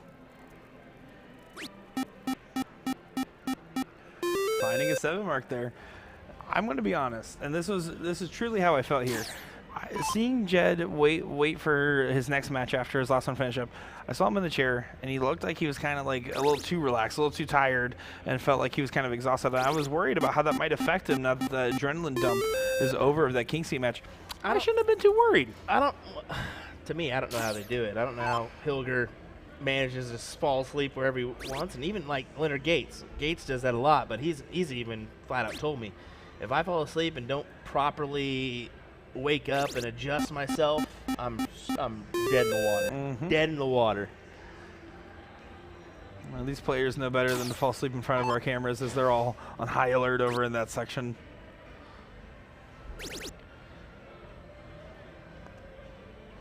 Oh, tough last one there for Eisner. Yes, indeed.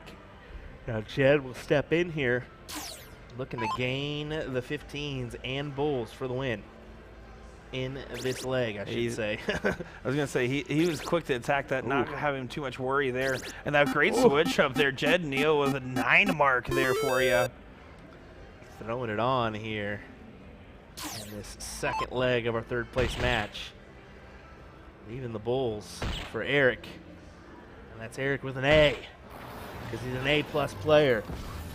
Yeah, unfortunately, this Tim and Eric has nothing to do with the Tim and Eric show. But they are putting on quite the show on our show. Good show reference.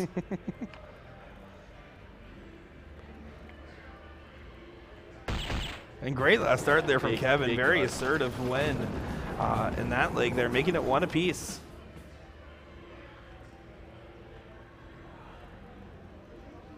Well, we'll diddle it up here. We'll take a look at the bull. Just outside for Tim, and you see him look to the sky, knowing that Kevin can best this. And Kevin certainly wants to do so.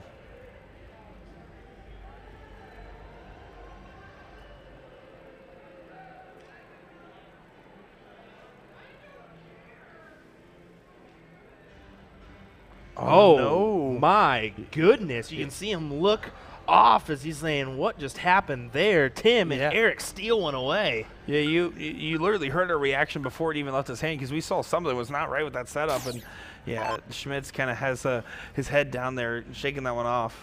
Yeah, Tim's going to kind of maybe even just take a second to realize what he was just gifted here. Now he's got to take advantage. Exactly. Let's see what he does. The gift's only worth so much if you're able to cash it in. Working his way up.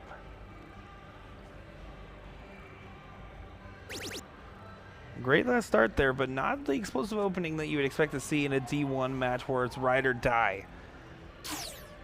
And Kevin needs to shake off whatever just happened with that dart there and just forget about it, move on, and hit the board aggressively. And you can see he's still kind of thinking about it here, so work it out of your memory bank and find the triple. Once again, folks, we hope you're enjoying the action here from WAMO 2023. Give us that like, give us that follow if you have not. Subscribe to our YouTube channel. We gotta tell you, we have a lot of quality content coming your way, and boy, oh boy, that did not find the 19 bed. Outside there, single 3, just 2 scored. Eric to close the 19s. Oh, but that's going to make it a lot harder to do so. Needs to find the single here. Yeah, I had to step over too, and really you just got to think fat wedge, bottom side there, and that's exactly what he does. Yeah, and that was definitely on the intention there, using that dart as a backboard to guarantee it flew in, not flung out.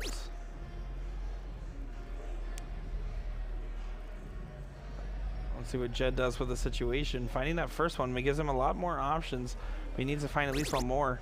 Ooh. He's going to stay. Oh, he did do the change up there in the last start. The subtle eye switch there. He's very subtle about his switches. Now, here's the thing, Will, and let me get your opinion here. On that third dart, he tried to close that 20, but he only needed a single 19 to close. Do you think that would have been the safer option? I mean, why not? Go ahead and take that option, but then again, I mean, where they're sitting at, I'd have been tempted for another trip 18 there myself. But that also is a fair point. It's a difficult choice. I mean, either one. I would have chosen the 19s over the 20s just because one and it's gone, but it is what it is. Exactly Kevin. the case. It's a foregone point at this point. Kevin, see what he does here. Again, it's all about getting that first dart in the right segment, because then it gives you so much more control and ability to do whatever else you need. But now Kevin's going to be relegated to stay on those 18s for all 3. And can't find it. It's got to find it here. Just a single door opener, folks. Let's see if they walk on through. Yeah, a little bit of a struggle there from the moment for Kevin. You can see the frustration kind of mounting. And you can see Eric, all eyes on the 20s there, as it's a 7 mark.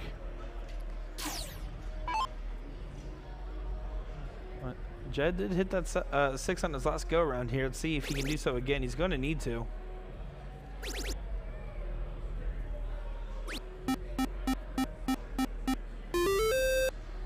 Gets it within 1 point. Keeping them in, but again, Tim Eisner right now can really just take control, really assert their position here. And I do like that shot. Unfortunately, did not connect, but going over to that 17 on that first start there to try to get that third house open was kind of like how Will was talking earlier about just sometimes if you're not worried about someone on a number, you can just kind of trap around them and play thermonuclear in that sense. There's a thermonuclear, I can't even say it, nuclear reference. There we go. I'll stick to the thermonuclear references, sir. Bleh. Just tongue tie it. Tell you what, interesting play about to happen here. 6 mark on the 17s would be handy. See if you can capture another. Now you just single 19, get rid of that bad boy. And that's exactly what he does. So smart darts there. That's a great shot. 50-point advantage, but is it enough? Eric only needs a triple to get ahead, but the question is, will he be able to take a comfortable shot? And after that first start, I'm going to say it's very unlikely that he'll have a good shot. He could take one if he wants, but he's going to stay. Still a 50-point difference now the other direction, though. So Jed, playing that aggressive play style, if he finds that triple, can do whatever he pleases.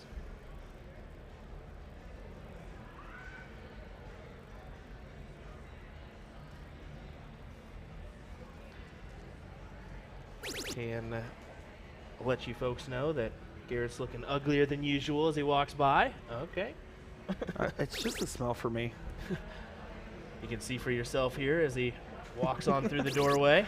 Look at that as Jed Neal walks into a 9 mark there. That was a great shot as he's catching some fire right now. Let's be honest. That was a great shot indeed. A back and forth chess match we have going here. And it's forcing Eisner and Bob Zine against the wall now because 351 plays 331. Kevin, go ahead and close out these with a 1-2-3 if he wants to. Hey, Kevin's going to take a moment here. He knows that this is an important round, right? I mean, this is a position you are in control. You don't want to give it back. This is game 3. This is do or die. Do you make it to the finals? Do you not? And to make it to the finals in this event is such an honor that they're going to be fighting hard for it. See the smart play to go ahead and point first, and he went for the double and the close and missed high into the double 8. So still an opportunity for Eric as those 16s were not closed, folks. And here it is. Oh, this is going to be huge. Now does the tide turn? If this one hits, it does. You can see him thinking. You can see him thinking, "Go for it, man." I think you go for it. It's hard. It's a hard decision. You go for it until the moment you think about it. Then you switch back. And I think the fact that he had the hesitation there was a good call for him to go back to that 16. But Jed, if he can follow up that magic that he just gave us, that would be incredible timing as he's on fire and kind of bailing out Kevin right now, if we're being honest. Yeah, and I almost would have liked Eric to go 2 at the 16s and then switch over. If you capture that 6 mark, no harm, no foul, you know. But teach their own. Jed having just a struggle here, kind of thinking about things and not fully set in mind of where he wants to go, and see him attack here. Exactly. He's trying to visualize what he's going to do after getting the point lead. The problem is you need to get it first. Yeah. You can see how frustrated that is there. Now, Eisner, just with 2 singles needed to get that close. is going to have to do so. We're getting some questions about a hitch. He's trying to get over the hitch, so he's still having a couple troublesome moments, but we've seen it before. It's not an uncommon thing. Jed with a hitch. Jed, even though he has a hitch, has shot 5-0 multiple times on the stream today or higher. So. And yeah, he's still a quality shot. It just shows you that it doesn't matter if you do or don't have a hitch or how your throw looks or what darts you're throwing. It matters how often you're playing and how consistent you are. Kevin needs to find the first 2 trips if he wants to take a look at that 16 with advantage.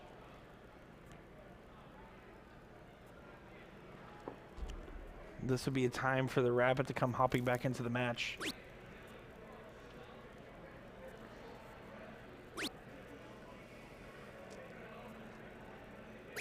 That's a great last start there to get that point lead by 4 points. Now at least makes a little bit more intrigue here in this bout and to get into the final. I mean, there's a little bit of pressure showing from these guys right now. Yeah. Oh, big miss with the first dart there for Eric. He will still take the gander at the triple and gets it. Big shot there from Bob Zine. If you guys are curious, Will actually punched me, not his hand. But Jed here does have match darts. It's all going to be about how he approaches this here. He's going to want to go right at that pole before taking a look at that 16, if he can.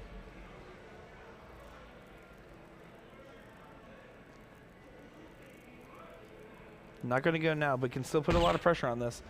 Going to take a look at the 16 on the last. Doesn't get to close, though. Kyle, a hitch is just meaning that they have a problem with their dart stroke where it's not consistent and you kind of see them constantly resetting there. It's not as fluid, yeah. You can see the couple resets there to begin with. And this is not like a it's definitely there, it's present, but it's not as prominent as I've seen some. I mean, oh, absolutely. Some I've really seen get out of hand here, but hey, needs the one here. You see him move because he knows how much pressure is. If this start hits, it's great. If it misses, it gives a great opportunity to Kevin. Needs to find the bull. And he does get it. What a shot from Tim Eisner and Eric Bob Zine. As Chad gives him a little, well, if I didn't have this stupid thing going on right now, kind of mentality, but big win there for Tim and Eric as they will advance to play Garrett Rakowski and Steve Hilger next. So you can see those boys give it a laugh or two, have some fun. That is what it is. Hey, more coming your way here next as we round out our coverage here. Yeah, with the finals next. Yeah, with the finals of Division I coming your way here in just a moment's time. Don't go anywhere. We'll be right back, folks, with Steve Hilger, Garrett Rakowski taking on Tim Eisner and Eric Bob Zine. Thanks for watching. Whammy.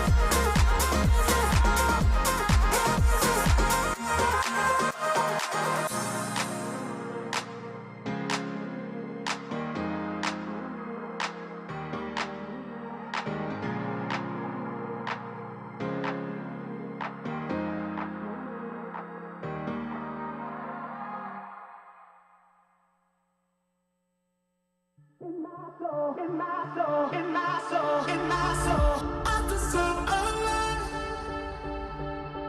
I deserve alive. I deserve alive. In my soul, in my soul, in my soul, in my soul. I deserve alive. I deserve alive. I deserve alive. In my soul, in my soul, in my soul, in my soul, in my soul.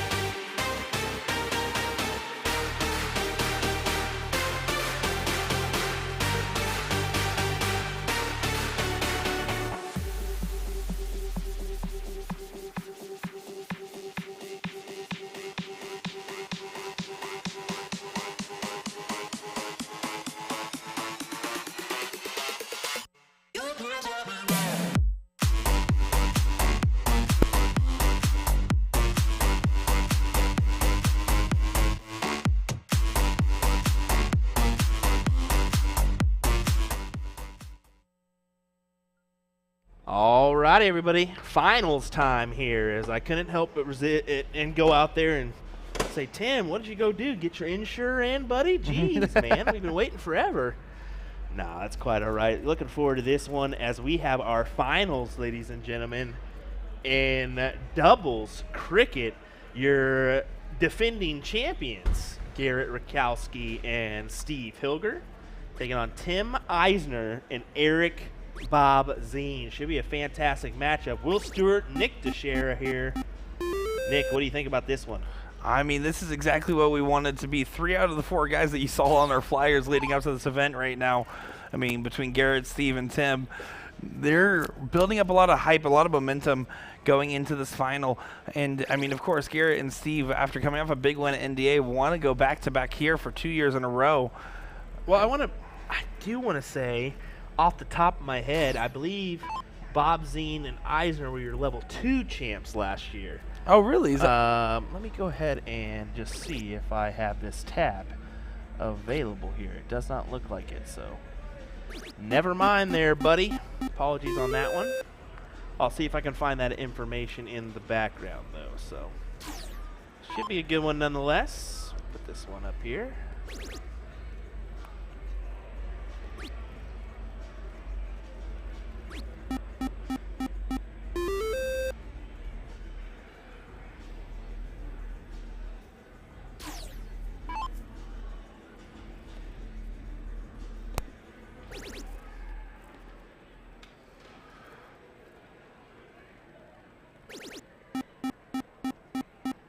Yeah, that's a good shot there from the bullet. They're continuing their assertive control as they have that 2-number advantage going off here.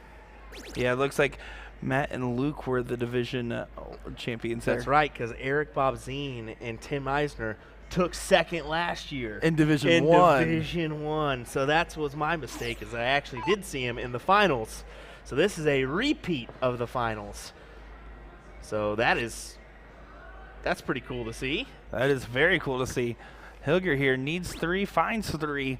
Right over to the 16s, throwing those porky signatures.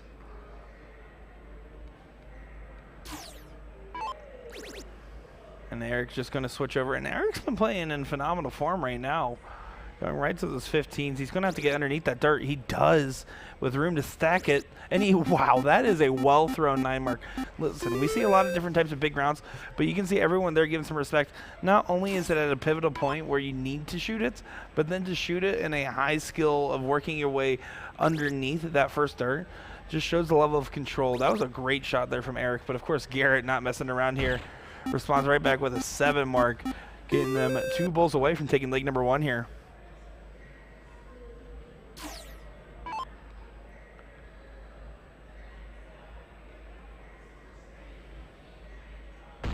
Yeah, Eisner's just going to have to make a stand on the bulls here. But even with a double will not really be enough. So, yeah, now Porky, 3 darts to find 2 bulls for leg number 1 here in the finals. And to get them at match point. The one and only online warrior, Mike Maloney, joining us. Gonna resist that one, Mike. As Hilger looks to take the first leg and does. 1-0 lead for your current king seat holders.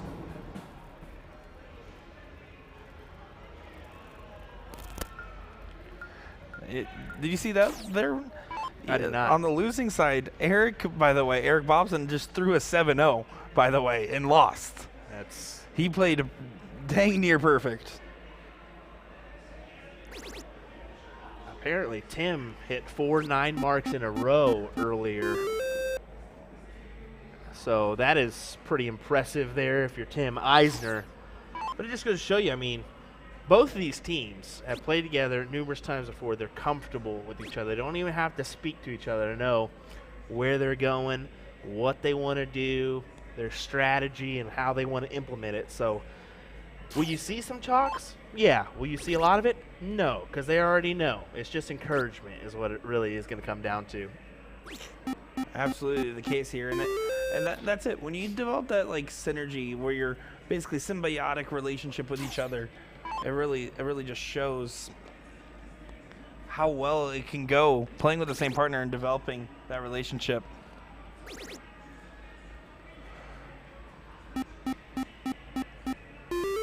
This probably will be our last event of the evening. Just to forewarn you, is that everything's pretty much rounding out at the same time here in this North Hall. I'm just not going to waste any time going right over.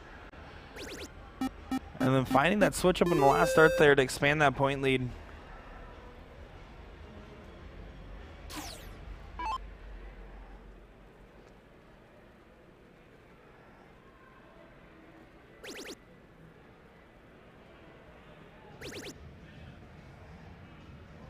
And Garrett's like, how can I sneak one more in there?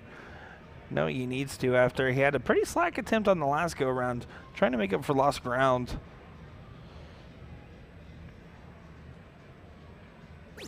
And he does make it work. They're betting it up for the bullet.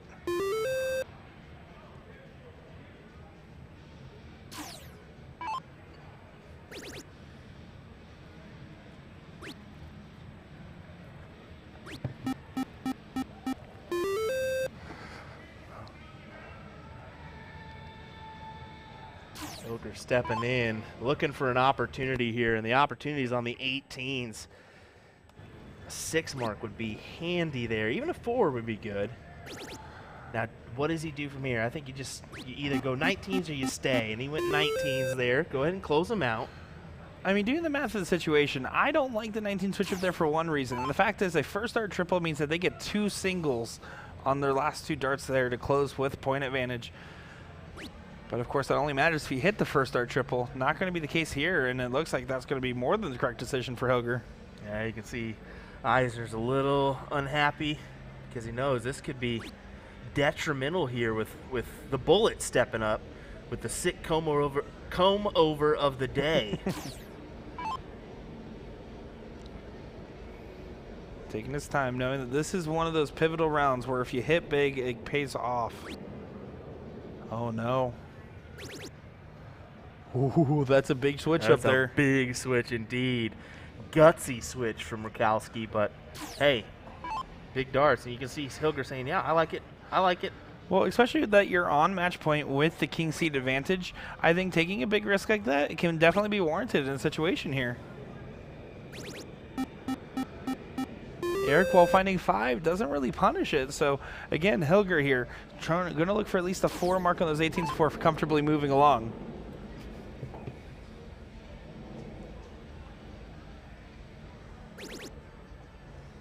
He's staying in there for at least one more.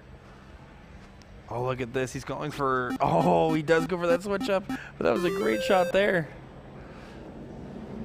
Was a fantastic shot. Hilger and Rakowski have put themselves in position, potentially, to win this one. Pending a big mark from Tim. Oh, he was all over it. All over it. Oh, my goodness.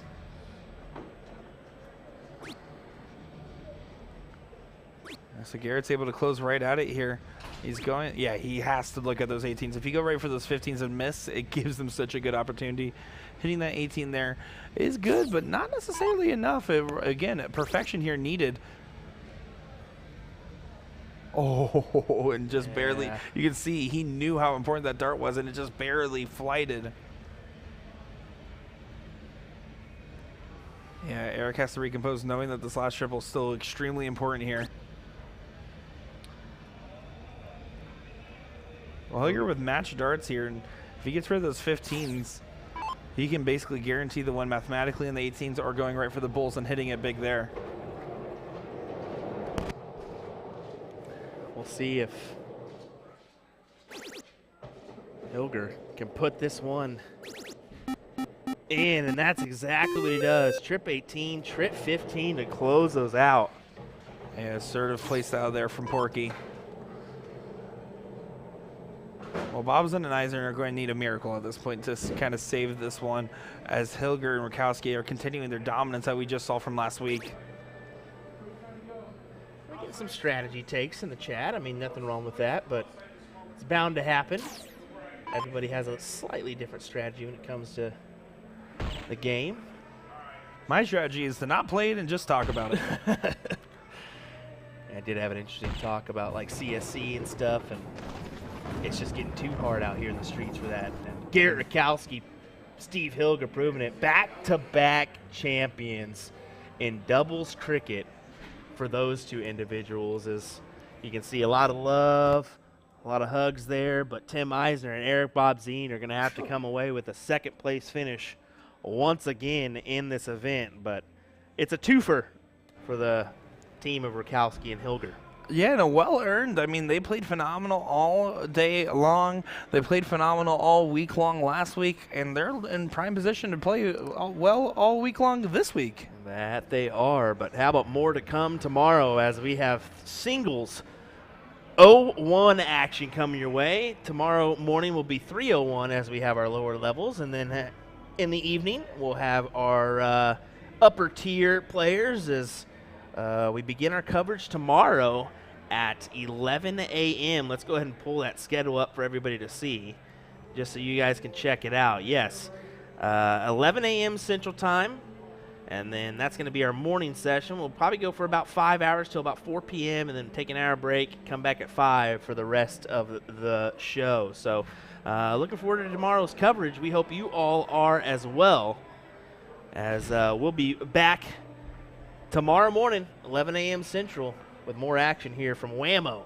2023. Yeah. We'll see you folks tomorrow. Yep, have a good one, everybody.